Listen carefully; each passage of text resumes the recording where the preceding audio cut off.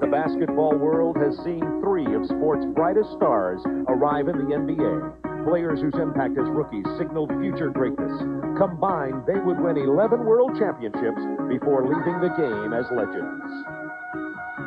Tonight, we look into the future of basketball as players such as the Warriors' powerful Chris Webber and Orlando's multi-talented Anthony Hardaway hit a strong cast in the first rookies game.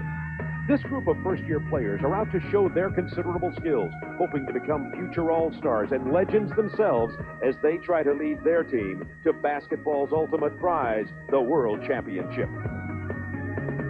With defending champion Harold Miner on the sidelines, it's a wide-open race for the Slam Dunk Championship. Minnesota rookie Isaiah Rider has already guaranteed victory, while Sean Kemp is back for a fourth try at the title that eluded him. The nightcap event is the long-distance shootout, where Mark Price is back to defend the title he won a year ago. Dale Ellis seeks to reclaim the title he won as a Sonic in 1989, while All-Stars B.J. Armstrong and Mitch Richmond lead an impressive list of challengers.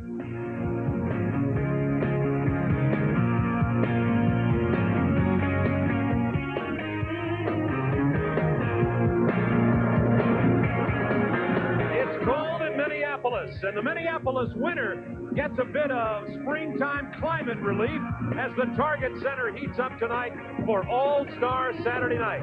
In a decade of covering All-Star Saturday Nights here at Turner Broadcasting, we have seen a lot of excitement and some changes. A couple we're really happy with tonight. The Slam Dunk competition has a little more hip-hop added to it. Back to the Target Center in Minneapolis, a beautiful new facility. The home of the Timberwolves with Christian Laettner and Isaiah Rider and company, struggling young franchise team in the NBA, and a couple of the Minnesota Timberwolves will be playing in this ball game tonight. We'll be meeting the team and the coaches. The Phenoms, as they are called, will be coached by Doug Collins, our Doug Collins, as you look at Tony Kukoc, and the Sensations will be coached by Casey Jones. And interestingly enough, there's Casey Jones, a couple of world championships at Boston. The thing I remember most about Casey Jones, he played for the Celtics 9 years, and his first 8 years with the Celtics, they won world championships. That might spoil a player. Well, it was nice that he had 2 more as a coach, so that he has 1 for each finger.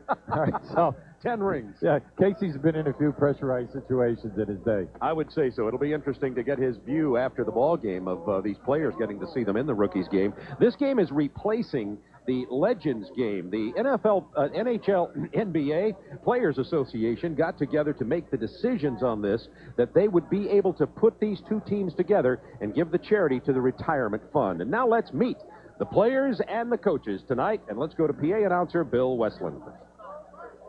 And now, please welcome the competitors in the inaugural Schick Rookie Game, presented as a joint effort of the NBA and the NBA Players Association. Playing for the Sensations.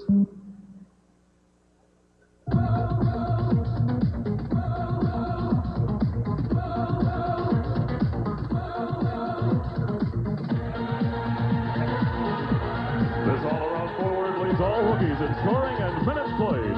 He helped the University of Kentucky to the NCAA Final Four last season. From the Dallas Mavericks, the Monster Mash, Jamal Mashburn. This all-around forward has been a major contributor for the Cleveland Cavaliers. As a college senior, he was named Pac-10 Player of the Year after leading Arizona to another conference championship. Chris Mills. This hustling forward returned from a year in Europe to become one of the best rookie shot blockers in the league. He's a force up front for the New Jersey Nets, P.J. Brown. This forward was named National College Player of the Year last season after a standout career at Indiana University.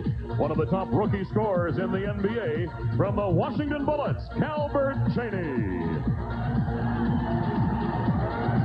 This talented point guard has started every game this season as the new director of the Los Angeles Lakers offense. He leads the team in assists and 3-pointers, Nick Van Exel. This towering center has already become one of the top shot blockers in the NBA. Standing 7'6", he can dunk a basketball without leaving his feet. From the Philadelphia 76ers, Sean Bradley. a 6'8" rebounding machine who has become the chairman of the boards for the Dallas Mavericks. As a college senior, he led the nation in rebounding in 1992. Ron Popeye Jones. This gifted guard is only 21 years old, but already one of the best all-around players in the NBA. He brings excitement to one of the league's best young teams. From the Orlando Magic, Anthony Penny Hardaway. And coaching the Sensations, a man who owns more championship rings than he has fingers, Hall of Famer, K.C. Jones. K.C. Jones, quite the player in his own right. He played with the Celtics during glory years. K.C. Jones dishing off. He not only played with some great players, but he coached some great players at Boston, of course, in the era of the McHales and the Dennis Johnsons, and Larry Bird won 2 championships in the 80s with the Boston Celtics, and he'll be coaching these youngsters here tonight.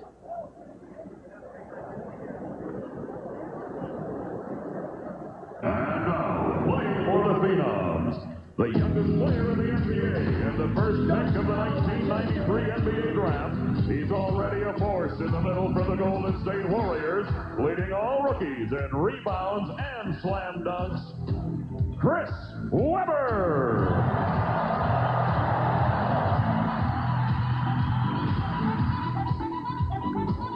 This relentless rebounder hustled his way into the NBA after playing 3 seasons in Europe.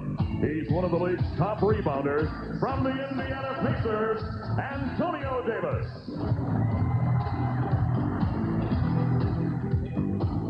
This exciting young point guard reminds many of his idol and mentor, and now teammate Isaiah Thomas. From the Detroit Pistons, Lindsey Hunter. After helping the Croatian national team to a silver medal at the 1992 Summer Olympics, this versatile forward is now helping the Chicago Bulls chase another championship. Tony Kukoc. Selected late in the 1993 NBA draft, this forward's defense and rebounding earned him a spot in the starting lineup of the Utah Jazz. A former star for Long Beach State University, Brian Russell. Also a silver medalist for the Croatian national Olympic team, this talented forward was the NBA's Rookie of the Month for November, ranking among the top newcomers in scoring, rebounding, and field goal percentage. From the Boston Celtics, Dino Radja.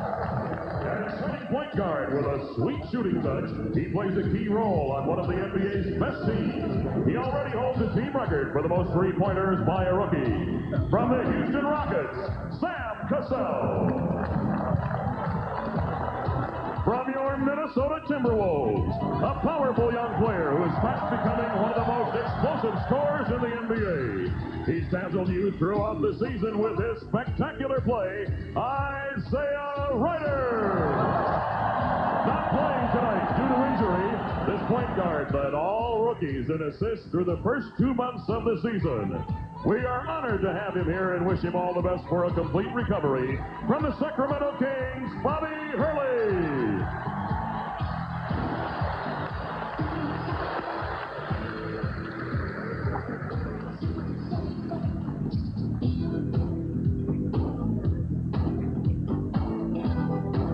Coaching the Phenoms, a 4-time NBA All-Star and former head coach of the Chicago Bulls, Doug Collins. And you may notice a similarity here in the young Chris Collins from Duke and Doug with the 76ers. Of course, Chris doesn't have the gold chain. These were during the years in Chicago. Doug thought he had lost the game he wanted, and there with young son Chris. And, of course, now our commentator on TNT, and he'll be coaching the Phenoms here tonight, and you're looking at them. Hubie, if you had to pick one, which best team? Are you kidding? You're going to put me on a spot in an All-Star game? First annual Rookies game. First of all, K.C. Jones and the Sensations. And Hubie, this is a pretty good, well-balanced lineup here. Well, they're playing their normal positions, and that's interesting that they would be able to form a club that way. Here's Doug Collins' starting lineup. You can see right here, Chris Webber must play center for this unit. Kukoc had a small forward. Radja had a big forward for Boston. So we have the same. We have a nice balanced group. But like we said earlier, there'll be three substitutions for each ball club, and then that's where the players will get out of position. We will play two 15-minute halves here, so we're going to be seeing a very nearly complete basketball game. Two 15-minute halves with the clock stopping, and we will have 10 team fouls. Fouls will be called on players, but nobody will foul out, so we won't be losing an Anthony Hardaway or a Chris Webber due to foul trouble in the ball game. And the man who's tossing it up was once the big man, sure the was. Minneapolis Lakers, George Mikan. What a legend. They won 3 championships in a row. They had Vern Mickelson and Palmer in the corner, and then I think Slater Martin and Whitey Scoog may be in the back court. Now that's impressive, Hubie. Now that's back in the 50s. A man as young as you are that remembers that is George Mikan. Pollard and Mickelson at the forwards. They were considered the greatest front line in the history of the game for many, many years. The honorary tip-off, and now our officials are Ted Bernhardt, Joe DeRosa, and Jim Kinsey. And the first rookies game is underway. Kukoc gets the jump. In white, the Doug Collins Phenoms. And number 1 from the Detroit Pistons, Lindsey Hunter. Pass inside to Weber. The hook shot over Bradley. Well, the teams had a chance to work out yesterday for an hour. You could see a little organization there, a nice baseline screen to free up Weber that time. Here is Nick Van Exel out of the Cincinnati Bearcats. Van Exel got a starting role in his rookie year. Into the corner, Jamal Mashburn, who's been carrying a big load in Dallas. Mashburn is having an outstanding season in regards to scoring points, but he's having a difficult time shooting, only shooting right at that 40% mark. J.R. Ryder follows his own shot. Isaiah Ryder, I say J.R. After coming out of college, J.R. changed his name to Isaiah, and he will be known henceforth as Isaiah Ryder. He'll be in the slam dunk competition coming up. He's not short of confidence. On draft night, he guaranteed a victory in the slam dunk competition before he'd even been invited. He is invited and is here. Mashburn against Weber. Mashburn hits the jumper. That was the big debate before the draft. Who was better? Well, I think that Golden State very happy with their choice with Weber. Orlando extremely happy with Hardaway. Hunter has it tipped out. It will belong to the Collins Phenom. And the thing to remember about that trade, not only did you get Hardaway for that first pick, but you also get 3 first-round picks for the future. Hunter hits the 3. He's a very, very talented young man. Averaged 26 points a game in college, and you know that he can score. Chris Mills dishing off to Bradley out at the high post, being played by Dino Raja. Quick hands from Hunter, too. Punches it away from Van Exel. Down to Bradley, looking for the hook. And finding it. I'm happy for him. You know, he's making progress. Within the last month of this season, he has really improved in all facets of the game. He only plays 28 minutes a game. Tony Kukoc had moments of brilliance this first half of the season with Chicago. Another 3. This one missed. Chris Mills out of Arizona. Before that, with Kentucky, you may recall. All the way, coast to coast, Mills reverse lay-in. Mills very talented. Started out his career at Kentucky for a year, then transferred to Arizona. You know, player of the year in the Pac-10 as a senior. Getting quality minutes at Cleveland. Has started quite a few ball games for them. There's a mismatch. Hunter got matched up with Bradley, lobbed it inside. They move it around to Kukoc for the drive. Oh, nice pass. To Raja, the Croatian sensation, to his former Croatian teammate, Dino Raja. And back to the lay-in. All Raja had to do was take an extra step, and he had a layup. I know Kukoc's going to tell him, if I'm going to pass the ball to you, please move towards it. The foul called, and we will remind you here that in white, Doug Collins' group, the Phenoms, in the teal uniforms, the Sensations, coached by Casey Jones. I kind of wanted to call them Casey's kids. Well, this young man is really a talent. Not only does he give you the points, you can see the assists and steals, but then he chips in at that 2-guard position. He's in the top 5 guards in the league in rebounding, averaging over 5 a game.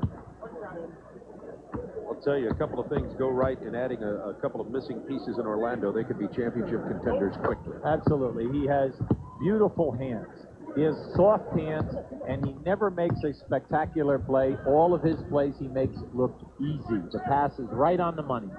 Isaiah Ryder looking for a pick, gets a big one from Weber. Wanted to roll, couldn't get the ball to him. Raja is open. Beautiful pass that time. Anytime you get trapped, they were rotating right to the basket. Beautiful. Van Exel from long range. Rebound, Dino Raja. Lindsey Hunter for the Pistons. This guy can move. Behind the back, Raja couldn't handle it. This guy can move too. Mashburn to Hardaway. Nice. The lob and missed the jam. What a play. Well, two guys went for that.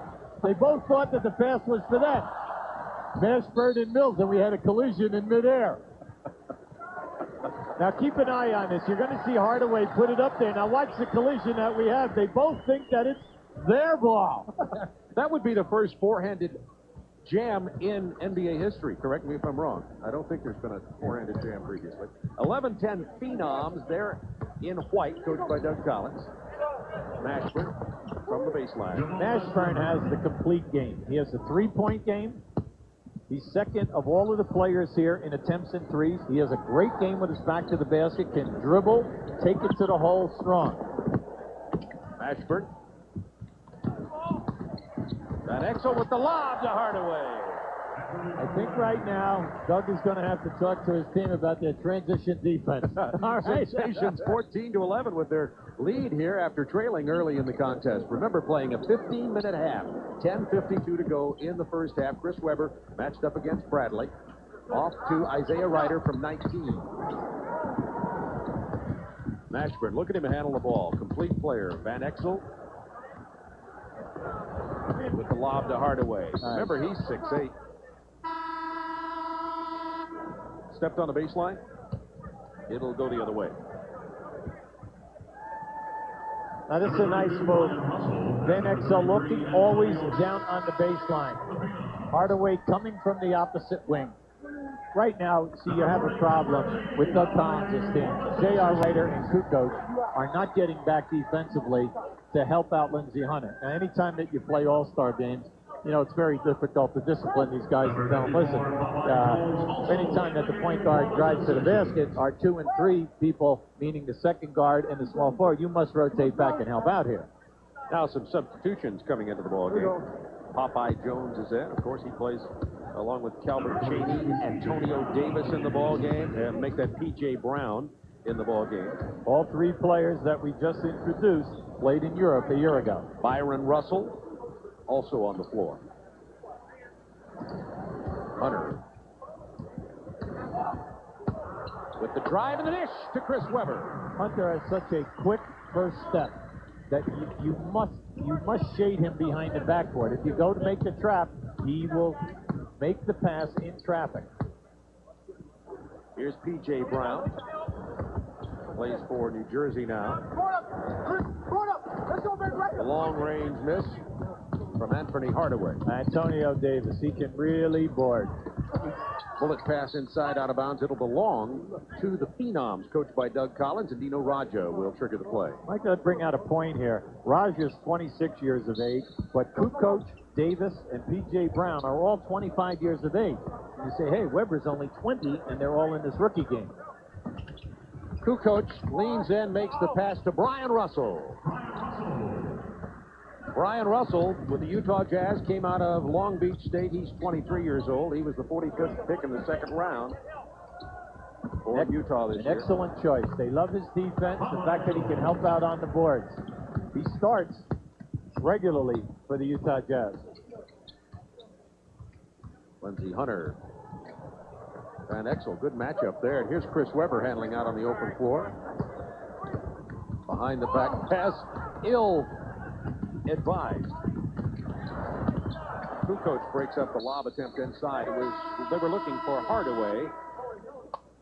And let's go to Craig Sager now, who's with the antithesis of a rookie, Kevin McHale. Well, Bob, we talk about the rising stars in the league. Obviously, a transition period. One of those who has left the game recently, Kevin McHale.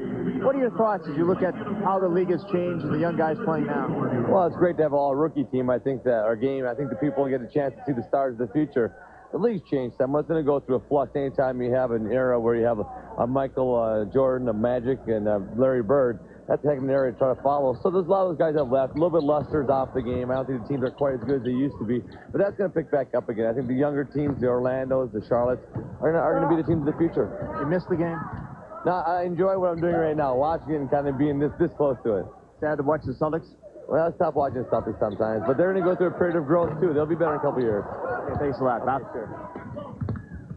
18-15, Casey Jones Sensation rookie team leading, and now it's 20-15 as P.J. Brown scores. He has his first basket of the game. P.J. Brown, an excellent pickup this year for New Jersey. He replaced Chris Morris at that small forward position. Now, he's 6'11" and can play defense and rebound for you. Weber has 6 points to lead all scorers for the Phenom, and Hardaway has 6 for the Sensations. Brian Russell on the break. Weber out in front, lost the control. It'll belong to the Sensations, leading 20-17. 7 minutes, 45 seconds remaining in the first half. Remember, we are playing 2 15-minute halves here in the first annual Schick Rookie Game on All-Star Saturday night.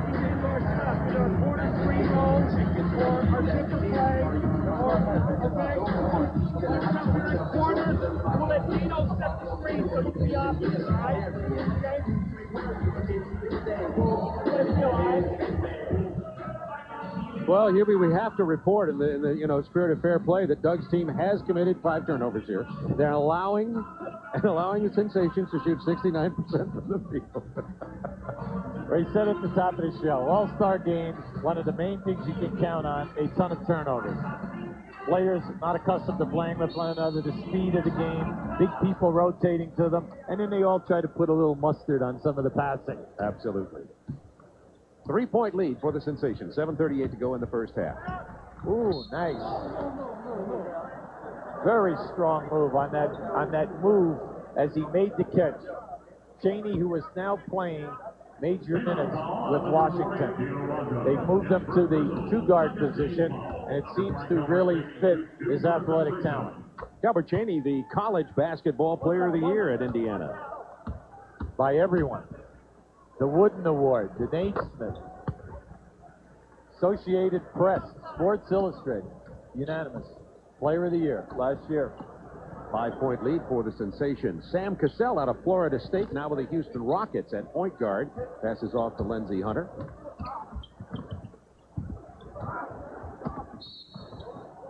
And Brian Russell is held as he attempts the penetration. Well, in the early going, at both ends of the floor, the teams are trying to keep the spacing. You can see that the 2 coaches, Casey and Doug, have really made a lasting impression on them that, look, play within, share the ball, get the spacing, and everyone will get their shots. Here's Cassell with a drive, misses the lay-in, and it will belong to the Phenoms. Antonio Davis, number 33 in white, as you look at Casey Jones. Antonio Davis playing at Indiana in some major minutes, big rebounder and an impressive rookie who had some European experience. Well, he had 3 years overseas, and I really like what he has to offer. He is a big body, 6'8", 250. And gets the victory lap before it drops. Antonio Davis played his college ball at Texas El Paso. Played 2 years in Greece and 1 year in Italy. He's a bruiser. Here's Chris Mills out of Arizona. Penetration, good play over Raja. 24-19, Sensations by 5. 6:46 to go first half. The first annual rookie game, 15-minute halves. That's what Doug Collins was talking about in that huddle. Screen and roll with Raja setting the screen. Anthony Hardaway, who, when you say does it all, does it all. Rebounds, assists, scores, plays defense. Big muscle move by P.J. Brown. I tell you, he has done a terrific job for the Nets. When Morris was injured at that small forward position, he stepped in. He has given them major minutes, good time. Chuck Daly's not afraid to play him at any time in the ballgame. Look out, Hardaway behind the back, missed the pass. Foul on the drive. Penny Hardaway made the pass behind his back. It was enough to get him a rest on the bench for a moment as we got a substitution in the ball game. Number 9 is Nick Van Exel from Cincinnati, who started in the game. Chris Mills goes to the free throw line. Brian Russell picked up the personal. None of these players will foul out of this game. However, unless it's a shooting foul, the penalty starts after 10 team fouls. Now, Chris Mills on the line was a 22nd pick in the first round of the draft by Cleveland. He missed 2 games earlier in the year because of an irregular heartbeat. But he's back now. He's at good strength. Very good talent because of the three-point threat. Mashburn, Mills, and Hardaway all have 6 points for KC's Sensations, leading by 9. Oh, nice move. Van Exel tried the reverse. It didn't fall. Bad shot.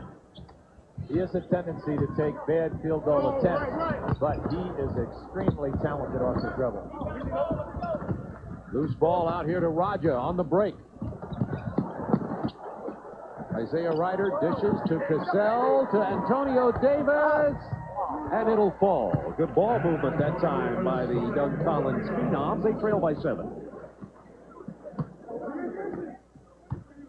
It's really interesting to see these rookies playing together, because even if you get to see them a lot, like you might Orlando's Anthony Hardaway, you don't get to see them with their peers. They're still looking like rookies. It's a nice balance here. As Calbert Cheney hits the soft left-handed. He's a smooth player from about 18. Sensations back by 9.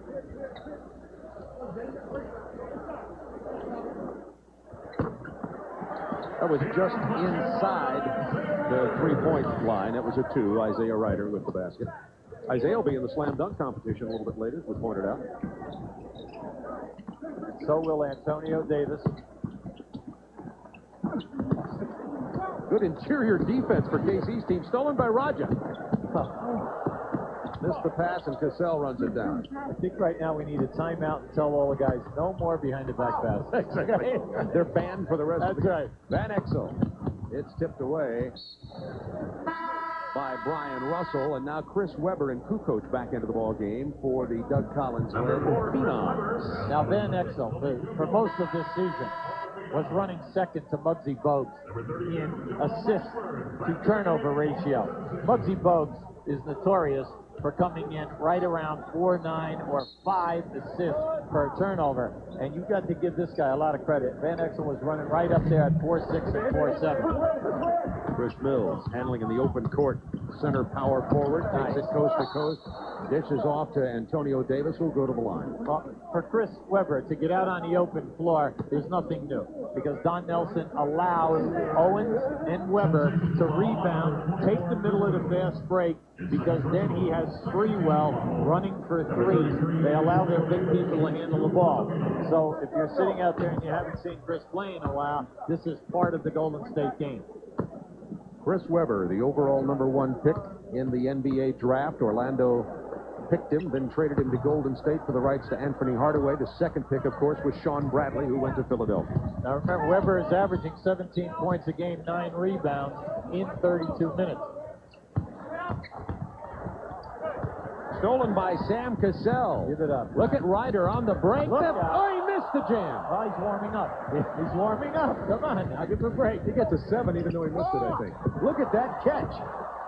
And the stick in. Calbert Cheney, athletic move there, catching that attempted lob pass. Cassell pulls up for the 3 and misses it.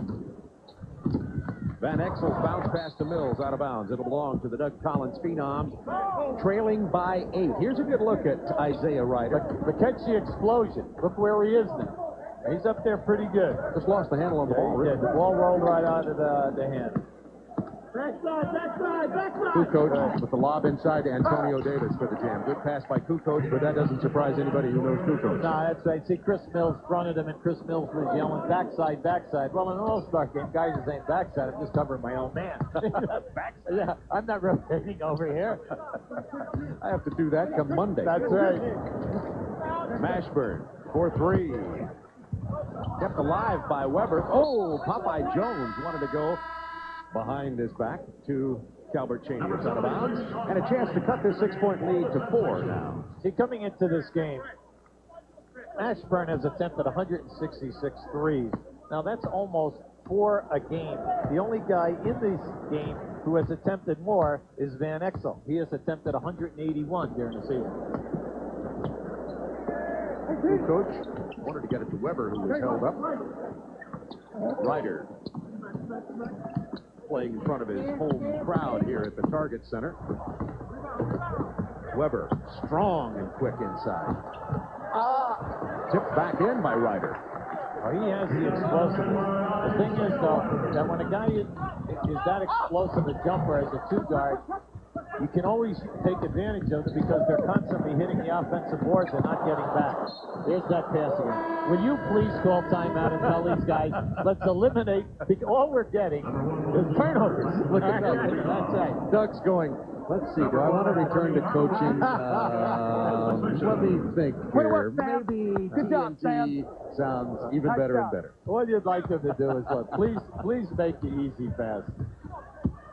Doug will be joining us here at the table, by the way, for the slam dunk and the three-point shootout after his coaching stint. 32-28. Casey Jones' team leading with 1:52 to go in the first half. Hardaway beats Kukoc off the drive.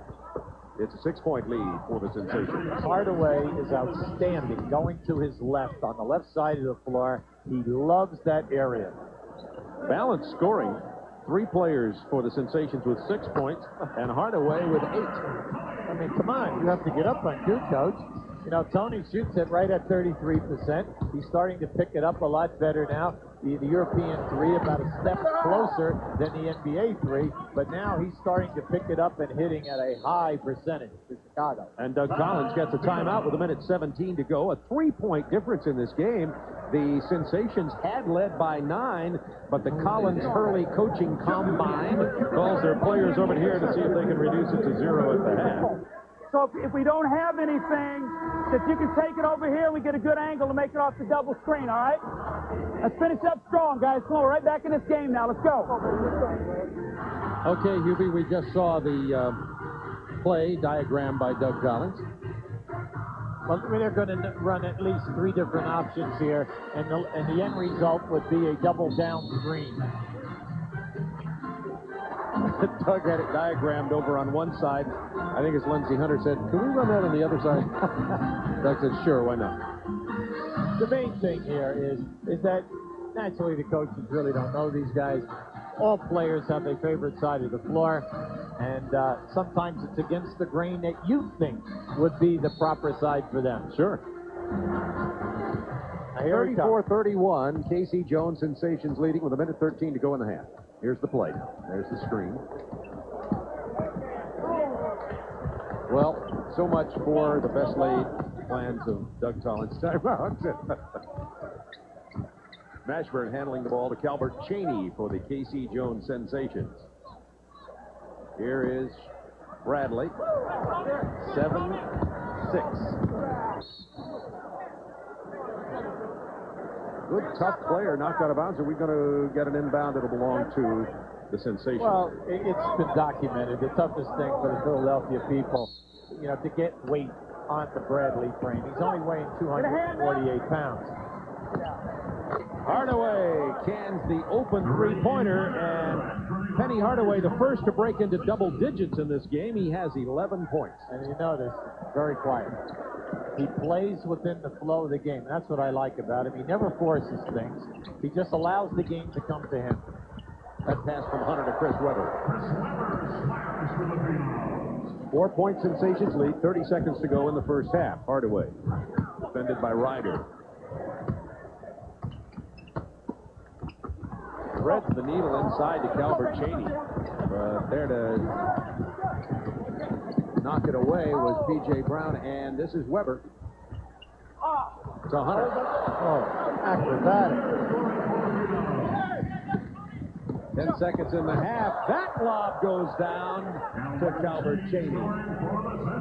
39-35. 15-minute halves.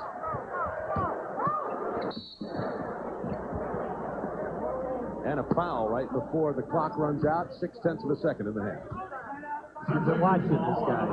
Lindsey Hunter has a very, very quick crossover. Now, we know that Hardaway has the best one in the league. But this young guy, after a couple of years of being around and knowing the defenders, is going to be able to take advantage of an awful lot of people. He is quick. Doug was yelling back pick. The rookies didn't hear it or do it. And his team trails by 4 points at the half, but a pretty good game. Matter of fact, Doug's team had been throwing up a lot of shots. I think 33 shots in the first half of play. Pheenoms are down by 4 as we take a look at some of the stats here. K.C. Jones' team, the sensation, shooting 57%. A lot of that on transition baskets, and the second chance points for the sensations, also the offensive rebound. Well, it's the old story. Where do you get easy baskets? You get it in the open floor and then also on, the second shot opportunities. And they bang the board, and that's basically because of Chris Webber and a few of their guys. They got some rugged people here. For Doug Collins' team, Weber has 8 points and 4 rebounds, Hunter 4 assists in the ball game. You see the sensation leading scorer there is Hardaway with 11 points, Van Exel 6 assists, and Popeye Jones. There's Lindsay. Doug. We'll listen in to him for a Hey, moment. Tony, look at the open area. Read his eyes where he's going to tip the ball. Talking to Tony Kukoc. I wonder Guys if don't know how Tony to play jump balls anymore. understands what he says. Tony Kukoc, the Croatian sensation, playing with Dino Radja. They played together on that Yugoslavian team that was so good. First time I had a chance to see it in the Olympic qualifying. They lost the final to the Soviet Union over in Rotterdam. Front line, Brankovic at 7'4", played in Boston. Divac at 7 foot, played naturally with the Lakers. Pospite, the small forward, the 2 substitutes, Raza and Kukoc, both 19 years of age. No one on their front line over 22 at the time. And in the great guard in the backcourt, Drazen Petrovic. Wow. Incredible team. Little did we know at the time how good they were. That's right. Pass into Weber, who missed the reverse. And we're back underway. Again, the K.C. Jones team in teal. The pass to Popeye Jones and the foul from Isaiah Ryder. Isaiah Ryder with the Minnesota Timberwolves. I'll repeat to you again the rules for this game. Not much different than a regular NBA game, except they're playing 2 15-minute halves. The penalty doesn't go into effect unless a player you go to the line to be shooting, of course. Then after 10 team fouls, and none of the players, no matter how many fouls they commit, will foul out of this game. Those are the only real changes in the regular rules of basketball. Now, Popeye Jones on the line was at Murray State, got out in '92, played in Italy last year. He only plays a half a game, but he gives you 8 rebounds and 6 points at Dallas. Kukoc with the drive and the pitch out to Ryder. Rebound 7-6, Sean Bradley. That's his first rebound in this game. Hardaway sees the opening, tried to jam, but he had to go right into the face of Dino Radja, who will be called for the foul. Dino Radja is a tough inside player, and frankly, he's been property of the Celtics a couple of years now. They've been working and working and working, and he's starting to really develop. Well, when they drafted him, people said, he's just wasted a second-round pick because he's not interested in coming over. Now, they picked him up in '89, but he has been playing not only for the national team in Yugoslavia for years, but then also he played in Italy for the last 4 seasons, honing his game. And he has done an excellent job for the Boston Celtics at that power forward position. Lindsey Hunter passing off to Isaiah Ryder. Back to Lindsey Hunter from Detroit. Of course, Lindsey played his college ball at Jackson State. Everybody liked him in the draft. Thought that he would go where he did, and Detroit, of course, got 2 guards, Allen Houston and Lindsey Hunter. As Hardaway loses the dribble, the ball will belong to the Phenom, trailing by 8. There are 3 rookies out there right now that are not in this game but are playing big minutes, and they just came about getting it. George Lynch with the Lakers out of Carolina, Vinny Baker out of Hartford playing for Milwaukee, and then Allen Houston playing small forward for Detroit.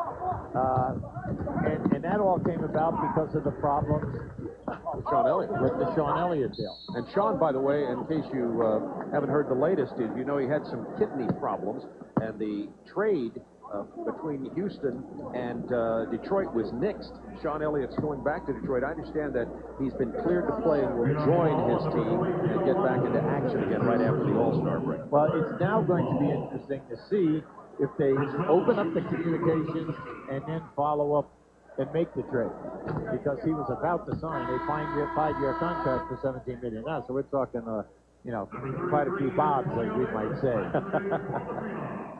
Raja will sit down, and checking in is Antonio Davis for the Phenoms, wearing white wears number 33 in white, and Antonio Davis played very well in the first half of play. Antonio had 7 points.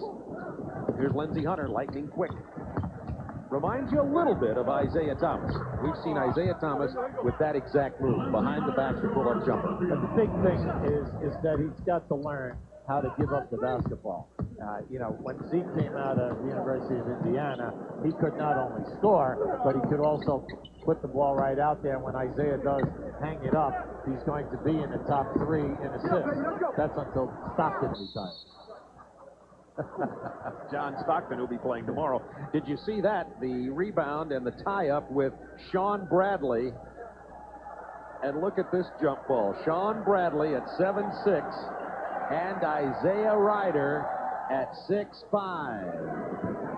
That was a no-brainer. Chris Mills for 3. And a 10-point lead for Casey Jones Sensations. Well, during the year, Chris is 23 for 71. Lindsey Hunter with penetration. Lindsey Hunter coast to coast for the Phoenix. Sean Bradley with the lean in. Look out. 4 on the run. The bounce for the jam that was missed by Chris Webber. Just a little mustard on that hot dog. Isaiah Ryder. There is a shot clock, by the way, not that it comes into play in this game. The turnover. 47-39. Oh, beautiful. The no-look from Hardaway to P.J. Brown. P.J., you put those down with 2 hands. Chris Webber's no-look pass lost by Kukoc. Let's go to Craig Sager.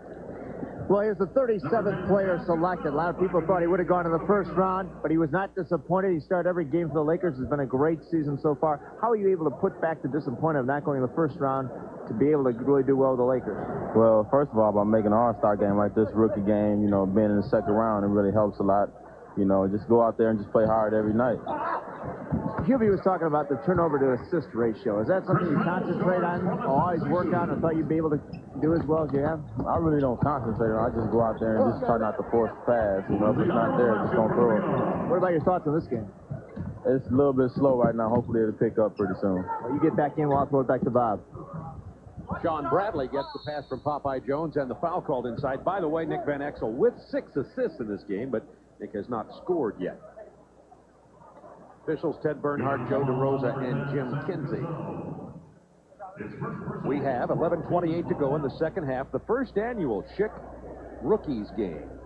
Casey Jones coaching the Sensations. They lead it by 8 over the Doug Collins coach Phenoms.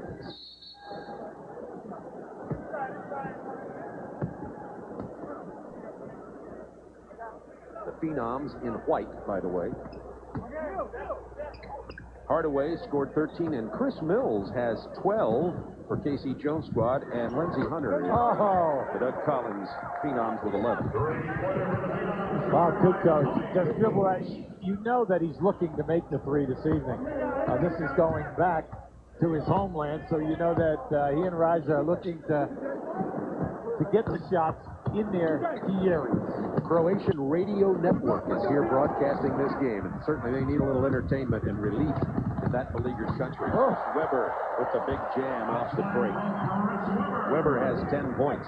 Kukoc 8, Webber 10, and Hunter 11 for the Doug Collins Phenoms, and we have ourselves a 3-point game here.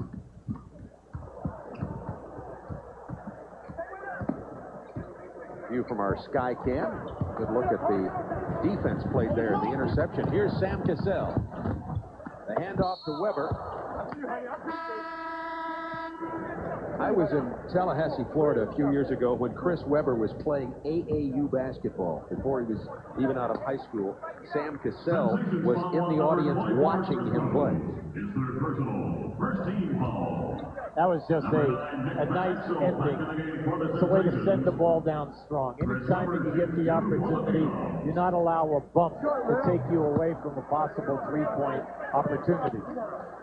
Webber's the only major weakness that anyone sees in his game right now is his inability to make the foul shots. He's only shooting 54%, but he did not shoot over 55% in his 2 years at the University of Michigan either.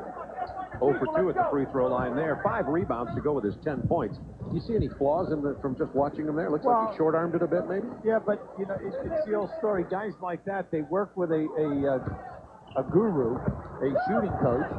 They make them in practice, but they get in the game, and it's the pressure of the game and also themselves. You know, no one can help you when you're standing on the line. Now it comes down to, you know, you got to get yourself in the rhythm, and you just can't do it by shooting 25 a day. We're talking about you must shoot hundreds so that you break the fact that you cannot concentrate, and then you get yourself into a beautiful rhythm. Sam Cassell takes it inside, but there was Sean Bradley. Bradley stopped the shot, punched away from Mills. This is P.J. Brown, who comes from the New Jersey Nets to Van Exel, missing from long range. Weber out to Brian Russell, Utah. Oh, yeah. Bradley, my.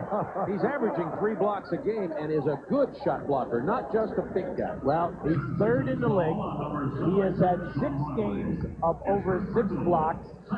1 game, he had 8 blocks. Now look at this. He's right up there. That's not where the foul occurred. It happened with his opposite arm in the lower back. 2 floors down. There you go.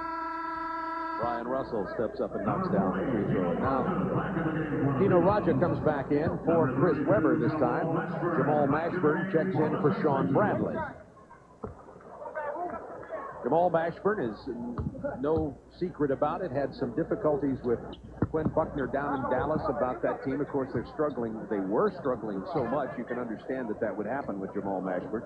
Made a couple of comments about he had better communications with his coach in college than he did with Quinn Buckner. But lately, the Dallas Mavericks have won a couple of ball games, which will ease some of their problems. They're a young team, and young teams always have to work harder. They need more shots. The entire team is a low percentage shooting team, so you've got to get out and understand that defense is first to create turnovers so that you can get more shot opportunities.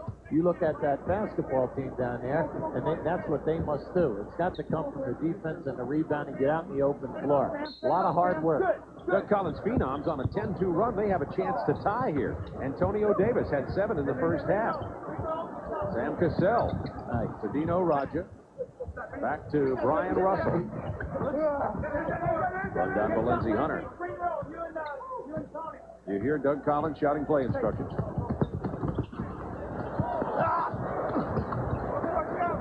Kept alive by Raja and controlled by Cassell and Hunter. The key to point guards and making it in this NBA and making it big is you must be able to score once you break that foul line and get down in the paint. And you can see it happens with a lot of young players. It's not like college where you might run into 1 shot blocker in a game or maybe 2. In the NBA, 4 guys can block your shots when they get down inside. They're bigger and they take up a lot of space. You only have about 100th of a second when you break that foul line to either end the play yourself or make and complete the pass. Cassell thinking about the three-pointer. Penetration, the handoff to Raja on the baseline. Popeye Jones of also the Mavericks with that rebound. He has 6. Popeye loves the board. He had 5 at halftime. Stripped away on the drive. A chance to take the lead now for the Doug Collins Phenoms. Whoops.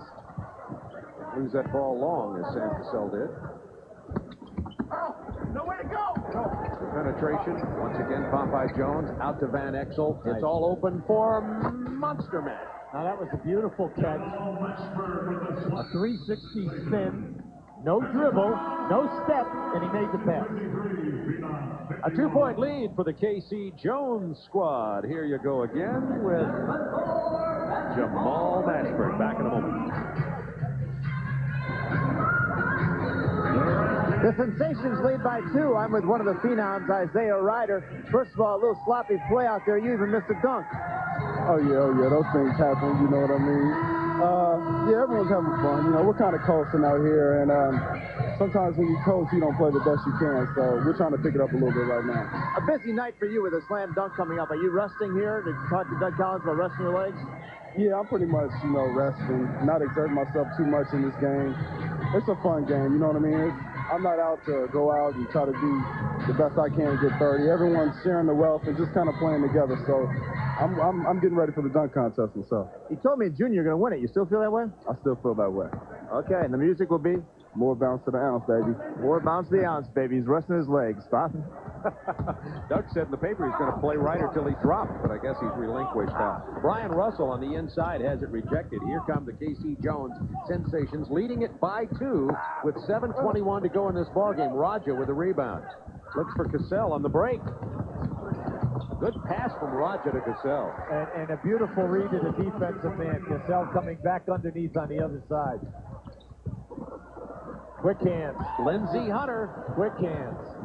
The lob. Brian Russell with the jam.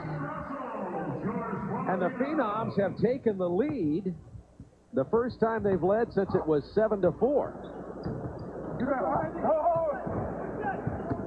55-53 Phenoms, 6:46 to go in this game.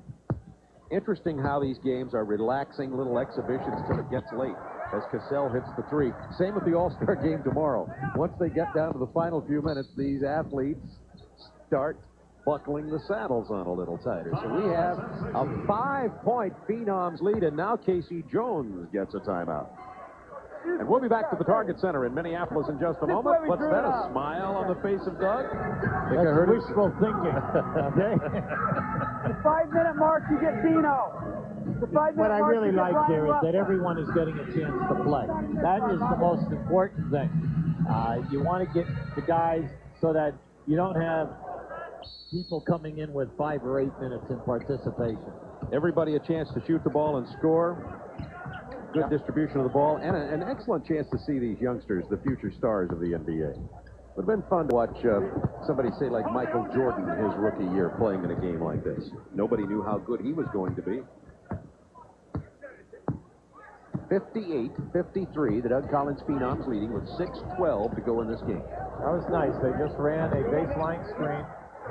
Isaiah Ryder squared up and hit it from long range. Ryder has 8. 7-point lead for the team in white, the Phenoms. Sean Bradley. Ashburn from long range. Rebound Raja. You know, Raja with 5 rebounds in the game. When Kenny Smith was injured at Houston, Sam Cassell really came in and did a terrific job at that point guard position for Houston, and that's when they were smoking in the first half of the season. Let's look at that again. Now, this is a strong move, a power move. Unfortunately, Antonio did not put it down. One of the few things which he has not done here this evening.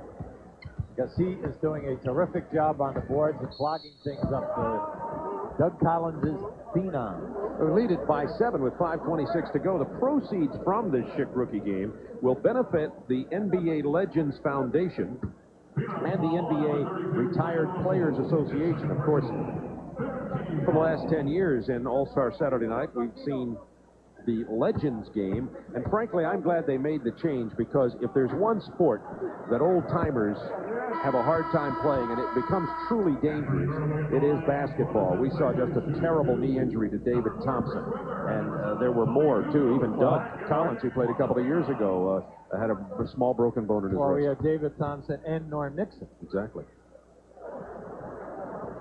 So I think it's only appropriate that these young millionaires are playing in this game basically for free, with the money going to the Retired Players Association, giving something back to the game. Right now, they're running a single on one side, a double on the other. Kukoc defended by Calbert Chaney. Kukoc lean-in shot. He's got that. We've seen him make some big clutch plays with the leaner. 11-0 run now for the Phenoms, and they lead it by 9 after trailing by as many as 9 earlier in the first half. Van Exel. Penny Hardaway against Kukoc. Well, he knows he can get by Kukoc anytime that he pleases. Now, unfortunately, he turned that one over. But that is his pet side. The left side of the floor loves to go to the baseline and then explode out of there. If you send that double-teamer, he puts that pass right into the lane for somebody for an easy basket. Hardaway and Shaquille O'Neal, a tandem not only at Orlando, but in the new movie, Blue Chips, coming out soon. They're young movie stars, too. Kukoc fall away.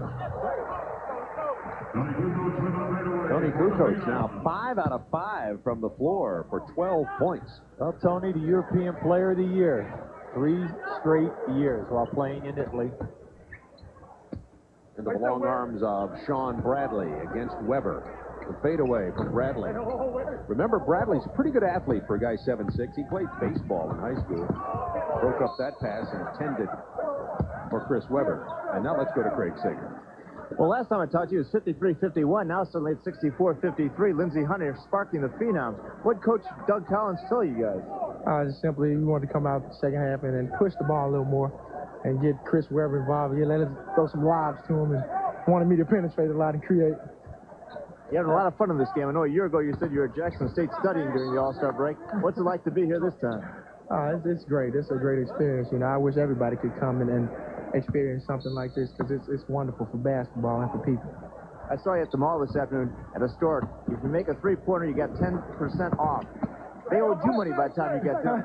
Yeah, it kind of geeked me up in there. I was shooting baskets and just kept shooting. It was kind of fun walking around, and everybody's in the all-star spirit. All right, thanks a lot, Bob. Pleasant young man Lindsey Hunter under the tutelage of Isaiah Thomas in Detroit right now out of Jackson State. 64-53. Phenoms with an 11-point lead. Hunter has 11 points, 5 assists in the game. Kukoc has it blocked by Bradley. My. That's his second block in this game. The lob to Hardaway is missed by Van Exel. Keep an eye on Bradley now. I'm telling you, he's third in the league in blocked shots. And remember, he only plays 28 minutes a game. Now, naturally, everyone is not satisfied with what he is giving. He's getting you right around 7 rebounds, 10 points a game. They'd like to see the points and the shooting percentage pick up. So you changed that shot, but the offensive T-pin will go down. Well, you know, a player his size and with that shot blocking intimidation factor going, they just don't get credit for the amount of shots which they change and end up as poor percentage shots. That's the first basket in about a month for Casey Jones' Sensations. The Phenoms had been on a 15-0 run, now leading by 11. Isaiah Ryder and their Kukoc as Bradley fell asleep, and Kukoc lays it in. Now, Popeye Jones was guarding Kukoc, and he never covered it. Hardaway on the break. Back to 11 points. Hardaway now has 17 to lead all the scorers in the game. Kukoc has 14. Inside to Weber. A powerful player. Oh, he is. Everything is down inside on the move. As long as he's moving, you know, it's to his major advantage. Unfortunately, he must pick up the foul shooting right now during the 82-game season. It might not hurt your team, but at playoff time, they're going to be magnified. Steal by Mashburn back to Hardaway with the reverse, and a little bit of a turnaround of the score here. It's now a 9-point Phenoms lead. And while we were talking there was a beautiful jump shot made from about 18 feet away by Sean Bradley to show you that he does have that shot, and that is certainly going to help his game out. With 10 on the clock, the lob inside to Ryder. Tipped away by Mashburn.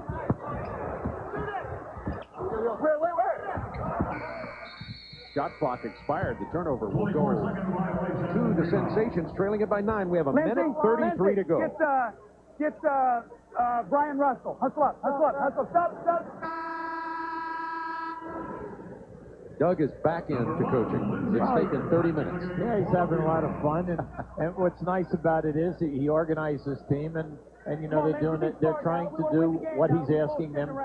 You know, how to stick together and get out here now, get good spacing, but more important, get the basketball around. But they've come out and played much better defense in the second half.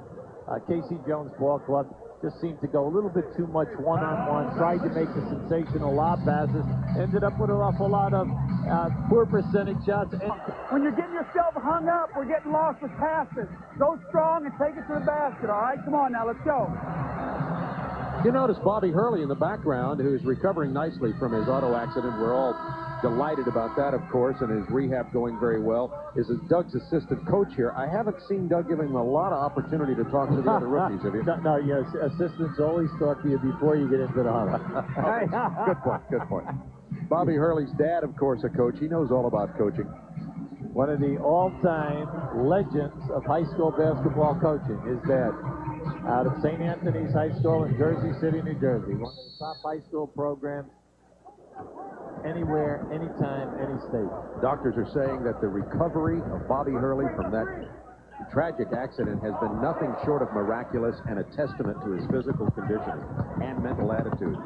Weber back out to Lindsey Hunter. 76-61. Doug Collins Phenoms leading. Minute 10 to go in the first annual Ship Rookies game. From the Target Center. Coming up, slam dunk, three-point shootout. Lindsey Hunter from downtown. Isaiah Ryder with the rebound. Doug said he was going to play until he dropped. Isaiah told Craig Sager a little while ago he was going to rest. Notice he's on the floor, but he gave up the ball. Hardaway for three. Penny Hardaway, what a star he is going to be. He has it all.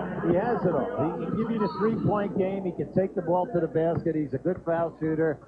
He makes the passes in traffic. Plus, we told you that he's in the top 5 guard rebounders. He gives you over 5 a game. It's a complete package. And he really enjoys playing defense.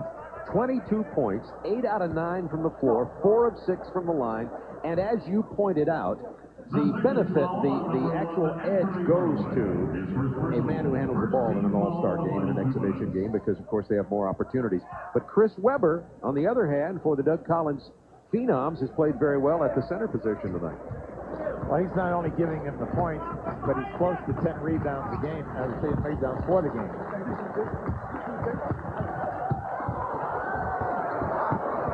Here's Hardaway again, already with 22 points, out to Calvert Chaney looking for Bradley. Bradley didn't get there in time, and Calvert took it to the hole. It's a 4-point Phenom lead with 18 seconds to go. Weber now with 16 points in the game to go with his 10 rebounds. Bradley with the double clutch jam, and maybe too little too late. 10 seconds to go, 4-point lead for the Phenoms, and Weber with a 360. Oh, that's just to tease the upcoming slam dunk. 2 seconds, 1. And the Doug Collins Phenoms have beaten the Casey Jones sensation 74-68. Hey, Chris. Nice way to get the job done. Good job. Oh, this is a great prelude to the slam dunk competition. Now watch this. Is power and a little athletic ability. How about a little 360? Send it down. Number 1 draft choice in the NBA. I'd say that he deserved to be the number 1 draft choice. He and Bradley, Anthony Hardaway, all the overused words, impact players. Hey, Doug Collins shaking hands, Hi, Joe. speaking to the other team and Nice the other going, folks Brian. on the floor. Great job. So Doug will be joining us for the slam dunk, and for the three-point shootout, we are happy to say we'll be in a good mood because his youngsters get the 74-68 win over Casey Jones sensation. All-Star Saturday night from the Target Center in Minneapolis, Minnesota. Of course, tomorrow evening will be the 44th annual All-Star Game, and the players came into frigid Minneapolis. Of course, it's frigid in a lot of places. Minneapolis has nothing on them now. Big weekend here, though, an exciting opportunity for this expansion city. Shaquille O'Neal is dressed for the weather. Of course, now he's become a movie star. As the players are loosening up, you see Dominique Wilkins in the background on the East squad that'll be coached by Lenny Wilkins. There's Lenny Wilkins and Scottie Pippen of the Chicago Bulls. What a job Scottie Pippen has done. Sean Kemp, we heard from earlier, be in the slam dunk competition. And George Karl, whose team right now has more wins than anybody in the NBA. And there's Kevin Johnson and John Stockton. Earlier today, the Target Center, the site of the 5th annual NBA All-Star Stay in School celebration. Joey Lawrence, Will Smith, Bob Lanier were there. 18,000 Minnesota middle and junior high students who had earned the right to attend by showing improvements in the 3 A's of attitude, achievement, and attendance. The gorilla, by the way, was an uninvited guest. He certainly didn't show improvements in attitude, achievement, or attendance. The Phoenix Suns mascot, the Gorilla. The Target Center packed with people here tonight in the celebration of basketball called All-Star Weekend. We'll be back for the slam dunk competition. Right. I'm telling everybody now. With those words on draft day, Isaiah Ryder guaranteed victory and a great competition. He leads an impressive young field that has been assembled to challenge veteran all-star forward Sean Kemp, who hopes his power dunks will be the key to victory in his fourth try at the title. Antonio Davis, Robert Pack, and James Robinson hope to become known as the next human highlight film as they battle for the Gatorade Slam Dunk Championship.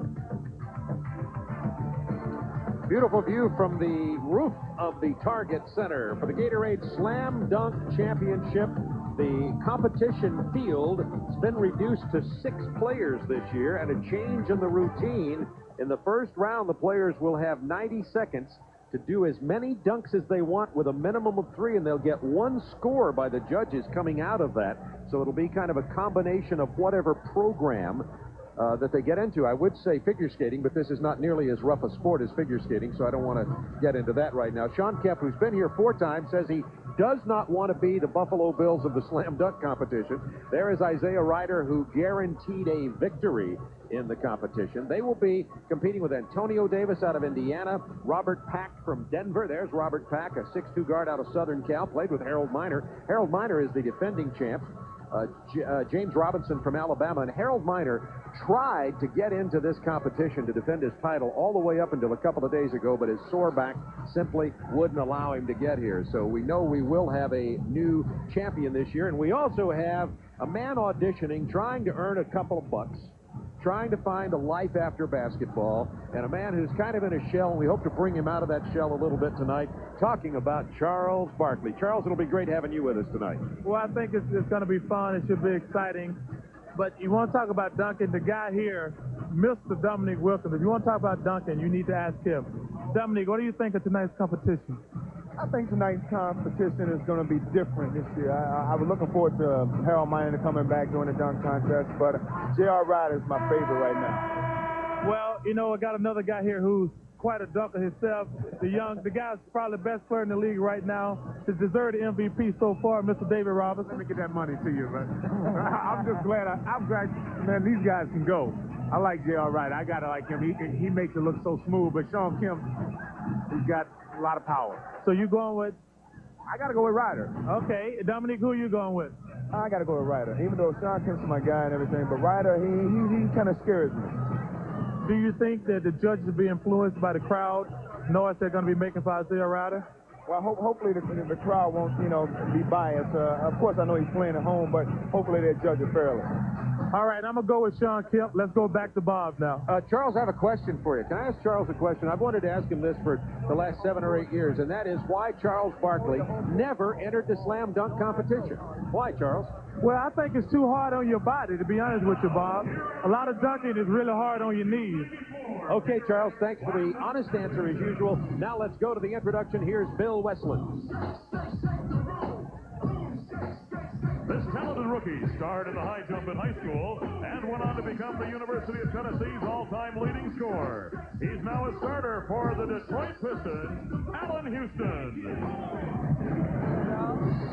Making his 4th appearance in the Gatorade Slam Dunk Championship, this 6'10" dunking machine is one of the NBA's hottest young superstars. An all-star from the Seattle Supersonics, Sean Kemp.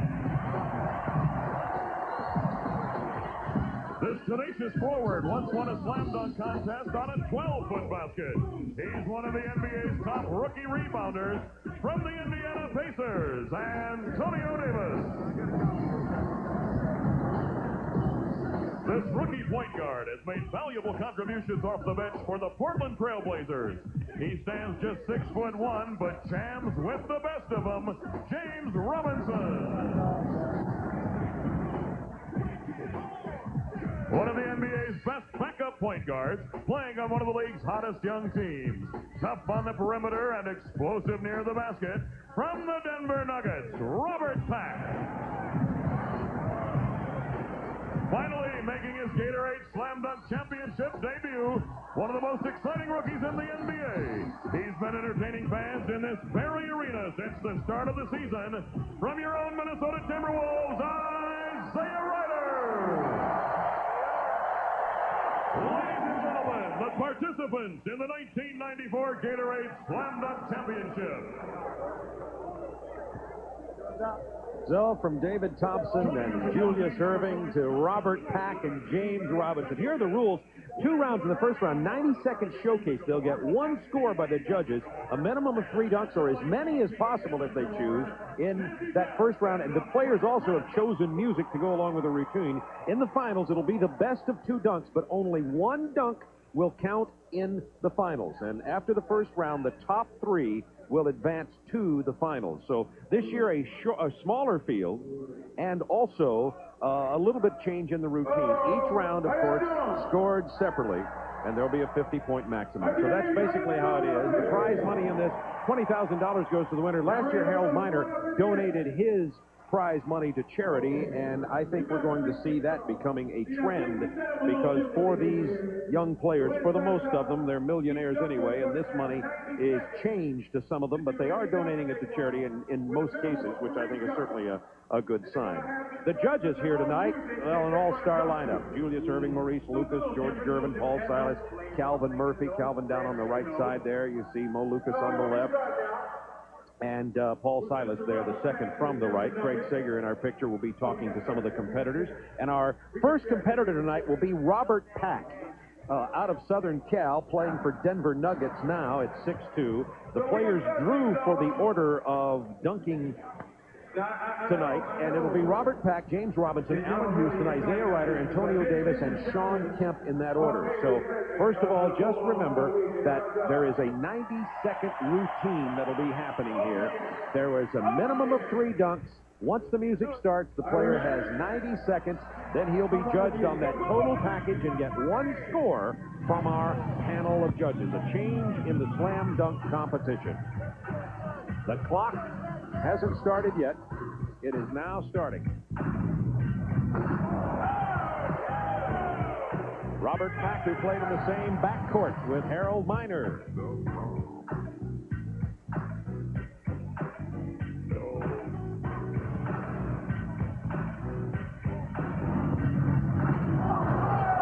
Now remember, it doesn't matter if he misses, because he'll be judged on his whole performance.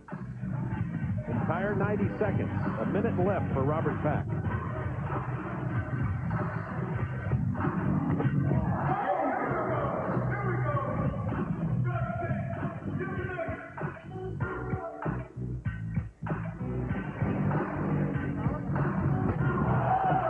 Oh, 6'2", throwing that down with power.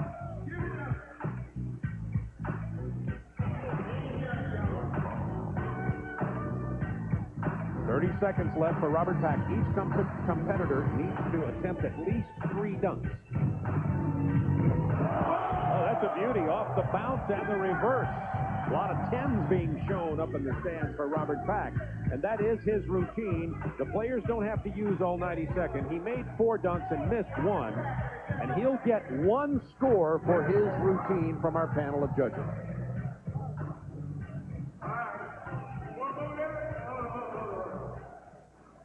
All right, Charles, how about these replays? Give us a view of your opinion here.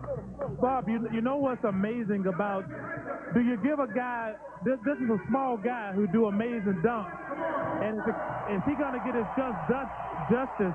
Because I think it's more difficult to do the dunks Robert has done because of his height. Obviously, a big guy can do these dunks a lot easier. So I think it's up to the judge's discretion whether you give a guy credit for being small doing nice dunks or a bigger guys. Well, there's the score, Charles. You see it on the screen for the first round. That's a score for his entire performance of 42 with a maximum out of 50. I think those scores are kind of low. Those are hard dunks because of his size. I agree with you, Charles. I'd say he had power, and he had creativity, and he had a nice style to it all. Our next competitor, James Robinson, already starting his routine. James Robinson out of the University of Alabama, also a guard, also a small fella at 6'2". You can see he has explosion, Bob.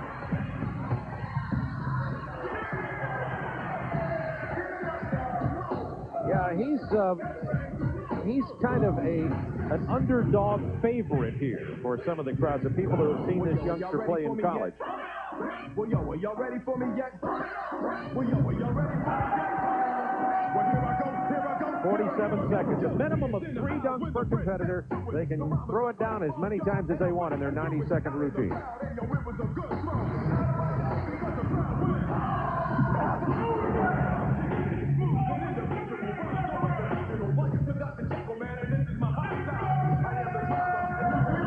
And that is the routine of James Robinson. He made 4 dunks.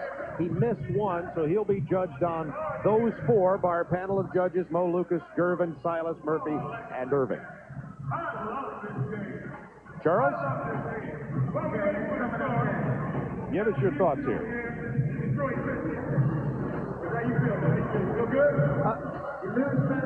Well, I tell you what, James Robinson wasn't good as Robert Pack, and he had a couple of really nice dunks, but I don't think he was as good as Robert Pack. What do you think, Dominique? Well, I think, his effort was good, but Robert Pack had a lot more force on his dunks, and one of the dunks that Robinson did, it didn't quite make it, over the rim. He kind of skipped it. A rub-in? Yeah, kind of a tweener, you know what I mean? A rub-in tweener. There you hear it from the men themselves. Robinson, you fellas were right, Charles. You see, he got a 39. And next up now, this is the man who is replacing Harold Miner, whose back did not allow him to participate. Allen Houston, who played at the University of Tennessee, now with the Detroit Pistons, known more for his outside game. But remember, Allen Houston was a high jumper in high school, did win a slam dunk competition when he was in high school, and let's see what his 90-second routine is. And by the way, Doug Collins, the winning coach in the rookie game, has joined us here. Congratulations, Coach. Nice to see you guys. Okay. We thought last year that the judges were tough on people because they want the energy, the originality, and the creativity. They want to see it all. Then they hang you up with that thing called power. They want the power. You saw Patrick Ewing, Dikembe Mutombo on the sideline. All the All-Stars turn out for the slam dunk competition. Scottie Pippen.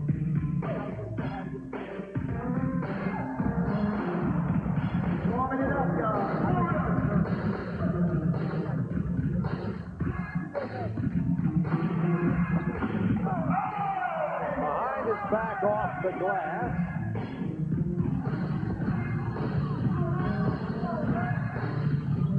Off his head.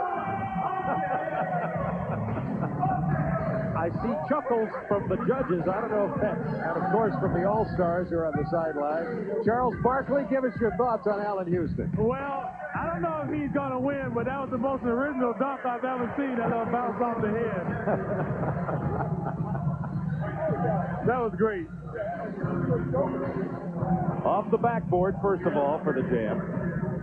But the one that really got the judges excited was the dunk off the head, and it puts him in second place right now. The judges are giving Allen Houston a 41-5. So Robert Pack with a 42, James Robinson with a 39, and a 41-5 for Allen Houston. And remember, out of these 6 competitors, 3 will advance to the finals. There you go in the first round. The scores, you see what Ryder, Davis, and Kemp have to beat. And up next, this is the man on draft day who guaranteed a win.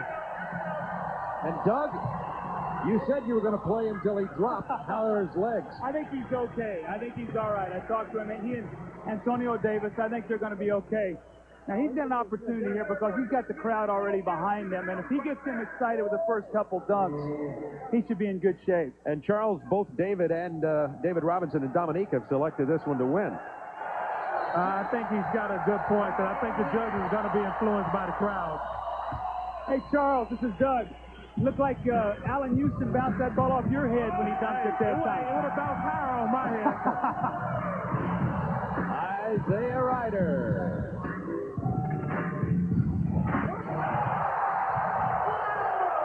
Well, that brought the crowd to their feet. Now, they are prejudiced, but the All-Stars on the sideline are not necessarily, and they, too, came to their feet. 90 seconds, he has to have 3 dunks.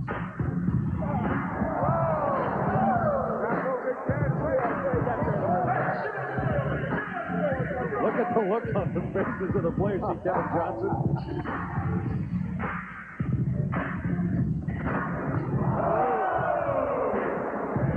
You know what he's got to be careful about, expending an awful lot of energy here and getting nothing done. You know, he's got one dunk down.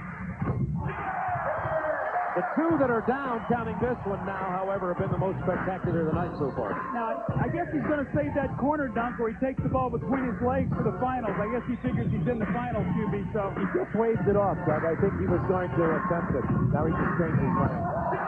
That'll count as 3, but he better get in another big one if he wants to move into the finals here. Now 20 seconds left. When they say power, they also want it to be clean.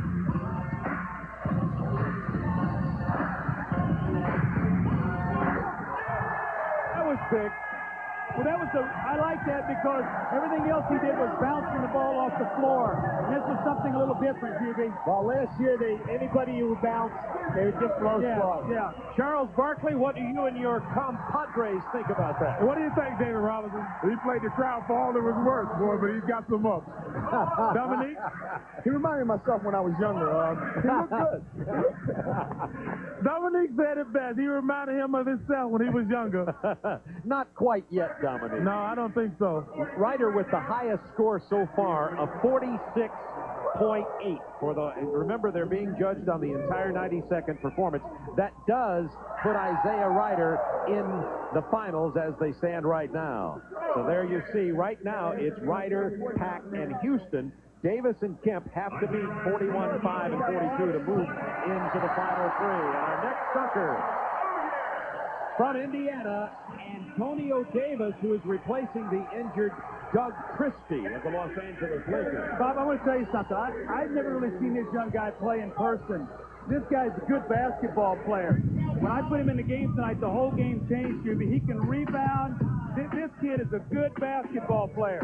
He has 90 seconds now for his dunk opportunity. Between the legs and down. Now, this is a big dunker. Antonio Davis at 6'9". Sometimes this reflects in the judge's opinion of how good his dunk is. 360.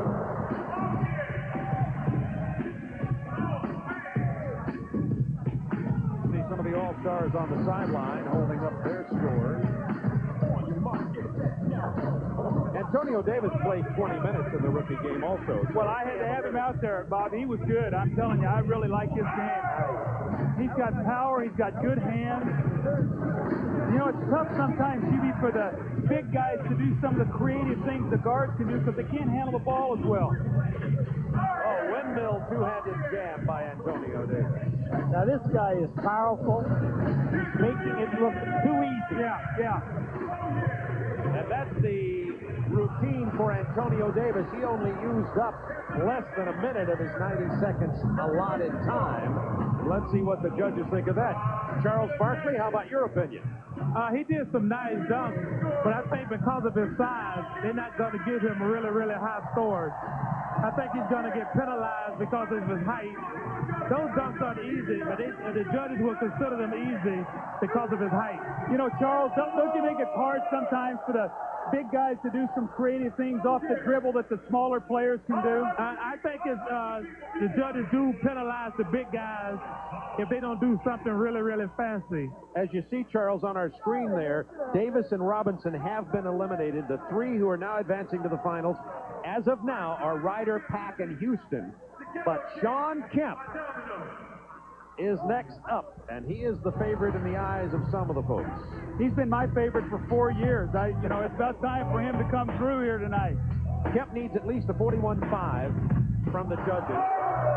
This is on his first attempt. I'll remind you once again, 90 seconds for the players. They must attempt at least 3 dunks.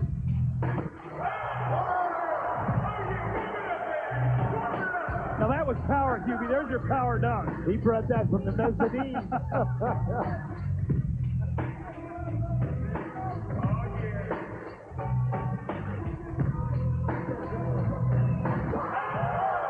Another big one from Shawn Kemp at 6'10". Dikembe Mutombe, you see Charles Oakley, Danny Manning on the sideline, Patrick Ewing. The All-Stars in the background with Charles Barkley, Dominique Wilkins, David Robinson. They're all out here tonight. Behind the back jam.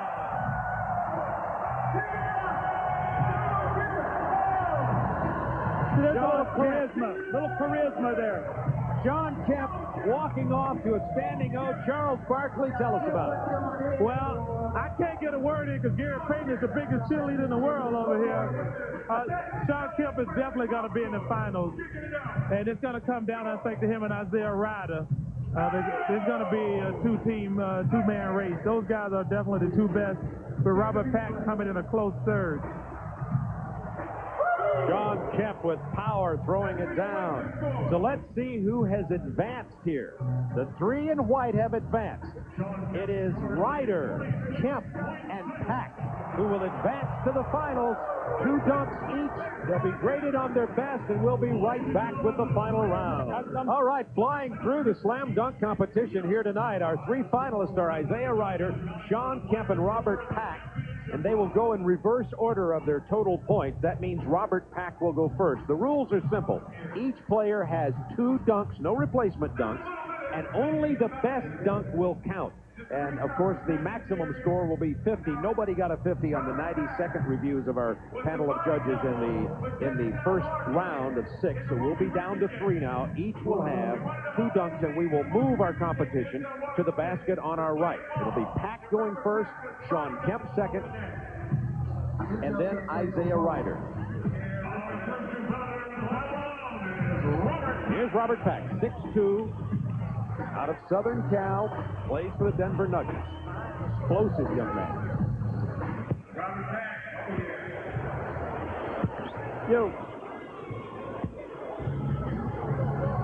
Now, no clock on this, simply 2 dunks. And I will mention one other thing that's sometimes vague in the minds of our viewers. A dunk that doesn't count is one that the player never lets out of his hand. No matter what he does, if he holds on to it, it won't count. If he tries to dunk it and he misses, then it's just missed. Pack's first one. That's a beauty. Only 6'2".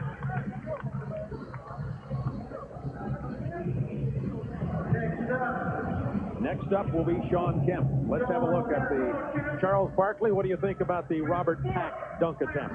I tell you, Robert Pack is, unfortunately, I don't think he can win, but I think he might have been the best dunker here. But because the crowd is so excited about Sean Kemp and J.R. Ryder, this guy is a small guy. He's not 6 feet tall. The dunk he's doing is pretty amazing. And the judges have given him on that first dunk a 43.8. And now each player will dunk once, rotating through the 3 finalists, and then they'll have another opportunity. So our second player with his first dunk attempt in the final round is Sean Kemp.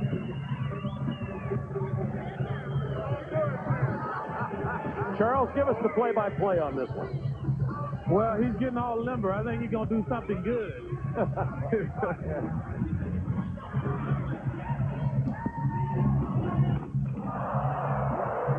Now, he will not get to replace that, so Sean Kemp has missed his dunk. He will get 2. I will remind fans that only 1 score will count, not a cumulative score.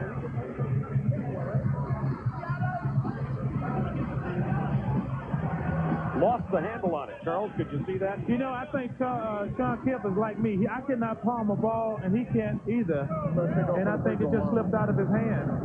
Anytime I try to dunk, I try to use 2 hands or cuff the ball. And I think the same thing happened to Sean on that situation. The ball just slipped out of his hand. So on the missed dunk, Sean Kemp got a 25. But now remember, it's only 1 score that counts, so you'll just throw that out. And the number to beat right now is 43.8. And here's the local hometown favorite, Isaiah Ryder. If he does that corner dunk where he takes the ball between his legs and comes up around the basket, that's his signature dunk that he made famous last year in the NCAA dunk contest.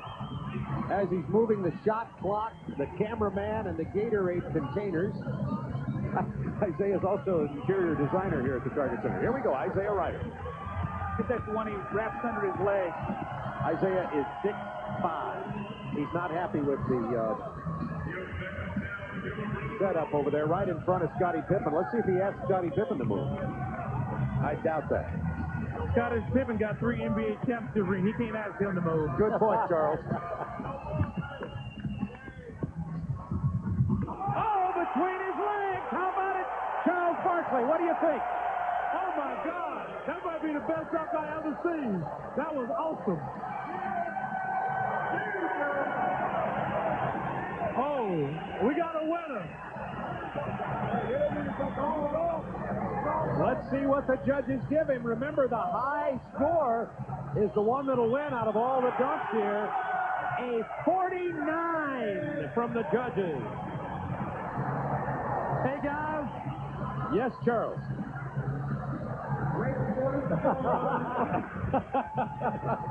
Charles, how about your instant replay of yourself? Hey, you know what? I want to know what happened to his other point.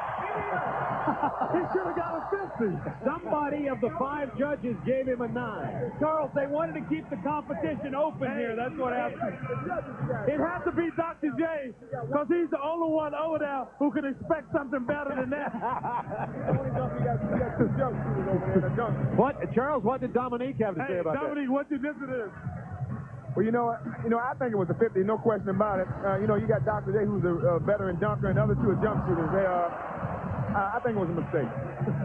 So, there you go. Dominique, Charles, remember Dominique and Michael Jordan in Chicago a few years ago. So Dominique will probably remember that competition with Michael in Chicago. Well, you know what? Well, that was a home court job then.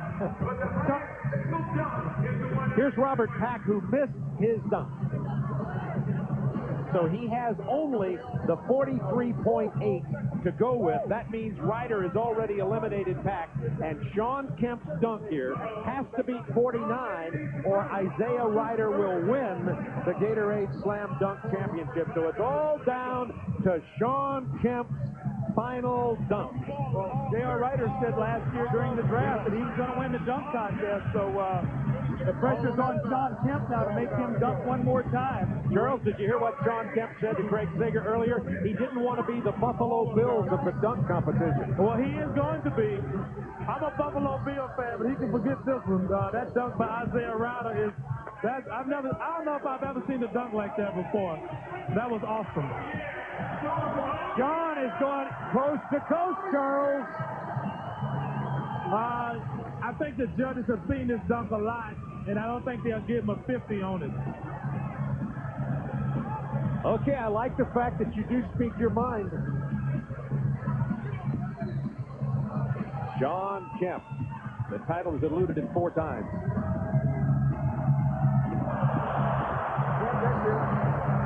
Lost the handle on the ball, and I think you had it right, Charles.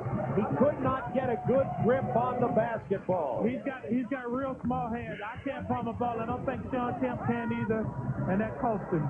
So Kemp only got 25 on his first missed dunk. He'll get a score here, but it's certainly not going to beat Isaiah Ryder, who got the 49. Now, Isaiah Ryder will not have to dunk again, but I think he has agreed to do another dunk. Let's see. You know what? I think that's pretty amazing that even though he has a competition, if he does another dunk, that shows a lot of class on his part. Charles, let's see if he does the one now where he pulls his shirt over his head and he dunks it. Those are the 2 he won the NCAA dunk competition. The one between his legs, and he does one where he pulls his shirt up over his head and dunks it.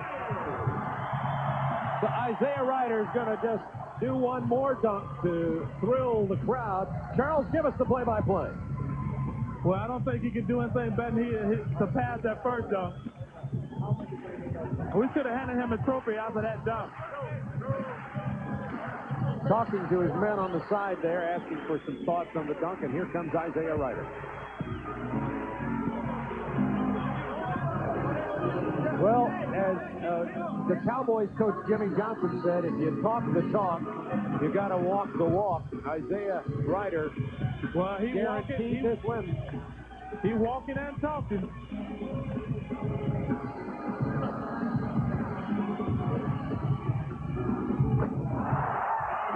Well, that left no doubt in the minds of anybody here at the Target Center. The hometown favorite, Minnesota Timberwolves, who haven't, Charles, had much to cheer about this year, have something to cheer about now.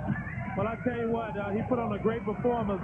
And I guess now next year the game's in Phoenix, we got to get somebody who's a good dunker so we can steal it at home, too. They gave Isaiah Ryder a 47 on that one, but it was his first dunk. This one that won the competition with a score of 49.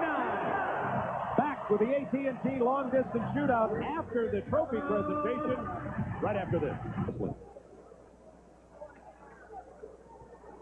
And now Bill Daly, Director of Gatorade Sports Marketing, will present a check for $20,000 plus the Gatorade Slam Dunk Championship trophy to the 1994 champion, Isaiah Ryder.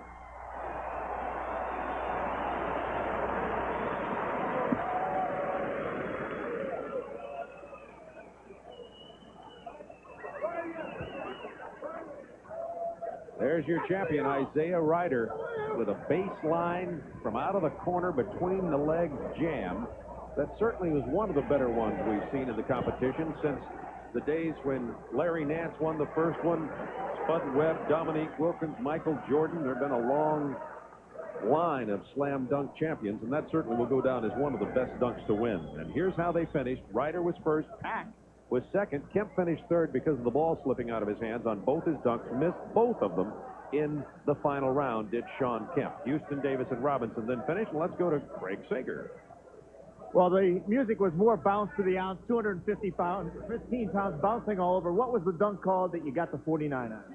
That was that East Bay Funk. That was that East Bay Funk. You know, I had to go back in the days of high school, go between the legs. So I figured not a lot of people do it. So, you know, I'm still going to do it till people do it. Dominique Wilkins won this thing twice. We asked him what he thought about your performance. He goes, he's a young me. Charles Barkley said that's the greatest dunk he ever saw. That's shocking. You know, I'm really grateful that they said that. They're all-stars. They're well-respected by me. I've been watching them since I was young. So I really appreciate them, you know, giving me a compliment like that. You said at the draft you're going to win the slam dunk. You came up, you lived up to the billing. What now? Obviously in Minnesota, you're not going to be in the spotlight all the time, not in the playoffs. What does this do for you? What does this do for this franchise? For me, it's a personal satisfaction.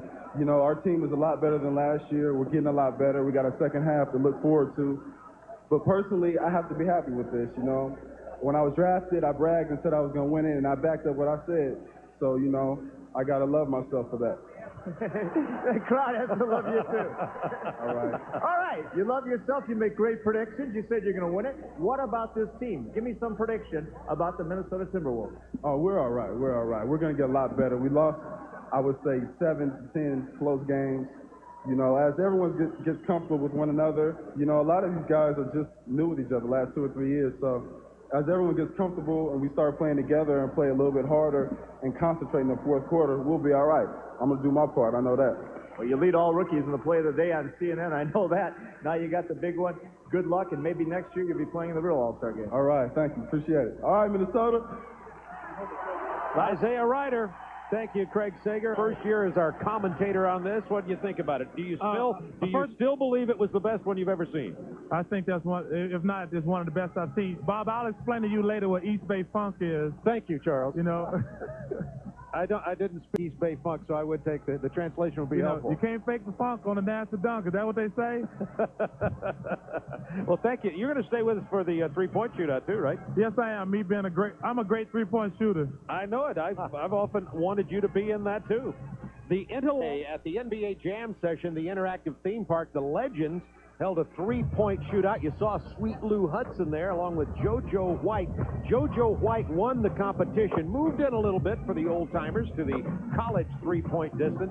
At one point, JoJo White canned 6 in a row as the three-point contest for the Legends was held yesterday at the NBA Jam session. The champion was JoJo White. The man who really set the standard, though, was 1988 Larry Bird.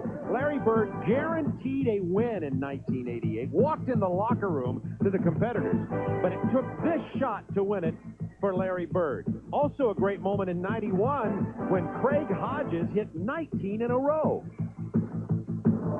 Sonny, he loves that corner right there. He's going to make 4 out of 5. Maybe 5. You and he had something going here. He loves that corner. 5 for 5. He loves it. Come on. Craig, make me look good here. Huh? That's right. Well, my guy Danny Ainge is already on the hardwood. Well, there's 7 in a row for Hodges. About the rotation. There's 8. Or what? There's 9. Craig will sit down now. Do it, Craig. Put on a show, Craig. Chance has been waiting for this. 12 in a row. 13. Unbelievable. Hasn't missed yet. A total of 30 points is possible. Look at this. This is unbelievable. Unbelievable. Oh, miss.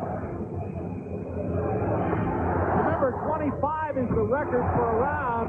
Looks like Hodges may break that. He needs one more. Oh, unbelievable. That was tremendous shooting.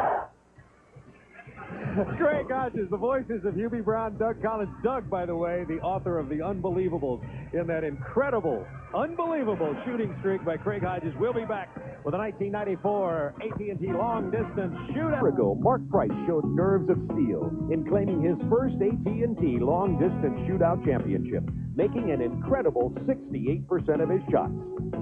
Among those out for his title are 1989 winner Dale Ellis, the NBA's all-time leader in three-point field goals. The league's 8th leading scorer and top shooting guard, Sacramento King Mitch Richmond, and sharp-shooting Chicago Bulls guard Steve Kerr, the deadliest three-point shooter in league history. Who will take the title as the NBA's best three-point shooter? Target Center, sellout crowd, Minneapolis, Minnesota. We are having a party on All-Star Saturday night. Outstanding, exciting Chick Rookies game, the Gatorade Slam Dunk, and now the AT&T Long Distance Shootout. Let's meet the competitors. Here's the PA announcer, Bill Westland.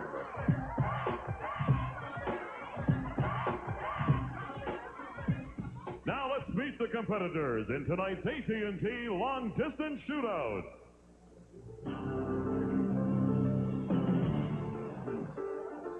First, the sharpshooting guard has the highest career three-point percentage in NBA history. He leads the league in three-point shooting this season. From the Chicago Bulls, Steve Kerr.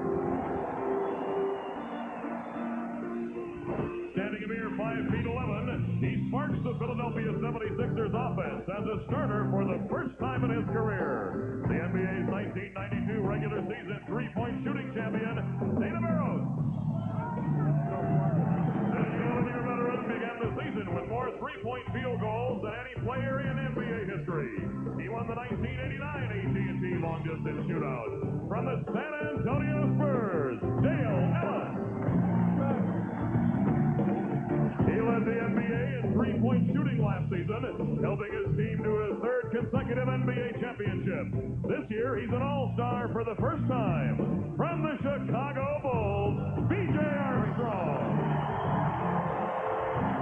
This two-time All-Star finished third in the 1992 AT&T Long Distance Shootout. He leads all NBA guards in scoring this season, representing the Sacramento Kings, Mitch Richmond. One of the best six men in the game, this sweet shooting guard provides instant offense off the bench for Charlotte. He's the Hornets' top career three-point shooter and all-time leading scorer, Del Curry.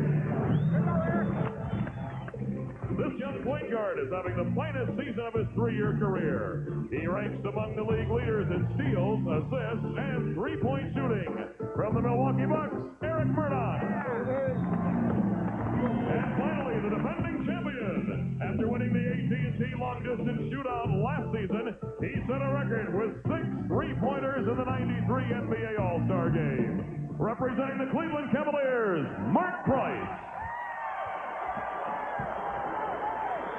Mark Price, the defending champion, and you've met the 8 competitors now. Let's take a look at the rules of the long-distance shootout. 3 rounds, each scored separately. The scores do not transfer one round to the other. It's important to remember that. The regulation ball counts for 1 point. The red, white, and blue ball, 2. A total of 30 points available out of the 5 racks that will be distributed around the three-point line. The top 4 in the first round advance. The top 2 in the semis down to a championship round, and if there is a tiebreaker in terms of balls made and points scored, there will be a 24-second shootout. Now, in the first round, if you look at the prize money of $20,000, in the first round, 2 competitors will perform at once, one on the left side of your screen, one on the right. They'll each have 60 seconds. Doug and Hubie will each select. I guess Doug will ask you to do the left side and Hubie the right side, since that's how you're sitting here at the table. And our first competitors will be Dale Ellis over on the left, and Eric Murdoch for the Bucks will be on the right. The competitors can choose which corner they prefer to start from, and they will have 60 seconds to score as many as 30 points. We are ready to begin the long-distance shootout. Dale Ellis on the left, Eric Murdoch on the right.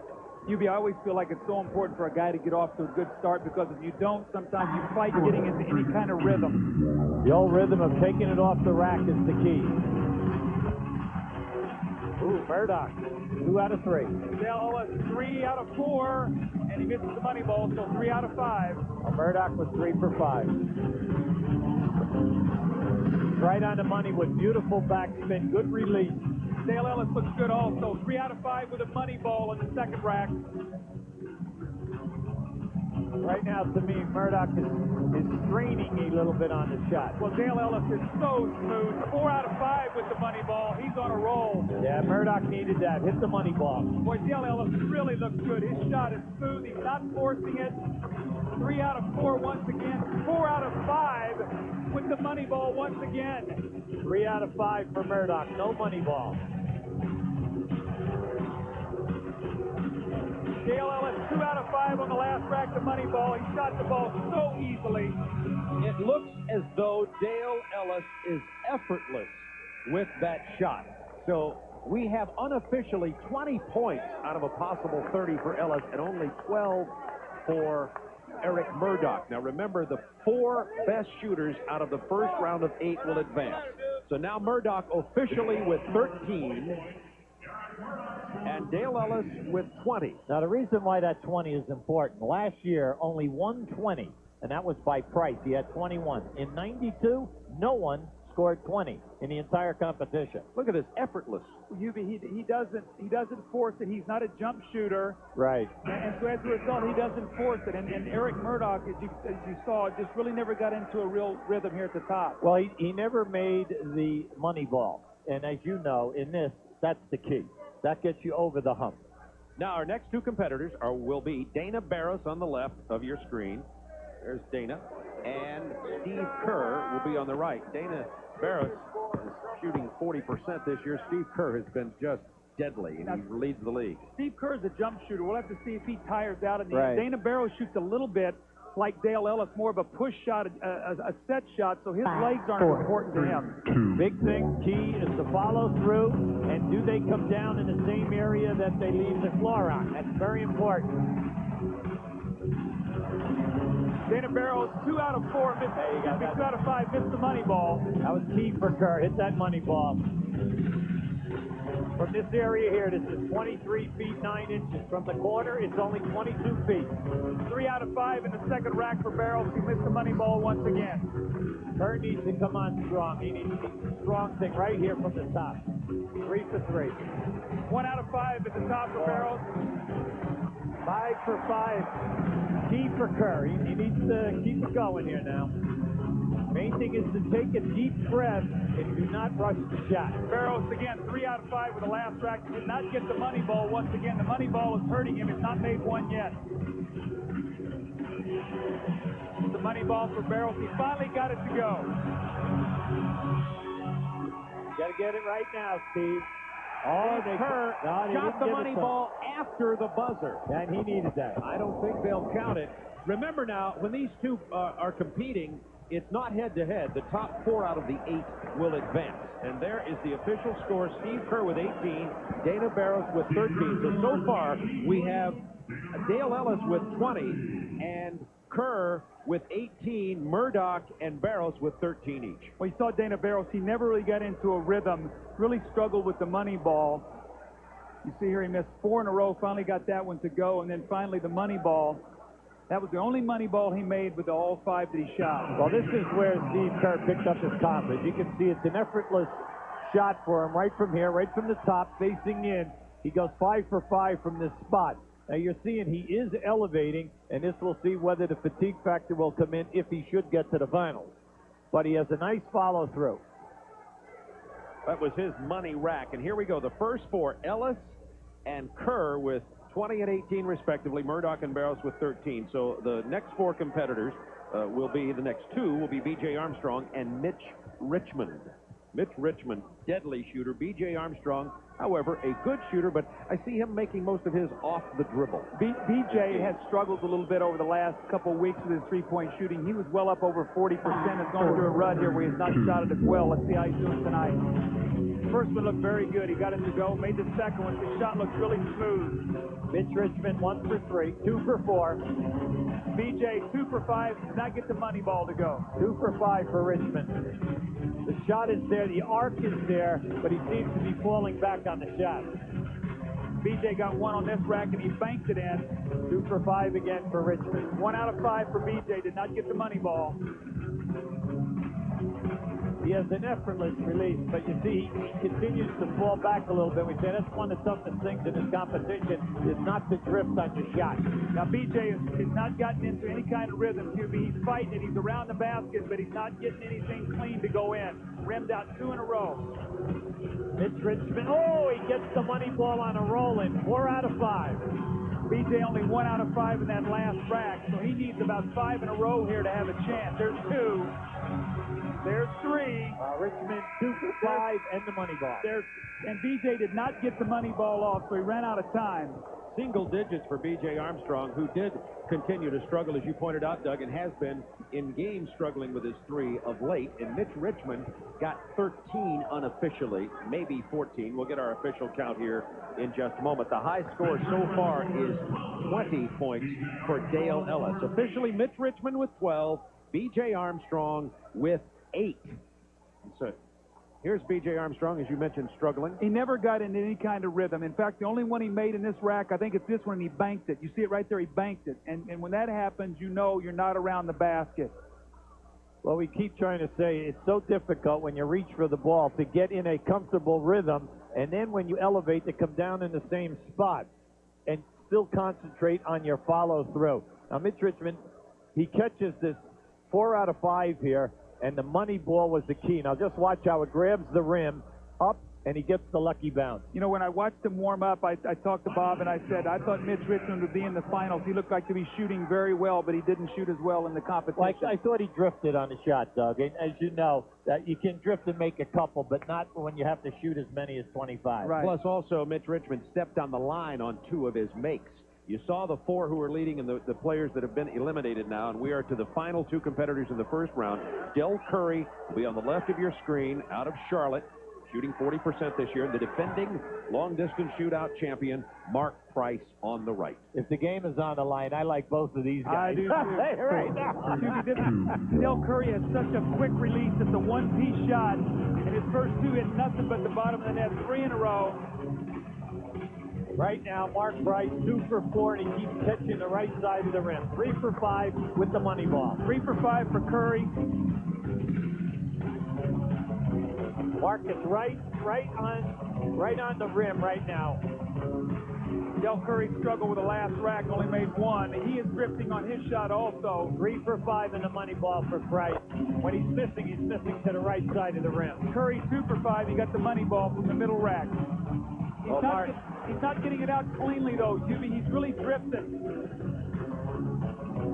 Mark needs a little streak here right now. You can really see Curry fading to his left on his shot. Every one of his shots is missed left. Price 3 for 5 in the money ball. Del Curry got the money ball, I think 4 out of 5 on the last rack. Mark Price 0 for 5 from that corner. It looks like Mark Price may move into the Final Four, the defending champion. We'll get our official score here. We have him for 15 points. We don't know sometimes if the judges rule that a player stepped on the line. Price made 4 money balls and does officially have 15 points. Del Curry with 12.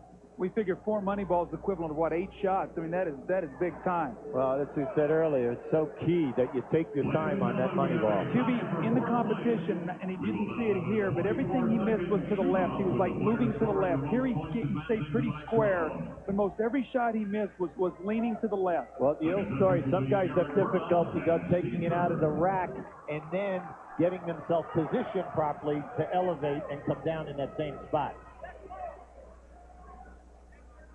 The thing that hurt Mark Price was the left corner, the final corner. As he attempted his shots, he went 0 for 5. And we will have a shoot-off here for 4th place. If you take a look at the players who advance, Armstrong, Richmond, and Curry do not advance. Price, Ellis, and Kerr do. Murdoch and Barros up in the top row in the center, both with 13, will have a 24-second shoot-off. One of them will advance to the second round and the final 4.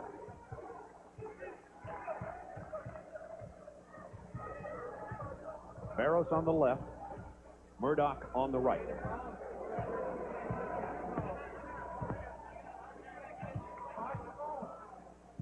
$20,000 to the winner, Mark Price, the defending champion.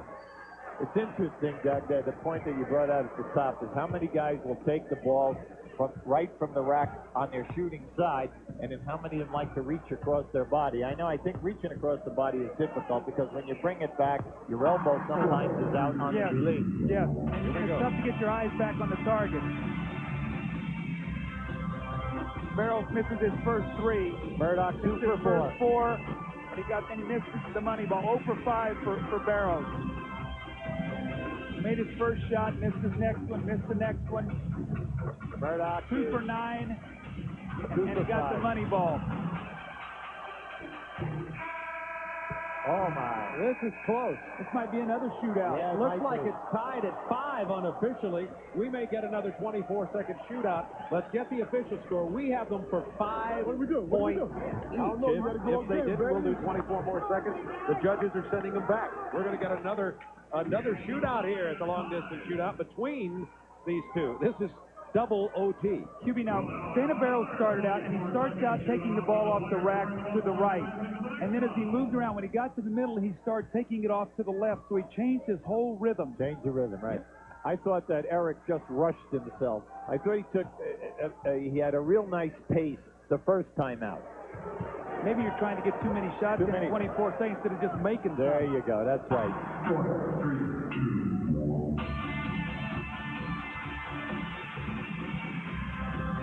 Dana Barros 1 for 3 from the corner, make it 2 for 4. Here's the money ball, and he gets that 3 for 5. Murdoch 2 for 5 in the money ball. Barros shooting much better this time. He gets another one from the middle. Here's 2 for 3, 3 for 4, 3 for 5.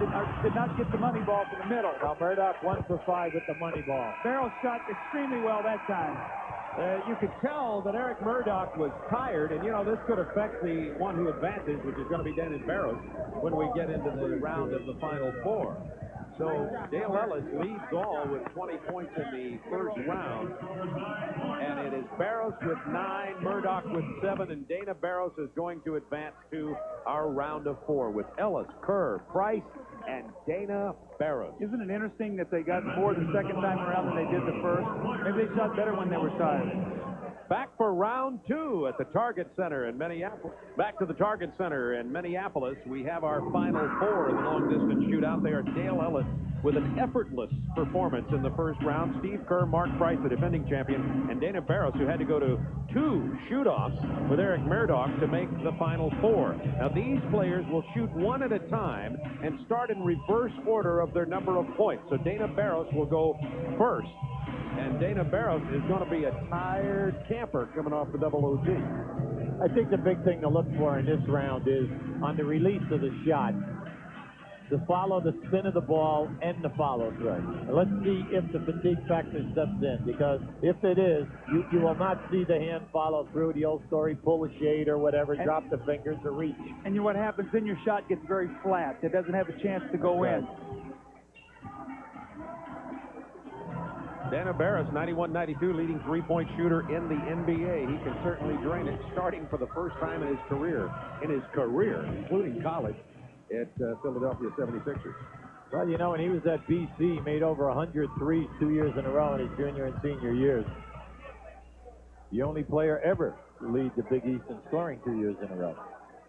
Dana Barros, 60 seconds, one competitor at a time. This is the semifinal round.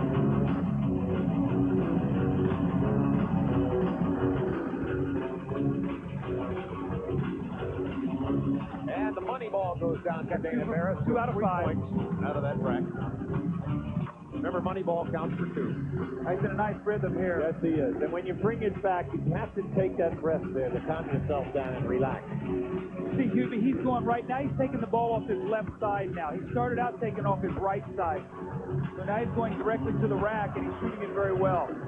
So let's not complain. That's right. That's right. Exactly. It looks like he's starting to lose a little bit of arc on his shot, though. It's getting a little flat. Well, like we say, that's 23 feet, 9 inches. That's a haul. He's got plenty of time. He's got 13 seconds, so there's no need to rush here. That's right. This is the time for him now to take his time and then hit this last money ball. Wow, he shot the ball very, very well. 17 points unofficially for Dana Barris. Charles Barkley, you're with us, and you're a three-point shooter. How about Dana Barris and his performance here being tired, or at least we thought he might be tired after the shootout? Well, he shot really well that round. I don't know if it'll affect him this round, but I think if he makes it to the finals, he might get to feel a little fatigued. But he's doing well so far. Do you have any thoughts about the three-point shooting? If you were to enter it, what you would think about it as we take a look at the replay of Dana Barris here? Well, I think the problem, the guys, they rush their shot. They don't concentrate. I think there's a lot more time up there than you realize. And I think you can see some of the other guys in that first round who didn't make it. They were shooting shots too fast. So you're thinking about maybe entering this? Oh, for the right price, I'll enter anything. Do you realize that Charles would be the all-time leading field goal shooter in the NBA if he didn't shoot threes? Doug, I'm trying to diversify my game. I know you. Just trying to hang on to your job, right, Charles?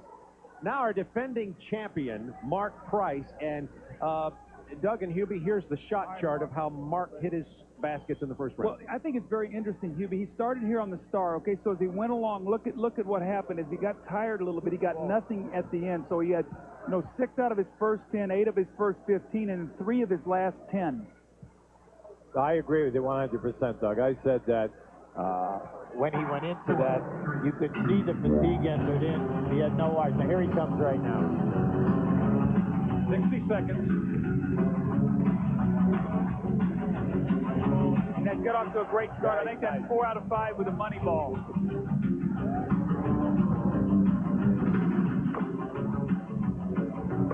Look at the nice rhythm. Look at the spin on the ball. That's beautiful.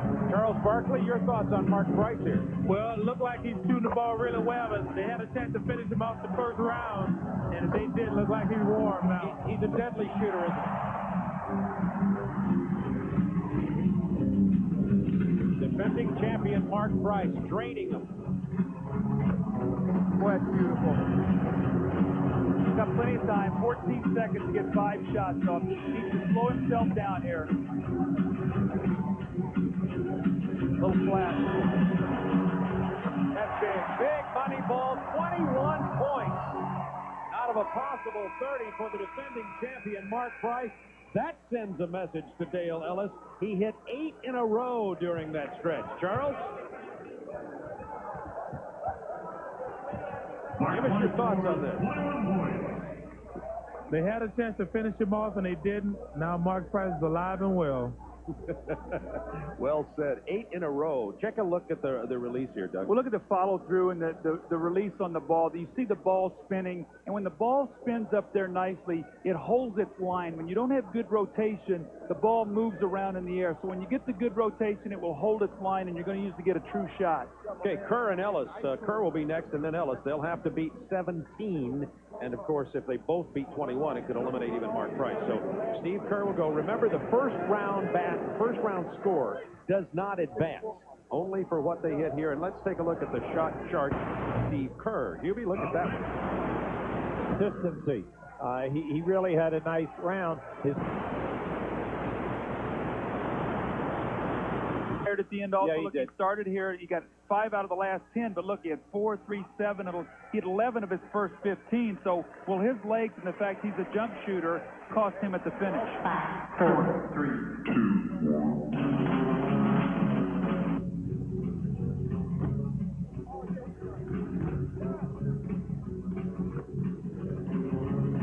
Well, he's got a beautiful shot, too. Beautiful rotation. You see, he starts behind the line and finishes in. So he's doing a nice job of jumping in and jumping forward, not backward.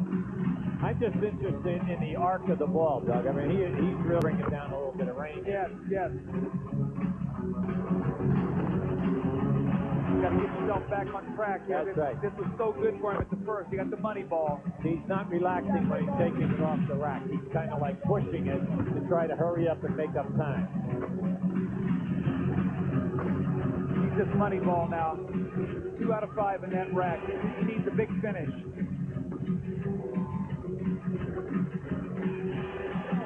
Better hurry up. He's got to get this last one off. Last time it cost him. He got it.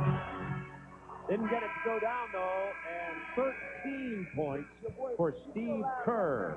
So that will eliminate Steve Kerr from advancing to the finals.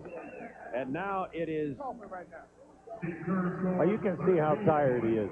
See, he starts behind the line, and he ends up about, a foot forward, so he's using his jump to go forward. He's not going backwards, which is what you'd like to do shooting a three-point shot. If you're going to move, you want to go forward or at least come down in the same spot. Well, remember, like we said, the toughest thing for guys in the fatigue factor is how high they elevate. And when you take 25 shots, that will wear you down. And you could see as he was walking off, he was puffing. And you know what? 25 shots under pressure. This is pressure, too. So Kerr will not advance, and now Dale Ellis has to beat 17 to advance and eliminate Dana Barros. Charles Barkley, Dale Ellis, what is your thinking here about Dale and his clutch shooting? I got a cheerleader over here who won't answer that question. The cheerleader. That's just my man. I know when he's ready to play, and I saw his eyes. He's on fire tonight. The voice of David Robinson. Here's the first round rack of balls. Well, look, he starts on the left side, so you got 3 and 5 as 8 and 4, 12 of his first 15, and then 5 of his last 10. So we can see the guys who've had the big numbers have really loaded up in the first 15 shots and then sort of held on at the finish. Now, when I say held on, 5 out of 10 is shooting them great, but 12 out of 15 is sensational. Well, this looks like such an easy thing to do. Yeah. I mean, we're sitting here just having a good time talking about it. That's right. Our legs aren't tired. Yeah, and all we want to do is have the perfect forearm, okay? Get in that rhythm and get that. That's right. Dale Ellis needs to beat a score of 17 to advance off to a bad start. And he's really flat. Missed all 5 of them. Shot is a line drive. There you go. Finally got some rotation on that one. Missed 7. Missed 8. He's been sitting around for a long time over there. Missed 10 shots in a row. Excellent point. He shot first, and since that point in time, he's been sitting down over there the whole time. I think he got cold. What, you made 1 for 15? 2. He's made 2, but the big thing is you can see the rush. And he needed it, like you said at the top, Doug. You have to hit a couple early to get that confidence rolling. Now he's finishing strong. QB, I think he really cooled off. He's trying to get it back. Well, he's on fire right now.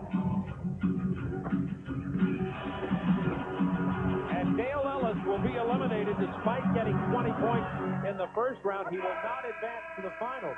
So our finalists will include Mark Price and Dana Barros for the AT&T Long Distance Shootout Championship. Mark Price, the defending champion, and Mark looked like he was on fire when he performed a moment ago. Charles Barkley, your feelings about Dale Ellis and his struggling here? I think both of the coaches hit it right on the head. He just got cold sitting over there because he never goes 1 for 15. He just got cold sitting over there. He was over there quite a long time.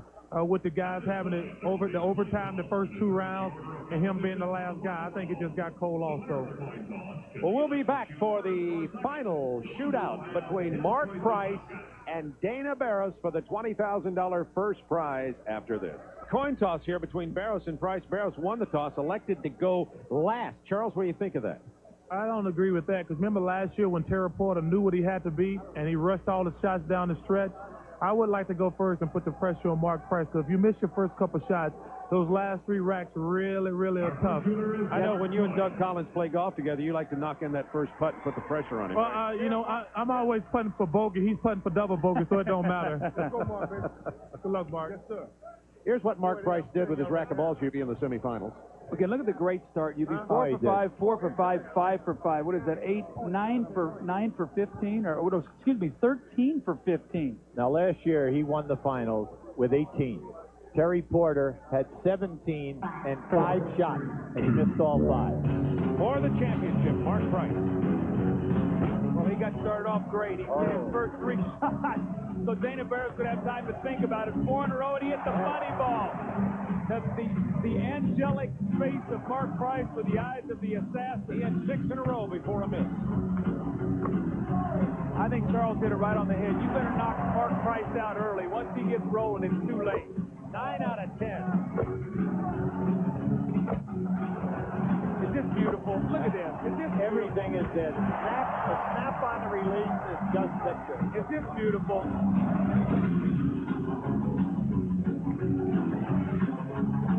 Wow. Mark Price with the money ball again, putting on a show. Look at this. The record is 25 points. Finish it out, Mark. Finish it out. Mark Price with 24.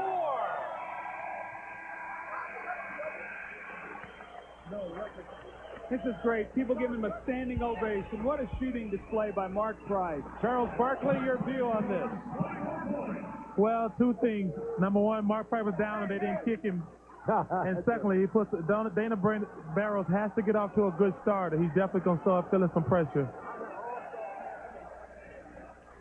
There's a look at Dana Barros watching. Oh, my.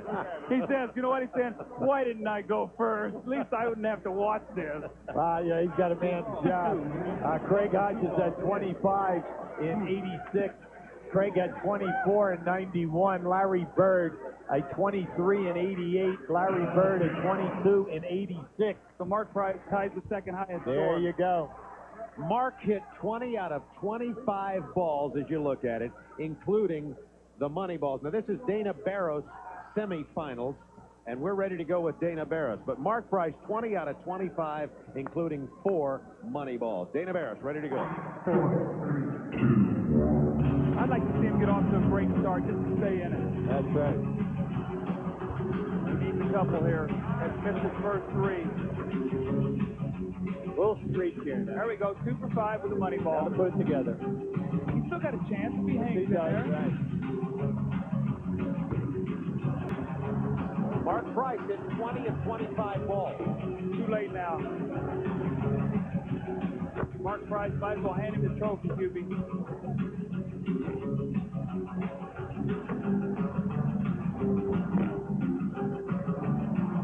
Finish strong, though. Finish strong. Yeah, he needs it. He just cannot seem to put together a little streak. See what happens, though. He realizes he's out of it, and then you sort of half-heartedly finish it off. But, you know, the shot is all over, Doug. It's on the rim, it's to the right, it's to the left. Finishing strongly, however. There we go. Dana Barros hits 2 in a row. Now showing a little bit of tiredness. Here's the final ball, the money ball. Yeah, he got tired. Down. A lot of front rim there at the end. And Mark Price, as Charles Barkley put it so early, they should have gotten him while he was down, Charles. They didn't finish him off, and he deserved it. He got warm. He was on fire. 2 years in a row, Mark Price has won this competition. Larry Bird won it 3 years in a row. And now Mark Price will come back next year to try to enter that lofty company. But he is the 1994 AT&T Long Distance Shootout champion. Has won the Long Distance Shootout 2 consecutive times, and is our AT&T Long Distance Shootout champion as George Hartner delivers the trophy from AT&T to our champion, Mark Price, with 15 in the first round, 21 in the semis, and 24 in the finals. Craig Sager. Isaiah Ryder had the crowd behind him in the slam dunk, but you also brought him to their feet with a standing ovation after that performance. What's your assessment? Well, you know, I just kept getting warm. I felt fortunate to get past the first round. That's always the most difficult. But, you know, after that, I felt relaxed and just tried to shoot the ball, and I was able to get on a roll, especially in the last round. Charles Barkley said they better get him now in the first round, because if he makes it into the second round, he's going to win it. Why the confidence after you get past the first round? Well, I think, you know, most of the pressure lies in the first round. And, you know, there's 8 guys shooting, and everybody's a little bit more nervous. But once you get past that, then it's time to have fun and show them what you can do. We talked about the technique, the concentration, the focus. One of the greatest shooters, obviously, in NBA history, your free throw percentage. Show me the perfect rotation, how you shoot this basket. Well, I just try to make sure I have it on my fingertips, keep my elbow in, and let it roll off your fingers. It's that easy, but it takes lots of practice. Well, you've done it 2 years in a row. Next year, the All-Star Games in Phoenix. You're going to defend your title again? Well, my wife will be happy. She said, you got to quit taking me to places that are so cold for these All-Star Games. Next year, Phoenix is warm, and we'll go there, and that'll be fun. See you in Phoenix. Congratulations. Thank you. Mark Price of the Cleveland Cavaliers knows cold there, too, but he's the winner here tonight. And Charles Barkley, you've been with us for the slam dunk and the three-point shootout, and I want to get your comments on that, but I don't want to let you get away before I ask you about your injury and when we're going to see you back in uniform in the NBA. I'll be ready to go Wednesday night against the Portland Trail Blazers. I feel great. All right, so your quadricep muscle, is it fully healed, 100%, 90%? Yes, I had a good, I feel very good. I feel like I'm close to playing.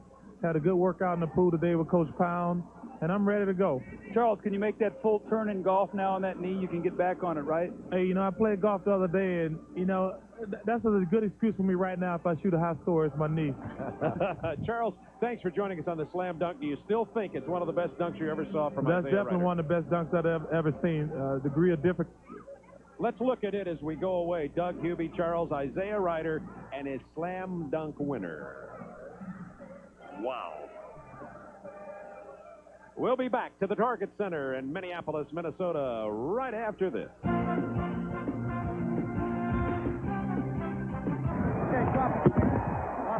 Good evening, ladies and gentlemen. The National Basketball Association and the Minnesota Timberwolves welcome you to the Target Center for the 44th Annual NBA All-Star Game.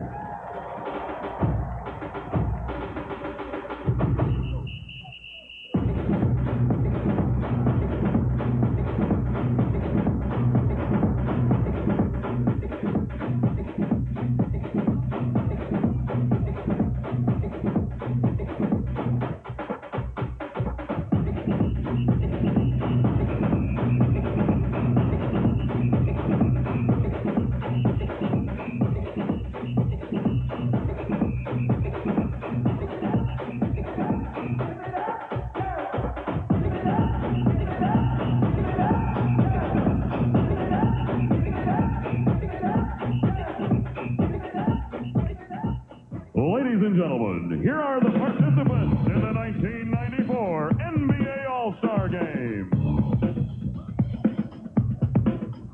First, from the Eastern Conference, the head coach is a member of the Basketball Hall of Fame and only the second coach in history to win more than 900 games. From the Atlanta Hawks, Lenny Wilkins.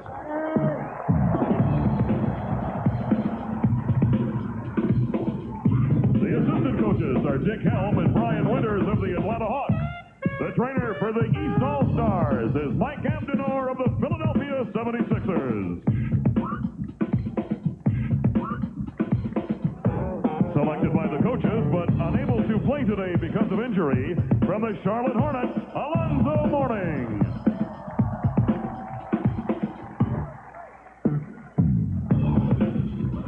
Appearing in his first All-Star game, this exciting point guard ranks among the league leaders in steals and assists, guiding his team to the top of the Central Division. From the Atlanta Hawks, Mookie Blaylock.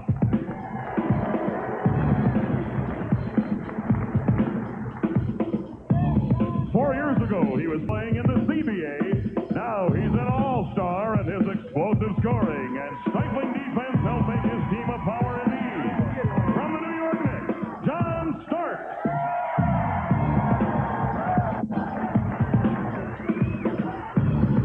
This 9-year veteran anchors the best defense in the Eastern Conference. One of the league's top rebounders and strongest players, he puts the power in power forward. A first-time All-Star from the New York Knicks, Charles Oakley.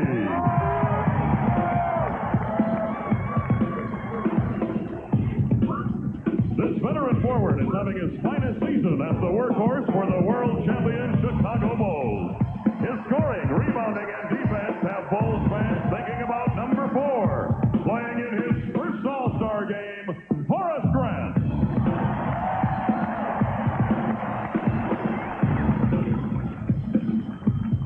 This hot-shooting point guard has the highest career free throw percentage in NBA history.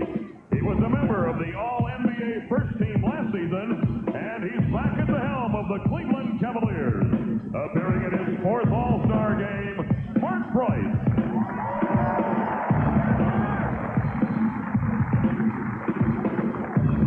You know this dazzling forward as the human highlight film. He's entertained NBA fans for 12 seasons as one of the most exciting players the league has ever seen.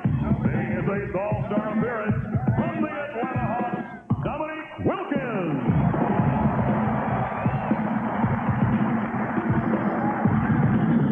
An All-Star for the 8th time, this 7-footer has the best outside shooting touch of any center in the NBA. He's a dominant shot blocker whose presence in the paint anchors one of the league's best defensive teams. From the New York Knicks, Patrick Ewing.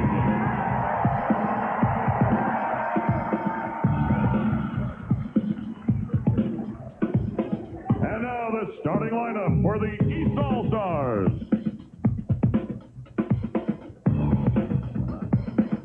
At guard, having the finest season of his 3-year career, one of the best pure point guards in the NBA. A first-time All-Star from the New Jersey Nets, Kenny Anderson.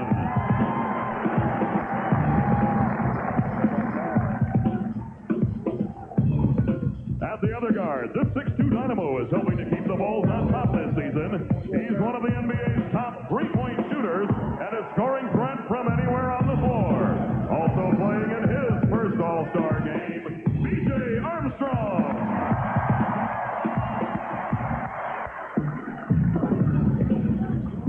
At forward, making his first All-Star game appearance, he was the NBA Rookie of the Year in 1991, and his scoring and rebounding have led the New Jersey Nets to 2 consecutive playoff appearances. Derek Coleman.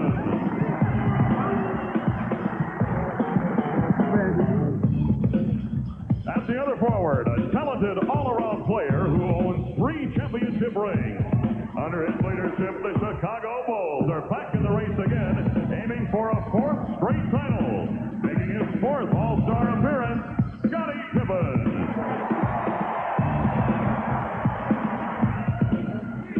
Finally, at center, the leading vote getter in the Eastern Conference, and an All-Star for the 2nd straight season. He's the youngest player in the 1994 NBA All-Star game, but certainly not the smallest. From the Orlando Magic, Shaquille O'Neal.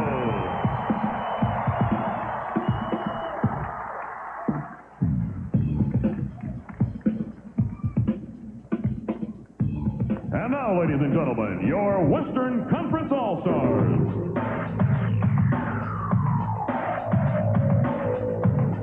The head coach is a man who has guided his team to the best start in franchise history. From the Seattle Supersonics, George Karl.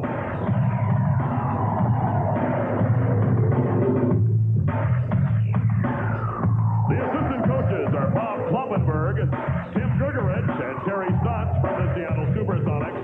The trainer for the West All-Stars is Jay Jensen of your Minnesota Timberwolves.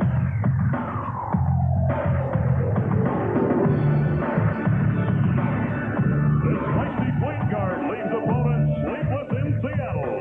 Running the show for one of the best in the West, a first-time All-Star from the Supersonics, Gary Payton.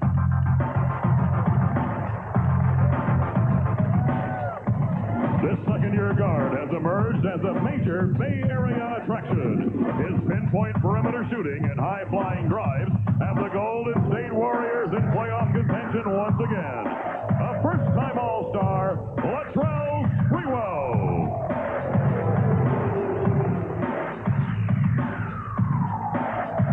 A first-time All-Star, he was the NBA's 6th Man of the Year in 1993. He can play forward or center, leading his team in scoring and shot blocking and headman. From the Portland Trailblazers, Clifford Robinson. This high-scoring forward has established himself as a dominant force inside and out. He stands 6'10", but moves with the grace and quickness of a guard. Playing in his 2nd straight All-Star game from the Los Angeles Clippers, Danny Manning.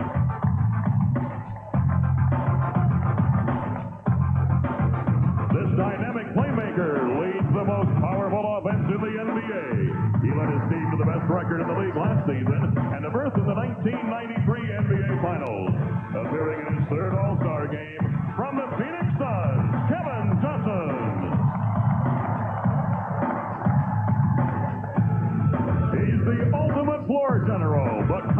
playmaker for the Utah Jazz, the NBA's leader in assists for the past 5 seasons, and the co-MVP of the 1993 NBA All-Star Game, appearing as an All-Star for the 6th time, John Stockton.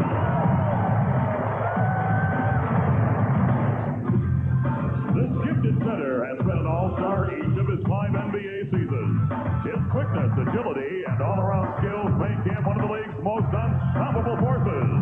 The heart and soul of the San Antonio Spurs, the Admiral, David Robinson.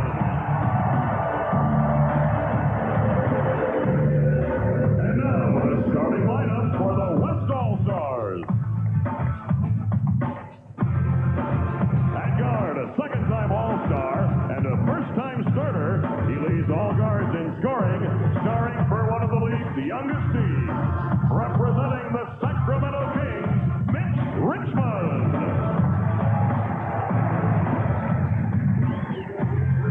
Also at guard, a veteran whose grace and style have entertained fans for 11 seasons. He earned the nickname The Glide for his smooth moves to the hoop. From the Portland Trail Blazers, an 8-time All-Star, Clyde Drexler.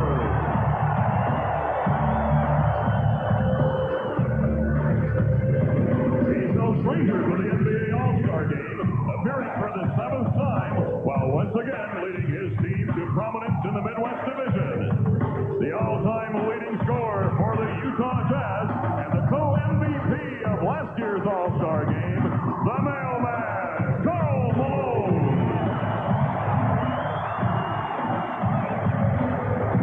And forward, starting in an All-Star Game for the first time, one of the league's brightest young stars. His thunderous stunts and ferocious rebounding provide the force behind one of the NBA's best teams. From the Seattle Supersonics, Shawn Kemp. At center, this veteran was the NBA's Defensive Player of the Year in 1993. He's playing the best basketball of his career, leading his team to the top of the Midwest Division. Playing in his 9th All-Star Game from the Houston Rockets, Hakeem Olajuwon.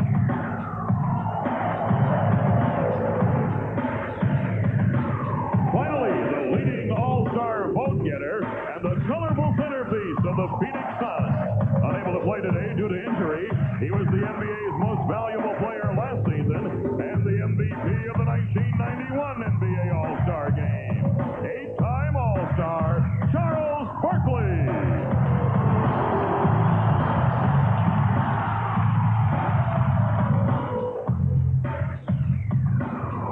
Ladies and gentlemen, your 1994 NBA All-Stars. Both coaches, Lenny Wilkins and George Karl, are wearing microphones, so we'll be able to eavesdrop on their conversation. It's the first All-Star Game, NBA All-Star Game as head coach for George Karl. We were listening in as he gave final instructions. Look at the small forward sometimes, too. Run the floor. Speed's going to be important. Enjoy it, gentlemen. It's a special day. Make it a special time. Magic, you know that well. 5 up right away. 5 up so we can bat pick. We'll come up and bat pick. Yeah, right. Utah. The language, everyone with their own code words, and communication will be interesting today. Well, early on, you can probably expect a little sloppiness because everybody's trying to get to know each other, but it's going to pick up from then on. So wait a minute, what happened to you? You're in the tank. You know, this is your game now. You got to get with it already now. Bring something. Okay, I will. Blue in the East, the blue in the East team, West and white. Jack gets it first and has it taken away by Mitch Richmond. Richmond to the Warriors to Olajuwon, and that's what Karl asked him to do, run the floor. Well, he told him, do you want to be the MVP? Run the floor, and the guys to get you the ball. And he started off running the floor already. There was a track meet. There were a lot of guys, so that tells us they got 4 or 5 guys that want to be MVP. And that's Kenny Anderson is off mark, and here comes Clyde Drexler, the Clyde of Portland. First half of the season, off numbers for Drexler, but he says now he's 100%. Shawn Kemp The Sonics unable to connect and out of bounds to the west. The best thing about getting out and running is finding somebody that's going to get you the ball, and you can see Elijah on the other end and an easy deuce, and he said, Derek Coleman, you're going to have to chase me to death. Derek Coleman bats that one out of bounds. What can Elijah not do, Magic? I mean, he's just having an MVP season. Well, I think that he's done it all, and I'm sure he will continue in the second half of the season. It's going to be hard not making him the MVP, but also David Robson is having an outstanding season as well. Pippen off the miss by Elijah and the Chicago Bulls star has it batted off. Elijah rebound Malone, intercepted by Derek Coleman, so the defense back to the east. It's B.J. Armstrong open to tie it up. Well, with Michael Jordan gone, Bulls have 3 All-Stars here in Minneapolis, and they only had 2 of Michael. It just shows you the depth of that Bulls team. We just didn't appreciate the total greatness. Well, and also the fact that they're winners. You forget about that. You don't win 3 championships and only give all the credit to one man. Elijah missed, and Malone and Kemp couldn't bat in the rebound, and Anderson fools Coleman with the pass. See, like I was saying earlier, Steve, this is what happens in All-Star games, especially the first quarter. There's always, guys trying to get used to different passers or different guys touch where they want the ball, and see Sean Kemp putting that one in. But as the game picks up, as it goes along, you're going to see excellent basketball. You really feel strongly that the best All-Star games are games where you're on the go. You told your teammates, let's run. Oh, yeah, no question, because Scottie Pippen gets to be Scottie Pippen, Clyde Drexler gets to be Drexler, and the fans love it when they slam dunk and run. That's Drexler, and the old man can still run. It's amazing how fast you can get old, because all of the guys from the 80s are now looking at rabbits from the 90s. Uh-oh, don't talk about us now. Right off the head of Pippen with that pass. No disrespect for the Dream Teamer Clyde the Glide. Well, there used to be a time when this would have been above the rim, but 2 is still 2, and Drexler slides in for an easy opportunity. 6-2, the West in the lead. It's Mitch Richmond from outside. Coleman bats it out to Pippen.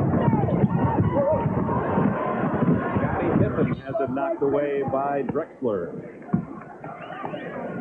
Well, we can see that both big men, on either side, they only touched it one time, and Hakeem had a layup. So let's see if they can get Shaq involved. That's the first time that they've got the ball to Shaq, and he shot it right away. He knows it's not going to be coming in there very many times. Not going to go back out once it's down in the hole. Harold Malone. Rebound Kemp in the crowd, and O'Neal takes it away.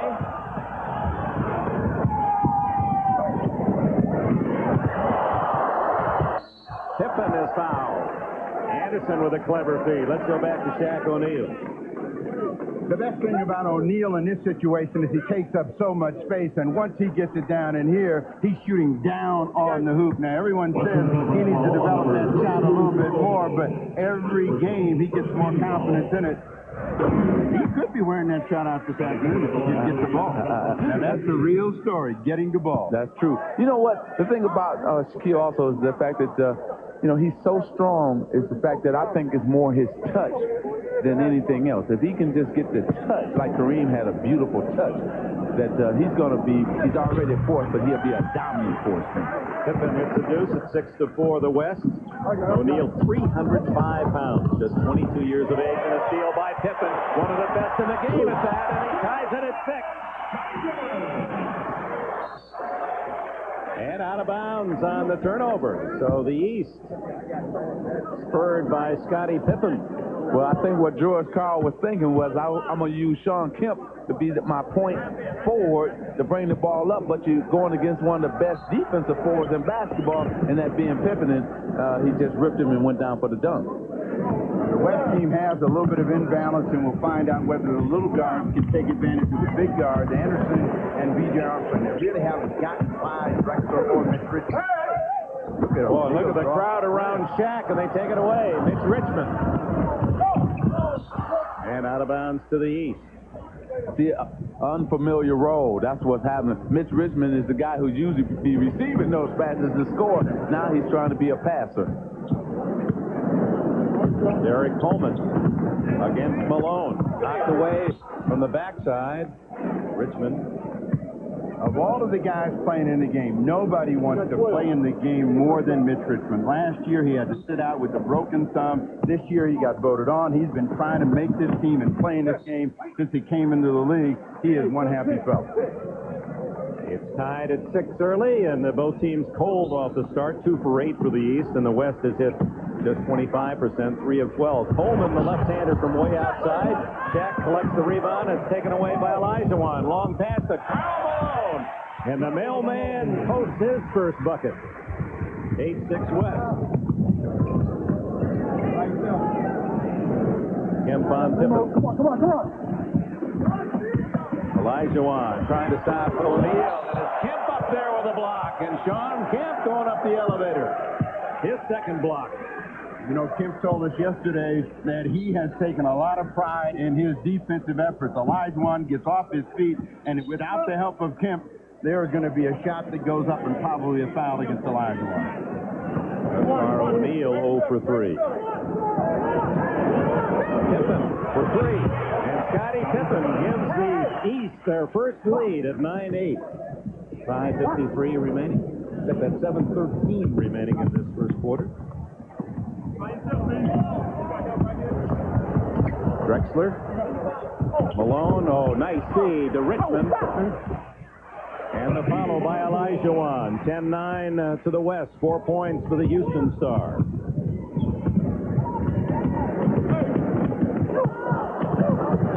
Whoa, Armstrong. Malone bats it out, and DJ. Scottie Pippen back-to-back trades. He's got 10 to lead all scorers. Dick, I'm going to tell you that Scottie Pippen wants to be the MVP of this game real bad. Because he wants to show everybody in the world and in the country that, hey, I wasn't riding on Michael Jordan's coattail. I can play this game of basketball. And that's an example. He's always been a terrific defender. Stripped Sean Kemp of the ball, and that's a thunderous effort for him. And Scottie Pippen has improved his ability to shoot deep. You give him room, he's going to burn you. And Pippen has 10 in the first quarter. And you guys over there, Magic, I was talking to Scottie about them big red shoes he has on. I told him that if he isn't the MVP of this game, he'll be Bozo the Clown. Or get a part in the next Wizard of Oz. Well, he learned a lot from Michael to how to be different, because Michael used to wear different shoes in every game. So Scottie's taking it from there from Michael Jordan. Oh, you didn't start that? You didn't have some yellow shoes at one time? I had some with yellow in it, and they were Bozo shoes too. The long toss to Kemp. He sets it up for Olajuwon. A great save. Kemp realizing he was going to go out of bounds and left it on the table for Olajuwon, who has 6. Not only was it a great pass, but also he used his head to say, hey, I'm going to save it and pass it behind my back for 2. Kemp again with the block from the rear. Another one. Olajuwon this time. Inside to Coleman from his teammate Anderson. Look at Olajuwon up over the top. And out of bounds off the back support. Now, if I was Shaquille right now, I would be asking for Anthony Hardaway. Because he's the only guy going to get him the ball. You see Kemp with a beautiful drop lead for Olajuwon. And Olajuwon, Kemp, and Malone are outrunning all of the big guys in blue for the East. Be the first substitution made by George Karl. The West takes out Kemp, and in is John Stockton. Kemp with 3 blocks in this opening quarter. Stockton, the star playmaker of the Utah Jazz. He's going after Magic Johnson's all-time assist record, and at his current pace, Stockton, about 40 games into next season, will have your mark. Yes, and give him credit, too, because he's been doing it over the course of his career in terms of making great passes. And what a guy for me to hand it over to. B.J. Armstrong off the glass. Did he call that? Did he call Banksy? Does it count? Yes. Then he called it in, huh? He's leads by 3. Richmond unable to connect. Here comes Anderson on the run. Bumped to Pippen trying to save and was unable to do so. Oh, Kenny, baby, you held it one dribble too long. And Scottie Pippen got out, and they tried to alley-oop, but it came up short. B.J. Armstrong a breather, and Elijah Wan up. 15-14. The East lead is cut to 1. 8 points for Hakeem. Hakeem is getting a chance to score the ball, and that's really the difference in the center position. They have surrounded Shaquille O'Neal every single time, and O'Neal is not getting that same kind of help the other end. John Starks of the Knicks replacing B.J. Armstrong in the backcourt. Shaq O'Neal goes to the line where he's had his troubles free throw shooting, Magic.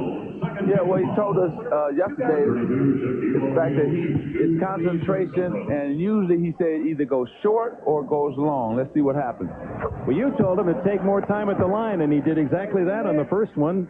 You see that another great one, the Stilt, had his problems from the line. He tried everything, didn't he? Yeah, he did. And, you know, they're similar and built in terms of both being strong and both being big, too.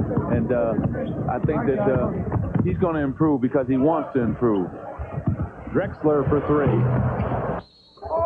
Over the top. And here come the East. We have 4:29 remaining in the first quarter here at the Target Center in Minneapolis. And the East All-Stars with the 3-point lead and the ball. Anderson's quickness, but he had to knock away. Stockton brings it down. Richmond. Karl Malone. Oh, what a fine pass to Elijah Wan. Scottie Pippen showing in this one quarter his do-all talent. I mean, he can shoot it, he can run the floor, he can steal it, he can block it. Well, what happened here is it was a beautiful pass. You're going to see Karl Malone get the offensive board, whip it to Elijah. But watch this. Scottie goes right back up. He faked him once, and Scottie hit the ground, jumped right back up, and got the foul. But it was a beautiful effort by Scottie Pippen. Here comes Patrick Ewing. Again and again and again, the Knicks star trying to lead them back to the NBA Finals, and Shaq O'Neal gets a hand as he comes out. Shaq 0 for 4 from the floor, is 2 points from the line, and Mark Price, who again won the long-distance shooting in the All-Star Classic last night. He makes his first appearance, the Cleveland Cavaliers sharpshooter.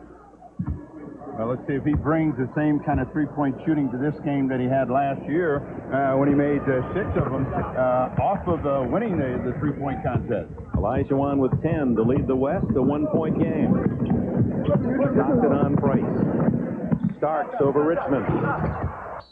Over the top for John Starks. He told us that he's going to try in the second half of the season, cut down on the threes. He said, I'm always looking for the line. I need to take the open, too, even if it's around 17, 18, 19. Forget about always moving back for the long one.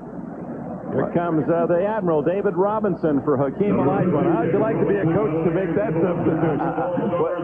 Well, you got the 2 big men in here now. They're going with the two big centers, and they got Hakeem and David Robinson in. All right, Hakeem did stay, and it was Malone who goes out. Hakeem from outside. Rebound the Admiral. And a foul. Jake O'Donnell with the call. Jeff Kersey and Danny Crawford are the other officials, and it's their moment of recognition as well to work this All-Star game. But you know, George Karl, he likes combinations, and he likes to play different kinds of combinations. Now he's got 2 bigs, 2 smalls, and a medium. Well, this is a game he would love to coach. You know, he's loving this moment right now, George Karl, because he gets to do all the things that he always wanted to do in terms of a coach. Like you said, big, little, small, 1 big, 4 small. So we're going to see what he's going to do all easily because he's loving this moment. Tied at 17 as Pippen gets it to Derek Coleman. And the former Syracuse star and the big man for the Nets with his first point. Stockton through the fingertips of Drexler. East goes the other way. Stockton, who with Karl Malone, co-MVPs in the game at Salt Lake City a year ago. Now, how does the East Magic get a quicker game? They're not getting anything cheap right now. Drexler steals. Stockton with a feed. And it's Olajuwon, and the big man outrunning the defense again. He has a dozen. The reason they can't run is because of just that. Hakeem getting out running and dunking or laying it up. They have to speed up the game, get rebounds, and get out into the open floor. Also, I think, too, that he has to put in one of the point guards. Patrick Ewing's first shot is there. maybe Mookie or Kenny Anderson or BJ really running the floor, bringing the ball up quick. Kevin Johnson and Danny Manning getting ready to come in for the West as Stockton ties it up at 21. His first point.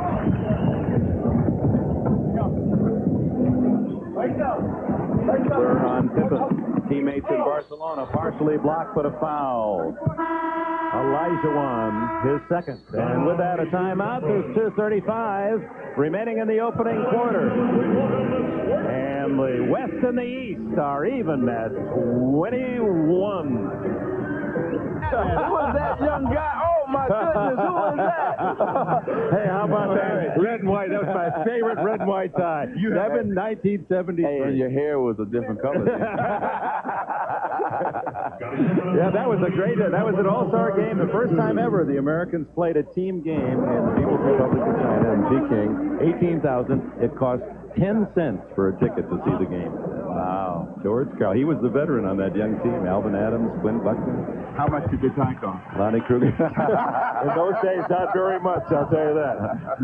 I worked for Eddie Einhorn and TBS in those days. You just went on the trips for the meal money. Now the multi-millionaires of the game. Danny Manning into the game, and his first shot is there. Stolen by Kevin Johnson as Johnson and Manning, their first appearance, and KJ with an easy two.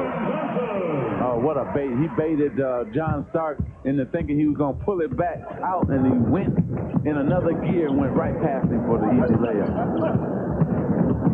The West leading, Mark Price in heavy traffic and out of bounds to the east. You'll see the steal right there by Kevin Johnson. Watch him back out, and now watch him come back again. Boom, right by, and an easy two for Kevin Johnson. Ooh, what a move he put. You know that was a nice move he put on him. Charles Oakley and Dominique Wilkins in as John Starks ties it at 25. Well, this first quarter very competitive. The biggest lead, 4 points.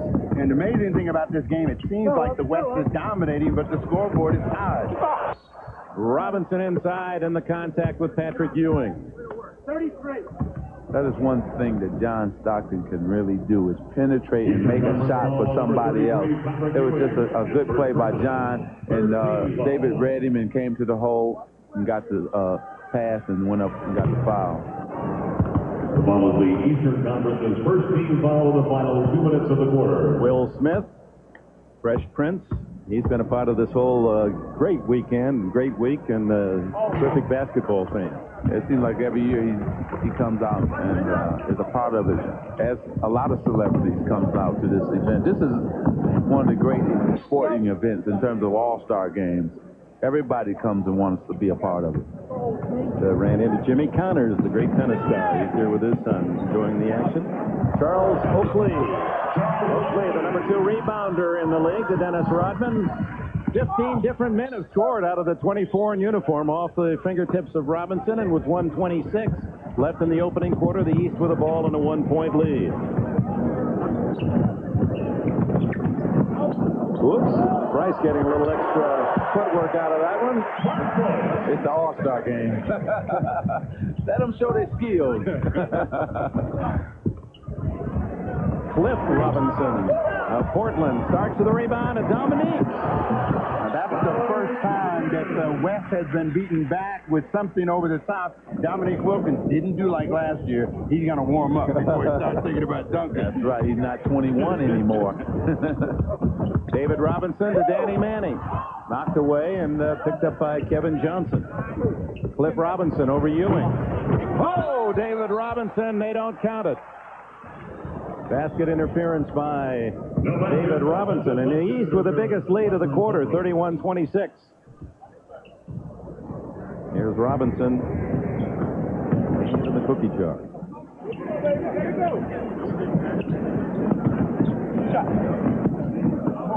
Price, the open man. Rebound Manning. Stockton with a dribble. Final seconds, opening quarter.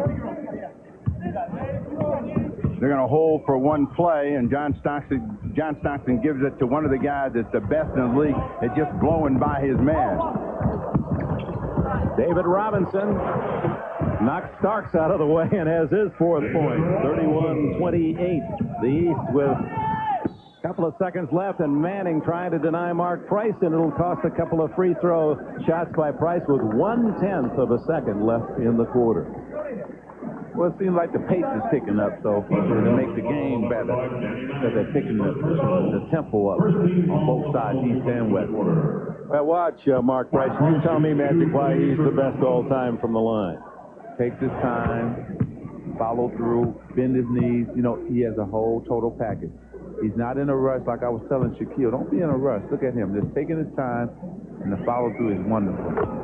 I mean, you know, and the thing about it is, even in college basketball, free throw shooting is down there just like it is here in the NBA. 12 for 12, the All-Stars free throw shooting in this opening quarter. 33-28 the East, led by Scottie Pippen, and the West with Hakeem Olajuwon. Two men also battling for the MVP honors for the regular year.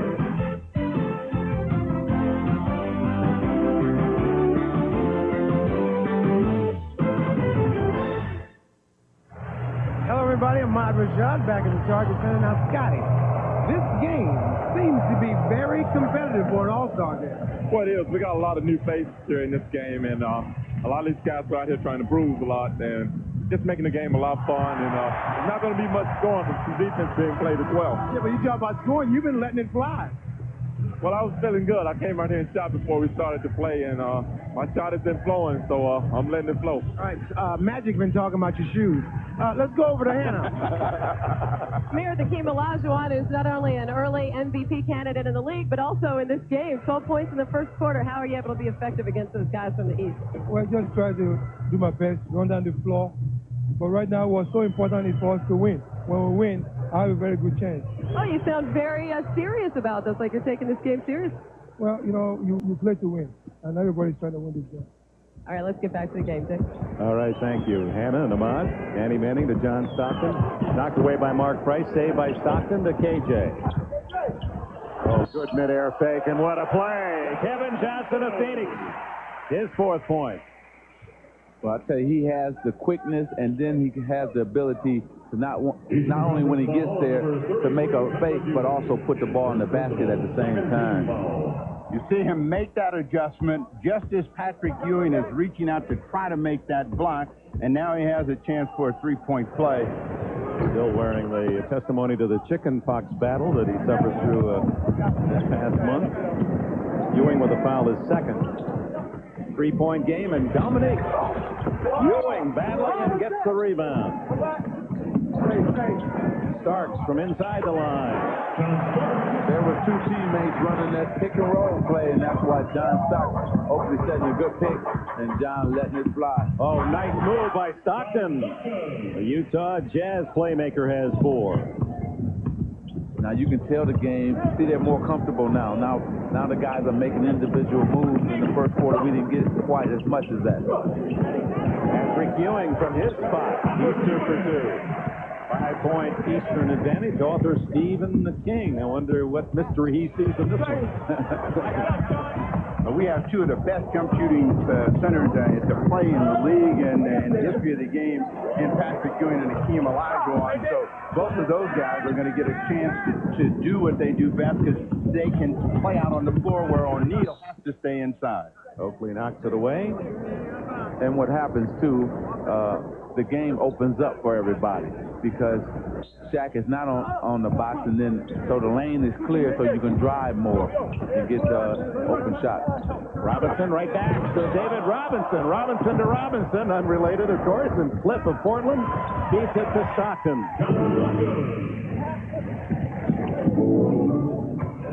3-point Eastern advantage with 10:18 left in this opening half. Starks. Oh, nice pass to Ewing. He knew the man to throw it to. And now outside to Price for 3. On the bottom of the well, and the biggest lead of the game, the East. Now by 6. I couldn't believe how many passes they actually made in an All-Star game. There's usually one pass. That would be a record. Yeah, there were 3 passes that time. David Robinson is as quick as a cat. He's getting to the middle and just mistimes this one, and the ball springs long, and out of that, they were able to score. But you'll see, even the biggest can mistime that jump. Timeout with 9:57 left in this opening half. This time, where me, you be on the block, go to the block first, then coming back, take passes, lane roll down, and then step out. Now we got the 4 spread. If the ball goes to Patrick, you're diving to the basket, right? Lenny Wilkins, he is certainly part of history of the NBA. 21st year in coaching, and first in Atlanta after playing 15 years. Along with Red Auerbach, only 2 men with more than 900 wins, and he told us, he said, 1,000 is what I want, 1,000 wins. Danny Manning on the runner. Oakley with a rebound. Price with a dribble. The East in front by 6. The biggest advantage by either team. Ewing in the hole. Blaylock is making his first appearance. Ewing foul. Then Robinson with the reach. Guys like Mookie Blaylock, the other guys love to play with him because he's going to get you the ball. So Patrick Ewing, you're going to see him probably get a lot of shots now, or Dominique Wilkins, because Mookie can penetrate, he can create shots for guys. So guys in All-Star game love to play with a guy like Mookie Blaylock. And Blaylock in, and so is Gary Payton of the Seattle Supersonics making his first appearance. That means that only Horace Grant and Latrell Sprewell of the Golden State Warriors have yet to see action. Well, the East has a combination now. They don't have so many first-year players in, so they have a little bit better continuity. And since they've made those substitutions, they've been able to control the scoreboard. Kevin Johnson. He handcuffs David Robinson. And reach-in foul called by Jake O'Donnell. Well, I haven't seen David do this much pump faking. He's doing a lot of faking, and I don't think he has to. He should just take it over the top and slam it. Dominic Wilkins with his first foul. Kevin Johnson from the side, a 2-pointer. East lead back to 6 with 9:15 left in the half. Mookie Blaylock of the Hawks. All the way out to Gary Payton, Seattle's fine playmaking guard and defensive star. Johnson, tough runner. Price with a rebound. Oh, what a pass to Blaylock. Blocked by Cliff Robinson. Goaltending the call. Mookie Blaylock has his first 2. Now he will settle down and relax, because I think he was going so fast. He was uncomfortable. Now he's comfortable in terms of being here, and you will see a lot of good things from Mookie Blaylock now. Mark Price has really been a pest out there defensively, and another steal. Now Wilkins comes over the top. 10-point lead. Transition game, that's what you want. That's what these players come for. David Robinson and a foul. Since the change and Mark Price has gone into the backcourt, the East has been able to get some cheap baskets and get a little bit better continuity. Price has been a big story in terms of settling them down. He's got 7 himself and is keeping everybody involved. Mookie Blaylock with a foul, and David Robinson at the line. Robinson this year, the second best scoring percentage in the league, and free throw attempts, the busiest of all. And what's surprising is the man in the third spot, Karl Malone, usually a couple hundred more free throws than anyone else, but not this season. What's that tell you? Well, it tells me that David has been very active, and he is so happy. He told me yesterday that he's so happy that Dennis Rodman is on his team, because he's taking a lot of pressure off of him and freeing him up in the fourth quarter to play his game. Horace Grant in the game, got the rebound, and a great setup. Payton to Cliff Robinson. 46-40 the East with 8:10 left in the half. Danny Manning's second foul. Big men will run when there's a reason to be able to finish, and you can see Cliff Robinson stretched out. And Gary Payton is really one of the best at leaving the ball right at the rim, so they don't have to do anything but catch it and throw it down. Mark Price, who's great shooting last year, got the East in overtime. Hits his 9th point, and Danny Manning with the answer at the other end for the West. L.A. Clippers ace, but will it be for long in Los Angeles for Manning? Some rumors circulating the two men guarding each other now. Manning and Dominique Wilkins might change home sites. Ewing with the body and the follow by the veteran Dominique Wilkins, the oldest man in the game. Dominique now 34. Now the number 10 scorer all time. Sprewell is in, so everyone has seen some duty. The steal and the Wilkins going the other way, and a foul by Gary Payton. His first. Dominique Wilkins, I talked with him yesterday. I said, you remember the first All-Star, Nick? He said, oh, boy, do I ever. I walked in that locker room, and there's my idol, eyeball to eyeball, Dr. J. He said, I still have the ball at home, autographed by Julius Rubin. But Dr. J was everybody's idol. Matter of fact, just like we think now that the NBA will go down because Michael Jordan has retired, we all thought as young players, when Dr. J retired, that the NBA would fold up too. But it kept going. But Dr. J just set the tone.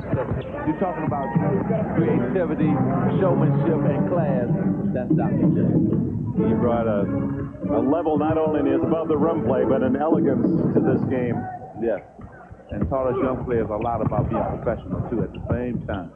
From outside, Cliff Robinson wearing a rare blue headband. You don't see that up in Portland, Oregon. Well, if he does well, he'll probably take it with him and he'll wear it, despite the fact that it doesn't match with his team colors. Well, Wilkins has a hot hand. Horace Grant was one of his specialties, an offensive rebound and a reach-in foul. Sprewell with a left hand. Timeout, 6:54 left in the opening half. And it's the East enjoying a lead of 8. At Providence, Lenny Wilkins. No one in NBA history as a player and coach has been in more games, and now he's only 35 behind the immortal Red Auerbach of the Boston Celtics. And he, too, an All-Star 9 times here in 1971, wearing the Seattle Supersonics colors. Scored 21, leading the West to a 108-107 victory, and Lenny Wilkins named the game MVP. Listen to the guys he beat out: Lou Alcindor, Wilt Chamberlain, Elvin Hayes, Oscar Robertson, Jerry West. Lenny Wilkins. He is competitive, too. Steal by Cliff Robinson, and here come the West, down by 8. But you can tell that by the way, every time out, he's got something new for them to think about and where they want to attack. Sprewell gets a foul on B.J. Armstrong. First on Armstrong. And that gives us a chance to see a man who's put in more time. He's punched the clock and done a lot of work. Latrell Sprewell as Hakeem Olajuwon returns. There's young Sprewell, and he was as wide-eyed as anyone at the practice a couple days ago. Yes. You know what? And he probably is happy that he's had these couple days off because he's been averaging, 44 minutes a game? Almost 45. And he must be happy just to get some rest. And so a guy like him, the fans, now he's a first-year player, so don't expect him to get a lot of minutes. But don't be disappointed because this is what happens to first-year players. Coach George Karl, as well as Wilkins, Coach Wilkins got to make a decision on what guys won't play a lot of minutes, and it's usually the first-timers in terms of playing an All-Star game. So Shaq O'Neal replacing Patrick Ewing, and the pass by Anderson goes off the knee of a Western player. The same thing happened last year to Shaquille O'Neal. He didn't get a lot of minutes. One of the Purple People Eaters, Carl Eller, one of the great ones in that terrific defense of Bud Grant. Horace Grant, speaking of defense, unable to make that, but Dominique with a second chance, and he scores. So the veteran Wilkins has 10. 9 points the lead. He can still score. With Robinson off the mark and the East the other way. Now let's see if this West combination, which has Sean Kemp, Olajuwon, and David Robinson, can outrun that front line of O'Neal, Grant, and Wilkins and get the West back into the game. B.J. Armstrong. And the Bulls, outside shooter, has 7. East hikes the lead to 11 with just under 6 minutes to go in the half. Payton to Olajuwon. Oh, nice pass to Kemp, but he was too far under, so Gary Payton way off the mark and out of bounds with Sean Kemp. Let's go to Ahmad. All right, thanks. Thanks, Dick. I'm here with Alonzo Mourning. Alonzo, I know it's got to be a big thrill for you to be here at the All-Star game, but it's a little bit disappointing that you're not able to play. Well, I'm very disappointed, but I think my health is a whole lot more important right now and trying to get better and so I can go back and help the Charlotte Hornets win some ball games. At what point do you think you'll be ready to go back? You have a torn calf muscle. When do you expect to be back? Well, it's getting a whole lot better. I've gotten off my crutches and I'm walking a whole lot normal now. I can't jump on it, but we're predicting about a week to 10 days, Hopefully, it'll feel better in about a week to 10 days. Congratulations on being here and good luck to you with that injury. All right, back to you, Dick. Alonzo Mourning told us that he thinks maybe about 2 more weeks before he's really ready to go full bore. How about Charles Barkley? You were talking with him. When is he going to return for the Suns? He'll be in Wednesday night. He can't wait, he said. He's ready to go, and he's looking forward to trying to lead the Phoenix Suns to a championship. And, Steve, I'm picking Phoenix to win it all. Oh, you're not going out on a limb. I'm going on the You think that Phoenix has a better chance than Seattle? Yeah, I think Phoenix will win. Dominique, and that's based on the fact that they were there a year ago? No, that's based on the fact of A.C. Green and Cedric Ceballos. That's the fact. 9-point game. Open in the corner, and Blaylock nails the 3. His first point. Now he has 5. And the East opens up a 12-point advantage.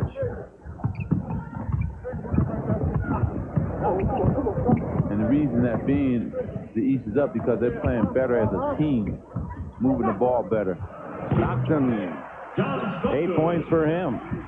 Well, the West started out that way, and they had a real good game plan with their sprint out, and once Lenny Wilkins made some adjustments, they got a lot better continuity, and the West is now beginning to overpass. They passed up some shots. Sean Kemp had a layup 2 times and threw it out, and you're not going to catch up that way.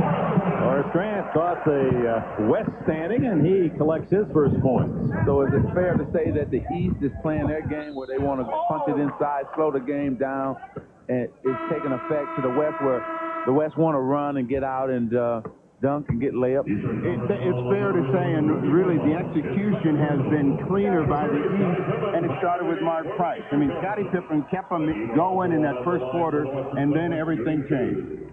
Pippen for Dominique Wilkins, and that has been a very productive tandem for the Eastern All-Stars. Hannah? Thanks, Dick. I'm here with Danny Manning, who's in the interesting position of being virtually sure to be traded before the deadline of February 24th. We understand that the Knicks have had some discussions with the Clippers regarding you. That's not one of the teams you said you wanted to play for. What would be your reaction going on? I think New York has a great team, a great coach, Coach Riley, but I really try not to get involved with the ups and downs of the trade talks because it's an emotional roller coaster. So I try to just stay back and not worry about it, and if it happens, it happens.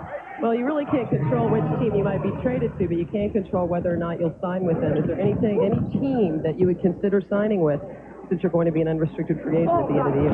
A few teams I'll consider signing with, but, right now I just... Like who?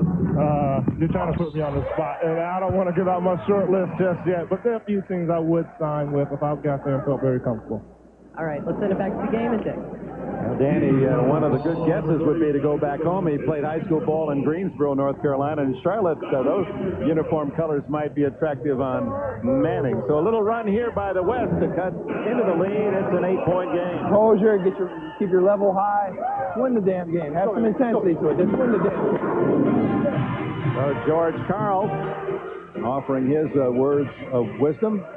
Did you fellas really listen to the coaches in this game? No. Only when the play was called for you did anybody listen. But one thing we did do, though, is we did try to win the game. And he was right. Good call, Jay. Freerell missed the free throw after making the drive, and now gets back to the line on Shaq O'Neal's first foul. If this weren't the All-Star game, that's worth a T. Yeah. It would have been AT. Because the official would have assumed that he was being shown up. Yes. 5 on switch. No rim, Latrell.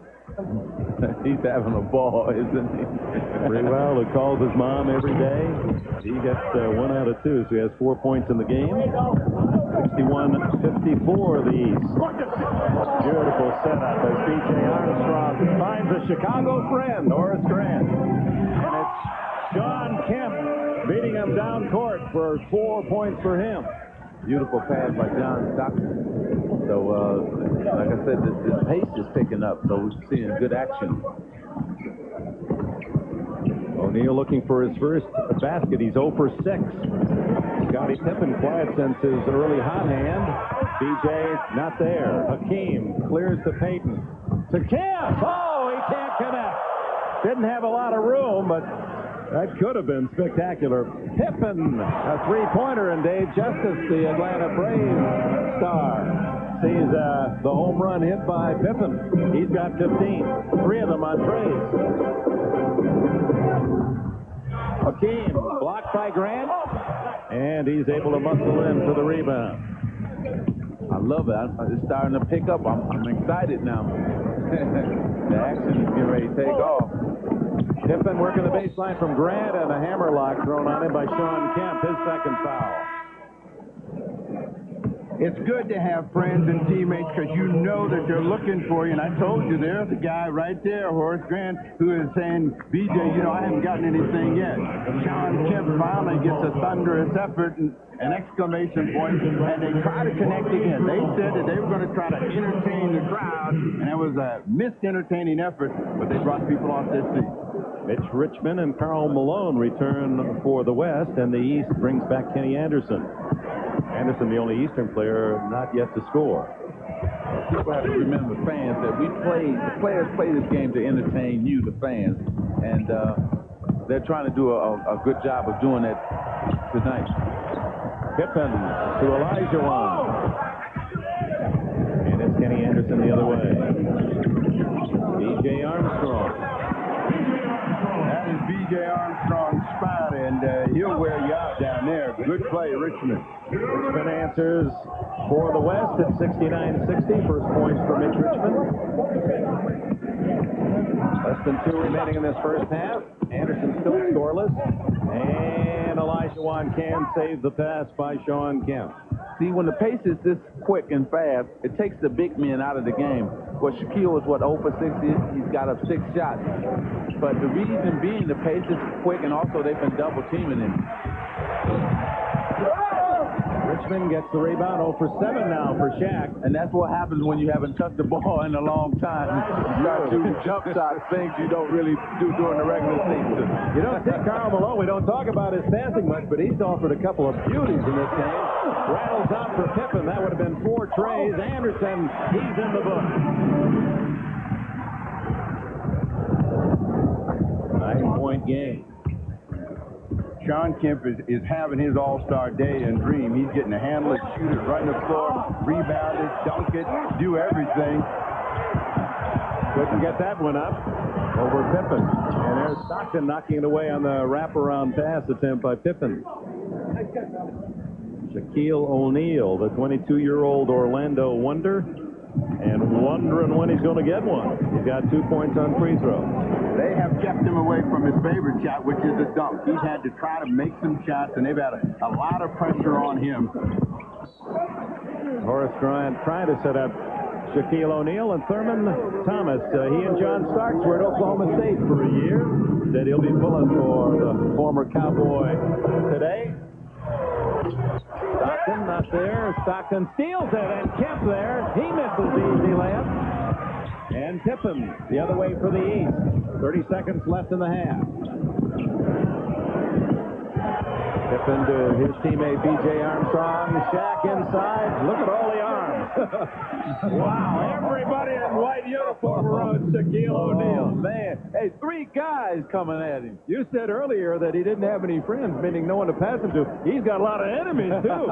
They must, if you're talking about a freeze-up, they must have all decided there'll be no throwdown by Shaquille O'Neal today, because every time he's got it, he has had 3 or 4 white jerseys around him, and they're going to make him shoot free throws. Well, he has to understand, when you make a movie, you got $40 million. You got a rap song. Nobody else likes it. I I think it's the sideburns myself. The Isaac Hayes look. I think that's what they're protesting. 20-second timeout call. They're probably going to go to a screen and roll, right? So if it's in the middle of the floor, we want to crowd up and get below the screen. Okay? Now, if it's real deep, then go ahead and trap it. Go ahead and trap it if it's real deep. Okay? And we got to close in. Right? You're a key play. Mitch, you be in the drawing kit. Sean, you and Akeem on the weak side, board on the weak side. Okay? Back to Shaq O'Neal. Remember, folks, he is the leading field goal percentage shooter in the NBA. He comes into this classic with a 61.5%, best in the league, and 0 for 8 today. He's 22, and he's going to be around a long time, and some of the veterans, you can almost feel it, can't you? They're going to say, you got to earn your way there, big boy. Right. You know, he's not only, he's also averaging, 28 points a game, and, you know, he has to find his way, and he's going to do that. And you can look for him to have a stronger second half. He's got to get a monster dunk to throw this crowd into a frenzy. He has to. West trying to get that last shot up, trailing by 10. It's Mitch Richmond over Shaquille O'Neal. 4 points for Richmond. Stockton gets his hands on it, so does Tippin. And that's the end of the first half here in Minneapolis, Minnesota, where the Eastern All-Stars, led by the Chicago Bulls' Scottie Pippen, have a 72-64 lead. Stay tuned for the Prudential halftime report. Miller Genuine Draft statistics of note. The field goal shooting, the East with a lower percentage, and in part because of the 0 for 8 by Shaq. They'd be 48% otherwise. O'Neal 0 for 8, but one figures the 22-year-old, who carries it all well, doesn't he? Will have his points here in the second half. And Scottie Pippen leading the three-point shooting, and that's where the East has built their lead. And it'll be, and there was plenty to do this All-Star weekend. At the Metrodome, the NBA hosted the jam session. Lots of fun, attractions, things to buy, all ages. Chance to participate, to have just a good old time. Shooting some hoops and fulfilling dreams even as future announcers.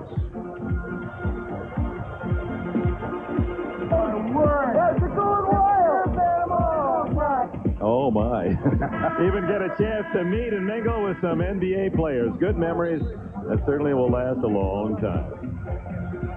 And a lot of folks who didn't have tickets for the All-Star game, tens of thousands able to enjoy all the festivities this week. If 2-3 guys come, then it's better to throw it out and go for it. Lenny Wilkins trying to tell Shaq that if you throw it back out, you might have a better chance if it comes back in than trying to force it the way they're crowding 3-4 men around you. Well, he wants him to kick it out and repost, get even deeper toward the basket, and when it comes back in, all he has to do is jam it or lay it up. Coach, you got to tell him to throw it back in. That's the reason I'm not throwing it back out. Oh, good point. Hey, very good point. Drexler with a no-look pass, and Starks was there for the East. Karl Malone with a steal. Ahead to Sean Kemp. Drexler not there, but Olajuwon now with 18 to lead all scorers. Olajuwon with 16 and Stockton with 8, topping the West. Pippen 16, Wilkins 10, Armstrong and Price with 9 for the East. This has been a high-scoring first half, and even though it doesn't seem that way, 72 for the East and 64 for the West, and they're still on pace to get some big numbers. Pippen can't control the ball. That was going to be an easy slam for Scottie Pippen. It's Mitch Richmond, Sean Kemp, Karl Malone, Clyde Drexler, and Hakeem Olajuwon. West with the ball. The East with Anderson, Coleman, O'Neal, Starks. That's the repost that you wanted, and Olajuwon's been getting a chance to do that, where O'Neal has not. That's true. You said it. Here it is right here. We'll see what happens. Well, they don't collapse on O'Neal, but he doesn't hit. He's 0 for 9. Pushed him out. Akeem really pushed him out in terms of out of the lane, and it really affected O'Neal's shot that time. O'Neal ahead to Starks. His teammate Coleman underneath. Starks for 3. This time Shaquille O'Neal gets a chance to work, but again, notice he has to try to make a shot that he normally doesn't shoot. And when you're shooting shots you're uncomfortable with, your percentage is going to drop dramatically, but he's going to go till he gets it in. And there's Shaq off the bank, not there. Kemp climbing for the rebound. And give Elijah Wan credit. People don't realize he's one of the best defensive players in terms of centers in the game. Holden against Malone, knocked away by Starks. So the two New York Metropolitan players, you can almost put you could put a five-man Metropolitan team out there. There are five Knicks and the Nets. Anderson and Coleman of the Nets, and three Knicks in an all-star uniform. Anderson gets inside.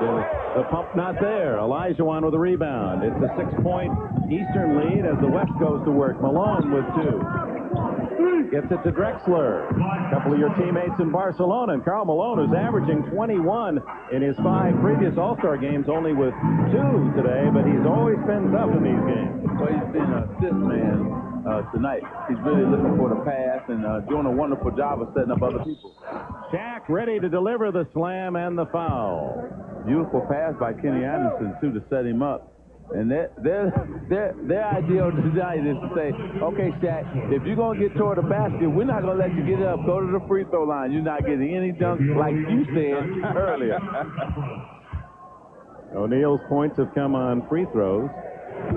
And he misses that one. Well, he's not the only All-Star that's had trouble in this game. Kareem went 1 for 10 12 years ago. James Worthy, a 1 for 11. Olajuwon, 2 for 14. Oh, it'll get better for him next year, for sure. Anthony Hardaway will be in this game. And he'll get all the passes he wants. Drexler out to Olajuwon. Quick as a cat, Olajuwon. To Richmond on the side. Anderson. Knocked away by Drexler. It appeared that Pippen, he could taste that slam. And Drexler denies. Let's get some energy in the game. Yeah, you're right, George Karl. Get some energy because we got what has to happen here is the point guard's going to have to really start pushing the basketball. Well, you got to remember that this unit, as Kenny Anderson rolls in, doesn't really have that point guard. So Drexler and Richmond, they struggle in that regard. They dribble it up when they should throw it ahead, and that would give them more of an open court and a chance for these big guys to go to work. Karl Malone, mailman from the side, and now has 4. It's 75-70 the East, 8:41 left in the third.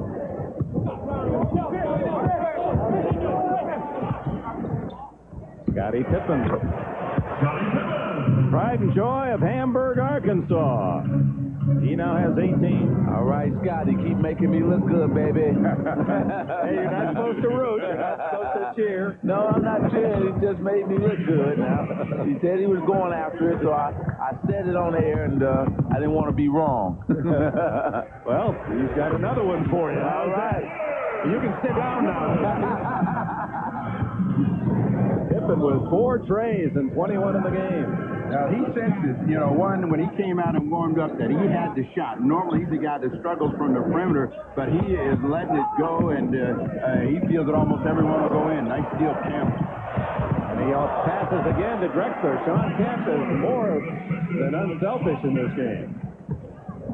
6 points for Drexler. The East lead is 6 with 7.5 to go in the third. Anderson with that quickness has another. That's a bad matchup, and Kenny Anderson ought to be looking to take advantage of Richmond or Drexler every time he gets the ball to go down. He's going to make something happen, and there's where Shaquille O'Neal can get a thunderous effort inside. Karl Malone looking inside and delivers the 18-footer. 6 for the Utah Jazz power forward. That's all-star. He didn't have that shot. Yes, and I was going to say that's why he's the best power forward in basketball. Karl Malone basically changed the power forward spot. Here's a big man. You don't expect him to run that fast, get out on the break, dunk. But you also posting up as well as now adding the jump shots. And, hey, I thought Kevin McHale was probably the best I've ever seen, but Carl rates right up there with him. Karl Malone has his own trucking company, 9 trucks now, and he just said, I'm only 7.5 hours from Portland. I wonder what he meant by that. You see Malone among the elite in this game. And also that he's been complaining he might want to be traded because he don't feel that the Utah Jazz is trying to win a championship. Anderson makes the pick, but he had a little piece of jersey like a defensive back in the NFL, and he got caught. Timeout, 6:53 left in the third. It's the East in the lead. 40 years at Madison Square Garden. The Minneapolis Lakers' George Mikan, number 99, fouled with no time left in the game. Mikan would hit 2 free throws, forcing overtime, but the East, led by Bob Cousy, would win at 98-93. George Mikan and Bob Cousy. How's that for a couple of names? Jim Pollard named the game's MVP prior to overtime, but after it went to Cousy, and there's Mikan, the first big man in the game of basketball. Lamont? Now, seeing that this is the year of the big man, this is the original big man right here. What are your impressions of the NBA right now, George? Well, it's terrific. I think it's quite entertaining, and the competition out is fantastic, and the players keep getting better all the time, Ahmad. Speaking of players getting better, what is your impression of Shaquille O'Neal? Oh, I think he's going to be, as he plays, he's just going to get better. Right now, there's a lot of things he just can't do yet, but how are you going to stop that big guy? I don't know, and they used to think the same thing about you. How are they going to stop that big guy? Right. All right, back to you, Dick. All right, and the great George Mikan, who is a star in this city, Minneapolis. Richmond and a foul. It's interesting that the Lakers, your L.A. Lakers, and of course when they moved from Minneapolis to Los Angeles, kept the nickname, although there's not a lake in the city of Los Angeles technically. At least you can't find one on a map. There's some things they call a lake. They haven't retired George Mikan's number 99. Don't you think that'd be appropriate? Definitely, and I'm sure that's being looked in. And also, when you talk about the Lakers, it's also strange to not have a Laker, a Celtic, or a Piston in this game. And those are all the teams that dominated the 80s, and they are not represented in this game, and that's really strange for me. Mitch Richmond gets the basket, and Shaquille O'Neal with his first field goal as he muscles one home and draws the foul. Okay, Shaq, let's go now. Well, the Shaq Diesel finally got it in deep enough and was able to get his body into Elijah one, get this one off the glass. John Stockton trying to give help, but they couldn't surround him soon enough. This is the free throw, so he's 4 for 7 in the game. What we need now is get him to get out on that break and give us one of them high lobs and bring this house down. Clyde Drexler outside with Pippen. Malone. Richmond over Starks, and O'Neal collects another rebound. Derek Coleman wearing 44. His idol was George Gervin, who wore that number. O'Neal underneath, and he can't get that one to drop, but draws another foul. You talked about the power forward that is the power forward of today, and that is Karl Malone. The power forward of the future is out there as well, and Derek Coleman. Coleman can do a lot of the things that Karl Malone can do, only better. He can shoot deeper on the floor. He can rebound the ball. He can pass it, and that was a slick pass into Shaquille O'Neal. And now we just have to work on his mind. When he comes to play and dominate every single night, then you're going to talk about him in the same terms as you said, Mikhail, Malone, Coleman. Yes, I think that Derek has to make up his mind that he wants to be in the same breath with Mikhail and with Karl Malone. And once he make up his mind that he wants to be, hey, look out. Stockton unable to connect. Speaking of power, Sean Kemp, the Sonics star forward, limped off, and we'll get a report on his condition as Starks goes in. Malone picks off the rebound ahead to his Jazz teammate Stockton, and it's Freewell who benefits at the other end. 85-80, the East by 5. You know, Freewell reminds me of Andrew Toney, a guy that can just score in bunches. Hannah's report on Sean Kemp. Well, Dick, I just talked to the West trainer, Jay Jensen, and he said that Sean Kemp has had a hip pointer problem in the past. Apparently, he has just aggravated that hip pointer, and Jay Jensen, the trainer, does not believe that Sean Kemp will return to the game. Dick? All right, thanks, Hannah. Malone blocked by Coleman. There's your power forward against power, and Coleman winning that exchange, and Scottie Pippen, another 3. He has 5 in the game and a total of 24 points. What did I tell you? Michael, don't say nothing else to me. I'm my own man. I'm here to show the world that I can play. That's what Scottie Pippen wants to show everybody here today. And he's showing that. He's tied Mark Price's record set last year. Pippen blocked that last shot, so I mean, he is all over the place in this ball game, showing all of his talent and all of his skill. Pippen has 5, one more to get, but the way he's shooting the ball, he might get that plus more. And also, hey, I might be the man of the NBA. I think it's those Dorothy shoes. I think it's Dorothy shoes, those red Wizard of Oz shoes. This is interesting to see this all evolve in terms of him coming out. This is like his come-out party in Scottie Pippen. You know, last week against the Phoenix, I was trying to explain how can you call a great player better than that? But as you watched him perform against the Suns, it's just every time he gets the ball, something bad is going to happen to the opposition. 11 points for B.J. Armstrong.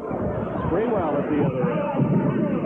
You know why? Because Scottie Pippen is a three-dimensional player. He can pass, shoot, and dribble. He can create. And you don't find many guys like that. For that, you come out to stop the three, and he makes the drive, but a block. Stockton with Richmond on his left. Always looking for Malone, and he gets caught by Coleman without a saddle. Well, he was looking for Carl, and everybody knew he was going to pass it to Carl, and Coleman was trying to hold up, but quite couldn't hold up. You got to stay on 10 seconds, right? Ride that stallion, he said. David Robinson back in for the West. That's how David Robinson has gotten all of his free throws.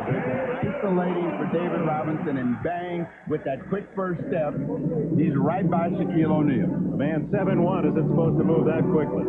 Again, when he can get any center out there, and that's the way that John Lucas has been using him, because they've got Dennis Rodman, they know Rodman's going to get the rebound, he's going to get to the rim, he's going to get a foul.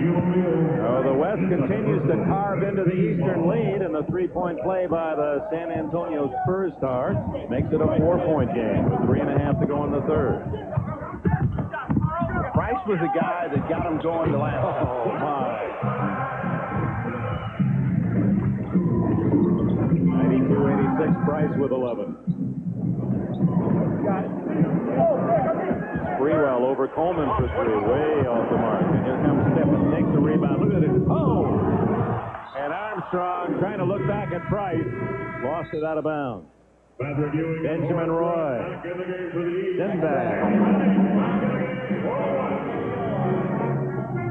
Well, Scottie Pippen trying to lead B.J. Armstrong, and B.J. looked away, and that's what caused him to lose control of the ball. It wasn't a bad pass. West yet to make a three. Stockton pulls up. Sprewell. Patrick Ewing the rebound. And Ewing to Pippen. If fans can watch Scottie Pippen, he's always under control. Always. Ewing and Robinson the battle. And Patrick a little short. Stockton with a loose ball.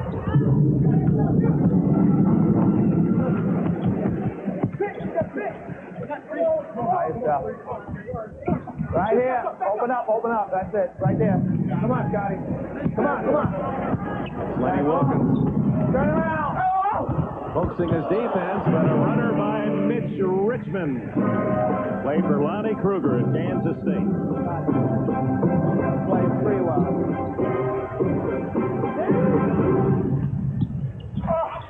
Oh, Scottie Pippen, wait a minute. What did you say to him, Magic? Hey, I told him, go to work. That's what I told him. You know, he's a beautiful basketball player. That's who you would pay to see. Well, Pippen dancing between his legs, and then just a little finger roll on the scoop, and it's Scottie Pippen's afternoon. It's going to take a big run from someone else to knock Scottie Pippen off that trophy. 27 for Pippen.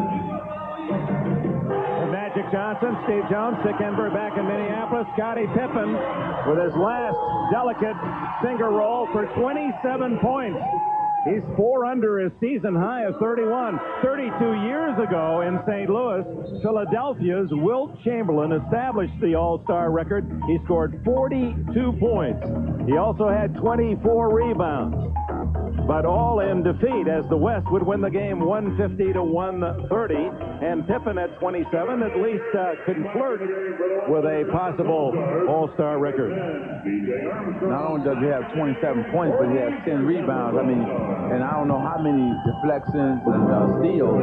But like Steve Jones was saying, he's been all over the basketball court, making things happen. Mark Price out to Dominique Wilkins. He's off the mark, and David Robinson has it for the West. The West trailing by 6 on the attack. Danny Manning. Horace Grant with a rebound, and it's B.J. Armstrong. With this group that is out on the floor for the East, Mark Price really has to make things happen. And if he doesn't, the West has a chance to close on the lead. Mark Price, what a sharpshooter. 13 for him. Man, you've been right on the money all evening. See? Well, they call him Snapper. I see that. David Robinson on the setup from Payton has 11. 96-90 the East. Coming down to the final minute of the third quarter.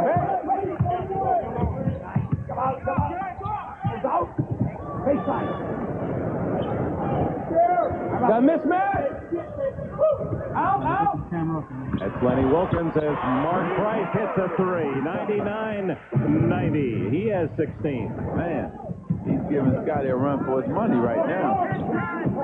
Not enough of a run, but he's keeping the East ahead. I mean, hey, he's making the writers vote. That's what he's making them do. He had 19 last year. Remember, most of them late.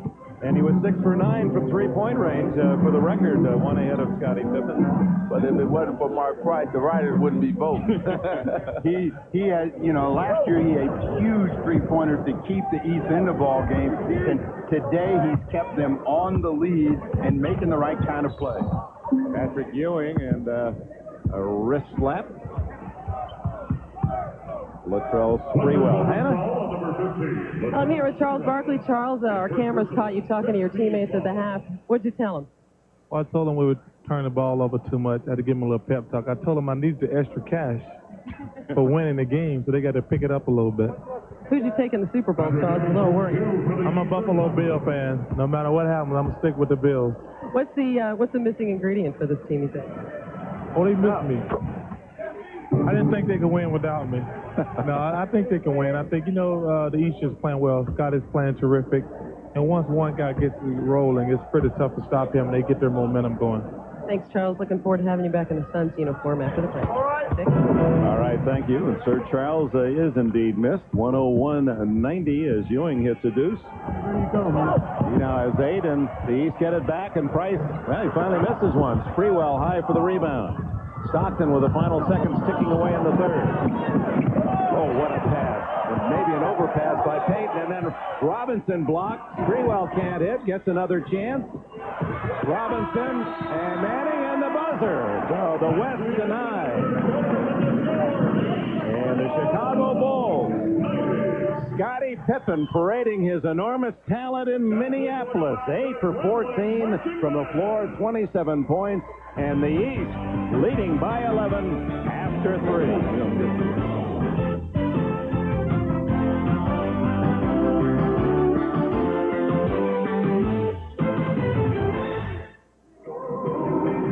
Back in Minneapolis, midweek, it was 50 degrees below freezing.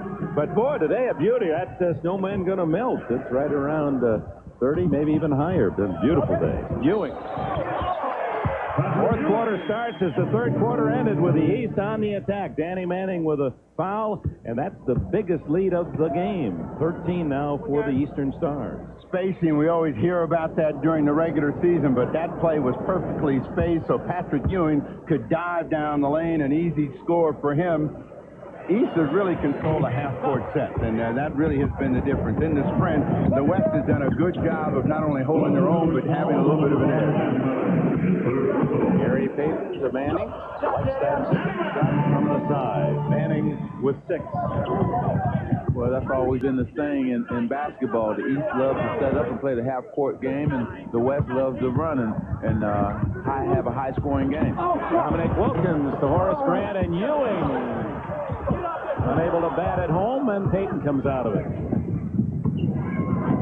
Oh, a nice no-looker to Robinson. Beautiful feed by Gary Payton. And that's why you fans better not go away, because one thing about the West, they can score some points. And this game can be right back, within a 2 or 4 point game very quickly. We have a 9-point game. You know, if they went back maybe to doubling up on the center position again, because the real dangerous 3-point threat is Mark Price. The rest of these guys will struggle a little bit. They may get some turnovers. Payton thought he had made the steal. Let's go back to this pass by Gary Payton. Well, Payton, he's been looking to set people up the entire ball game. David Robinson is the fastest of all of the centers, beats everyone down the floor. Ewing out there, Danny Manning for the rebound, and here come the Western Stars down by 9. Manning, he's 2 quick field goals for the former Kansas All-America. He likes it. He loves it in the transition game, Danny Manning.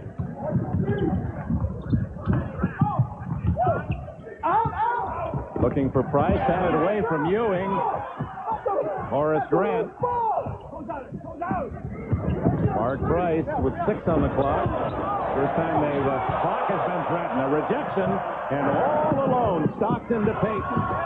103.98. So just like that, the West climbs within 5, and Lenny Wilkins says, time out. Come on, they've been working hard, but they've been killing them. Hey, let's get paid, baby.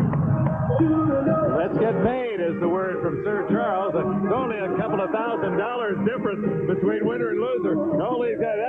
They just drop that out of their pockets when they're getting ready to take a shower, don't they? Well, the IRS will take all of that anyway. It won't matter. Now, this game around North America and the world, great popularity. Look at some of the countries. Live broadcast. It's after midnight in Europe. You got Spain and France, Belgium. Our friends in Paris, Italy. That's just a sampling of those covering this game live. And a foul. Danny Manning with his 3rd. Dominique goes to the line. As the West closes in and the game tightens up, we're going to start getting more attention thrown in the direction of the officials. How do the officials work the game in the closing moments of the All-Star game? It really depends on who you are. What do you mean? You're all All-Stars. Yeah, but some are super All-Stars. You'll get your same call that you get during the regular season, so expect that. Wilkins 1 out of 2. We'll listen in on how they're hearing this game back in Madrid and Barcelona, the Spanish announcer. Balón para David Robinson, marcado por Ewing. Magnífico pase que no ha anotado Kevin Johnson. El pase de Robinson había sido extraordinario. Kevin Johnson fouled. And Taiwan now with the inbounds call.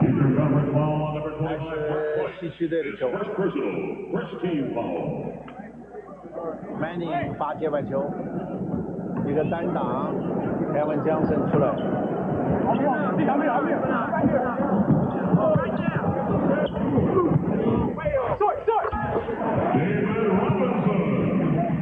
A little slow on the call there. David Robinson has 15.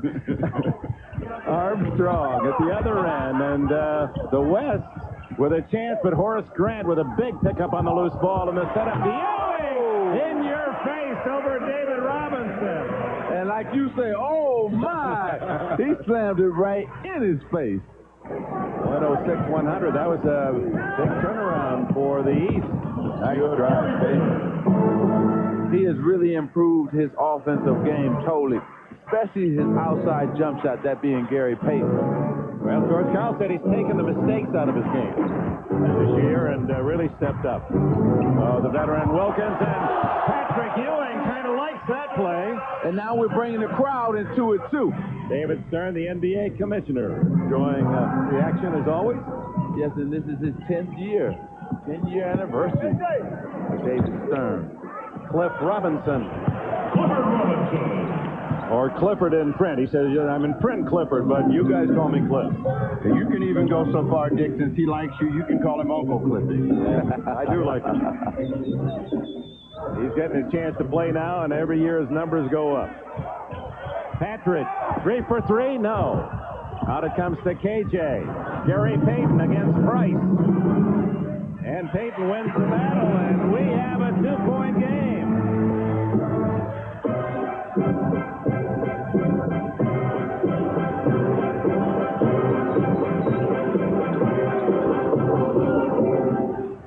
And West picking up the defense, and Kevin Johnson got a little piece of most of the upper anatomy before the foul was called.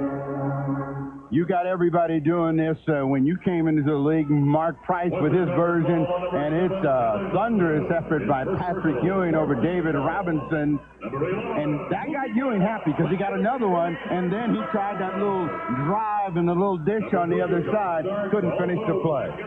Ewing's New York Knicks teammate, John Starks, in for B.J. Armstrong. Well, the West has moved in a lot of quick players, and that's enabled them to come back.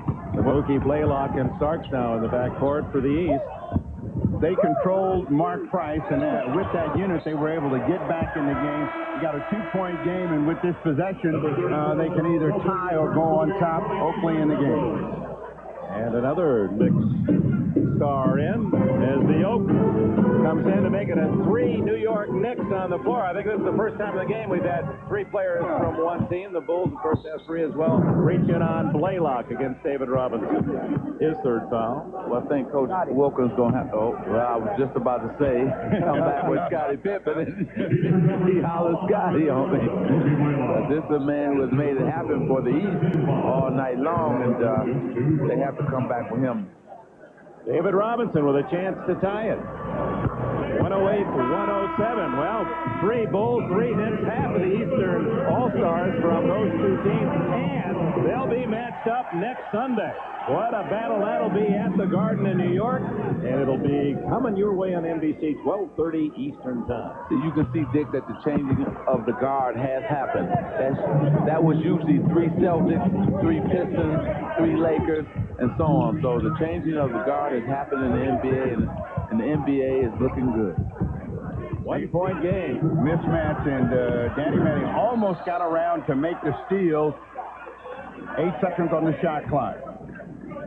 Pretty good effort by the All-Star. There was a day where the guys wouldn't dive quite like that. It's really become competitive, and last year was case in point as Blaylock inside the line. Ewing with a follow. Big play by Patrick Ewing, who now has 16. Ewing is storming down the stretch right now. He has made some big plays to keep him on the lead, and the West is trying to take advantage of a Robinson-Pippen mismatch down on the post. Cliff Robinson outside to Payton. Anthony Manning is free. Won't fall. Oakley can't get the rebound. Payton does. Robinson, Davis there. Ewing has a knocked away by Cliff Robinson. The East with a 3-point lead has the ball, and we have a timeout. 7:42 left in the 4th quarter. A 3-point game. Now the Phoenix mascot, the gorilla, entertaining the fans here at the Target in Minneapolis. 110-107, the Eastern Stars lead, and why not? Has he got a chance to send out a Valentine one day early? Charles wearing his Phoenix purple shirt. He's very much in vogue with his son. That's right. And Phoenix getting KJ back, and apparently Barkley right after this All-Star break, and will take aim at Seattle. The Sonics with the best record in the NBA. Give and go, and Ewing off the mark, but a second chance for Starks. Now the Knicks connection. And it's 112-107. Well, Dr. J predicted in your halftime there would be 2 Bulls and 2 Knicks out there. They got the 3 Knicks. We'll find out whether another Bull comes out to join Scottie Pippen if they can finish this game off. Johnson threading his way, and David Robinson with a slam, and he is fouled. But KJ, through all kinds of all-star traffic, able to get the ball to an open man. If Kevin Johnson, we're going to take a look at it. That's Manning passes to Robinson. Beautiful dunk. 2 guys hit him that time, and he still was strong enough to take it and slam it. But if Kevin Johnson is healthy and Charles Barkley is healthy, that means trouble for the West. They have the experience, and they play well as a team, and there's 2 guys who's going to get fouls down at the end of the game, that being Kevin Johnson and Charles Barkley, and that's going to be the difference in them going to the championship. Oakley. It starts for 3, and a big tray it is for John Starks with 9. And the point of separation in this game has been the 3-point field goal shooting of the East. The West has had to try to get a lot of 2s to make up for it. But John Starks is one of the best under pressure of making those kinds of shots of the players that are now playing in the league. Deflected by Blaylock and then picked off by Ewing. The Atlanta backcourt star, and the East now with 10-0 on the 3-point shot. And Ewing with a travel. You heard Lenny Wilkins quietly disagreeing. Wilkins trying to get Mookie Blaylock to be more aggressive. He's a very mild-mannered guy, and Wilkins, who has that image too, but such a fiery competitor, wants Blaylock to take more in charge. He says, that's what I'm trying to do, be more vocal, I'm the man on my team, run the show. But it's one thing to say it, and it's another thing to do it. So what has happened, you might have to learn that some players have the ability to be a leader, and some people have to learn how to be a leader. Let it go. Kevin Johnson unable to hit. And John Stockton returns. And I think Mookie Blaylock is learning how to be a leader. He wasn't really born with it, so he's learning how to be. Good trade for Atlanta. The East 10 for 23 outside as you listen to Lenny. Elijah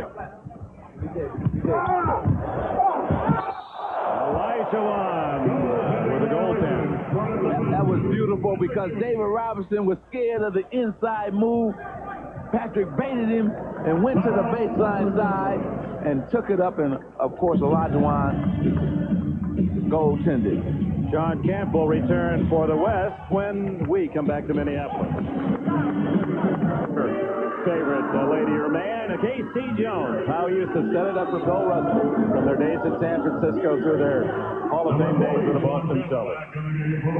Now what's the 2-point lead? Now up to 7 as KJ takes it inside and can't find Olajuwon. Knocked out by the East. West retains possession. Don't forget the Bob Hope Desert Classic starts next weekend here on NBC. Corey Pavin, congratulations, won the LA Open today over Fred Couples. Was shot. And some of the big names in golf and, of course, in politics, entertainment will be on display from a beautiful desert, Southern California. Whoa, good save by Kevin Johnson. Stay up, Sean Kemp. And a whistle underneath. Oakley pushed. They're pointing the wrong way, but it's going to be the West ball. It's one of those things where, big guys, and like little guys anyway, just get out of the way, John. Get those little gnats out of there. We want to definitely say from all of us to Earl Strom, be well. Left Robinson, Earl Strom, the veteran official, the best to ever carry a whistle. Recovering from surgery, and our best and Jake O'Donnell said, hey, I wish you were out here working with me tonight. One of the best ever. 117-112, East with the ball in the lead. Ewing back out to his teammate and Starks unable to deliver. Cliff Robinson to Stockton. Here come the West with 3.5 to go. They have plenty of time, and the best place for them to score is with Olajuwon in the middle. He definitely can get a shot and will take a shot.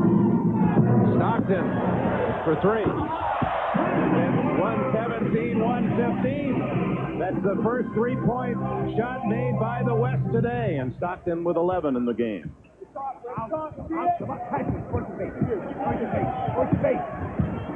Knocked away from Starks. 9 on the clock. Ewing. Batted around, and Stockton comes up with a loose ball. And here's the West trailing most of this game with a chance to tie or take the lead with a 3. Stay over there, Buck. Stockton stolen by Pippen. Oh, he's so good at both ends. Starks to Pippen. He's fouled. Oh, that's an all-star play by Scottie Pippen. Not only that, that's a championship play. All-star championship player. He's the guy who, you know, at the end of the game going to make plays like this and also gives it up and knows he's going to get it back. I tell you, the guy, you know why he's won 3 championships. Short on the free throw. If there's been any weakness in this All-Stars game, it's been from the line. He's not shot well there. But right there with the season leaders, McMillan of Seattle, Pippen second, Mookie Blaylock. He misses them both. Stockton clears to Kemp. John Kemp to Mitch Richmond. Olajuwon. And Mookie Blaylock ties him up. Jump ball is the call. So 117-115. And the West with a golden opportunity, but Blaylock and Ewing and Oakley surrounding Olajuwon, who certainly has the advantage on this tip. Well, the West is thinking control, and the East is thinking steal. You got to watch Price and Scottie Pippen in this situation when the ball goes up. Oh, tipped back by Olajuwon, but Pippen guessed right.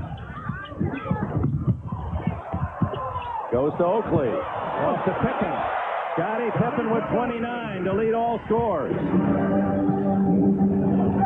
4-point game. 2:13 left. Stockton. And a foul. Olajuwon was hammered as he went for the rebound. Scottie Pippen, he has been making all kinds of plays. They finally get him the basketball after he made the steal, and he finished it off. But he hasn't scored like he had been scoring, but he has been coming up with the defensive plays, and that was a big play off of the jump ball. They should have known that Pippen was going to gamble. And the reason being for that is that because the West has been scoring. Early on, the West was missing jump shots, long rebounds, and that's where Scottie Pippen is at his best in the transition game. And the East has not been in their transition game in the last 5 or 6 minutes. Olajuwon with only 2 points in the second half after 16 in the opening 24 minutes. Now with 19 in the game, a 3-point lead for the East. 2 minutes. Show. Mark Price. There's your man, Steve Jones, again. I tell you, if Scottie hadn't done what he's been doing this whole game, Mark Price would be the MVP. He would walk away with 2 trophies this weekend. Right. He was brilliant in the long-distance shooting last night as he defended his title. And he hasn't missed many today. Stockton. A 2. 121-118 lead. Stockton beginning to be more offensive-minded, and he does that when he feels like the defense has gone to sleep, they're not paying attention to him, then he's going to look to get some quick scores. Olajuwon on Ewing, and the foul. 4th on Hakeem. Karl Malone returns for the West. And Shaquille O'Neal has been on the bench for 13 minutes while Ewing has played, trying to get back in. You think Isaac Hayes understands what he's doing? I mean, look at the sideburns, because they're not as full as Isaac was. But he's trying to give everybody the Isaac Hayes look. But he's trying to set a trend. The man's only 22 years old. You know, he's got a rap album. What athlete has ever had a rap album? Going to be in a movie that opens coming out next week. A movie star. This guy is going to be... Where were you when you were 22?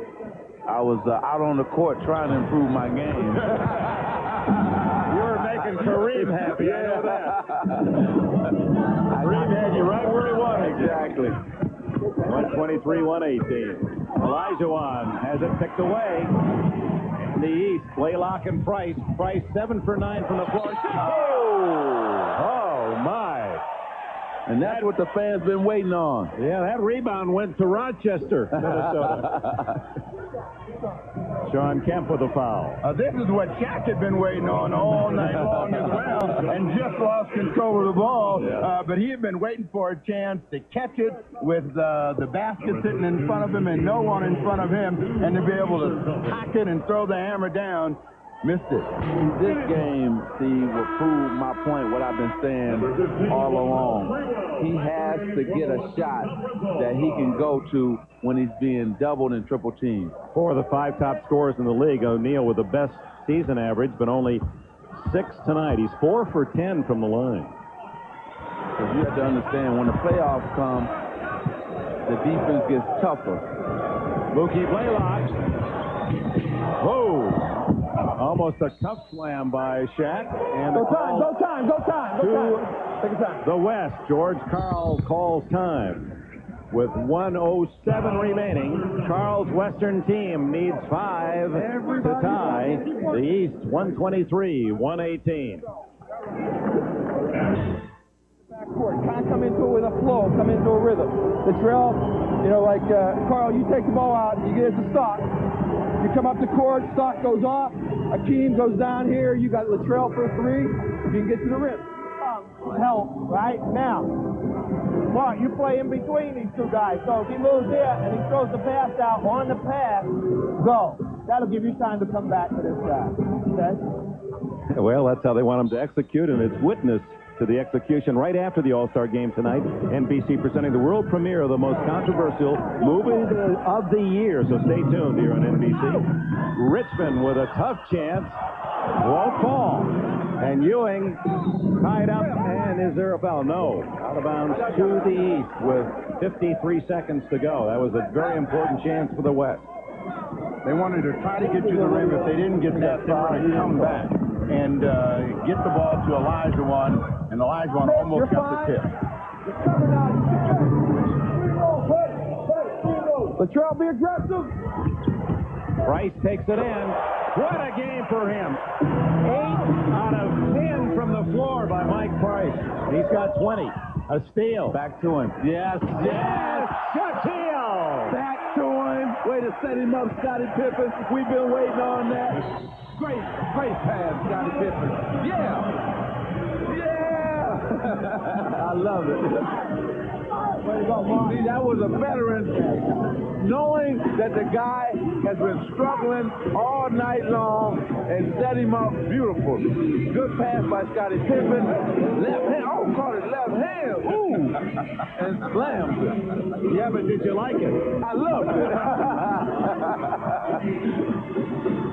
Well, that's his favorite shot, and he finally got it to pay off, and it was with the offhand, but it brought everybody off their feet. And Scottie Pippen, 5 for 9 from three-point range, 29 points to lead all scorers, 10 rebounds, 4 steals. The complete player. And all you young people who don't think that you can ever make it in basketball, don't give up. Here's a kid that was a walk-on football manager at Central Arkansas. Didn't go there on any scholarship for athletics. And here he is, one of the superstars of this game. That's right. Great point, Chick. Great point. Spreewell. Whoa! Shaq inspired by what happened at the other end. That's right. He went after it and got it. Told him, don't come into Shaq Diesel's house. That's his 4th block. He's averaging about 3 a game. And Elijah Wan. He had to really put it up high to get it over Shaq. Pippen, another rebound. And you know the shame about this, Dick, is the fact that here is a guy, Mark Price, who played an excellent game as well, and everybody will forget about it. You know, he's the reason why they won this game. And it's a shame you almost couldn't have 2 MVPs. Well, that happened with you and Clyde Drexler. Right, same thing. You had that big game and all those 3 And Scottie Pippen, no surprise, as Magic predicted, is the most valuable player. No argument there, Ahmad. All right, thanks, Dick. Scottie, I have a feeling that you planned this the entire time. We talked before the game. You said this is what you wanted, and you got it, the MVP. Well, I felt very good going into the game. I knew a lot of new guys were going to have some jitters. At least I did the first time. And I just came out and played normal. All right, congratulations to you. MVP, and we'll see you next Sunday. Thanks, Mark. All right, back to you, Dick. All right. Congratulations all. East 127, West 118. Stay tuned for the world premiere movie with Magic Hand and Amon. I'm Dick Enberg. So long from Minneapolis.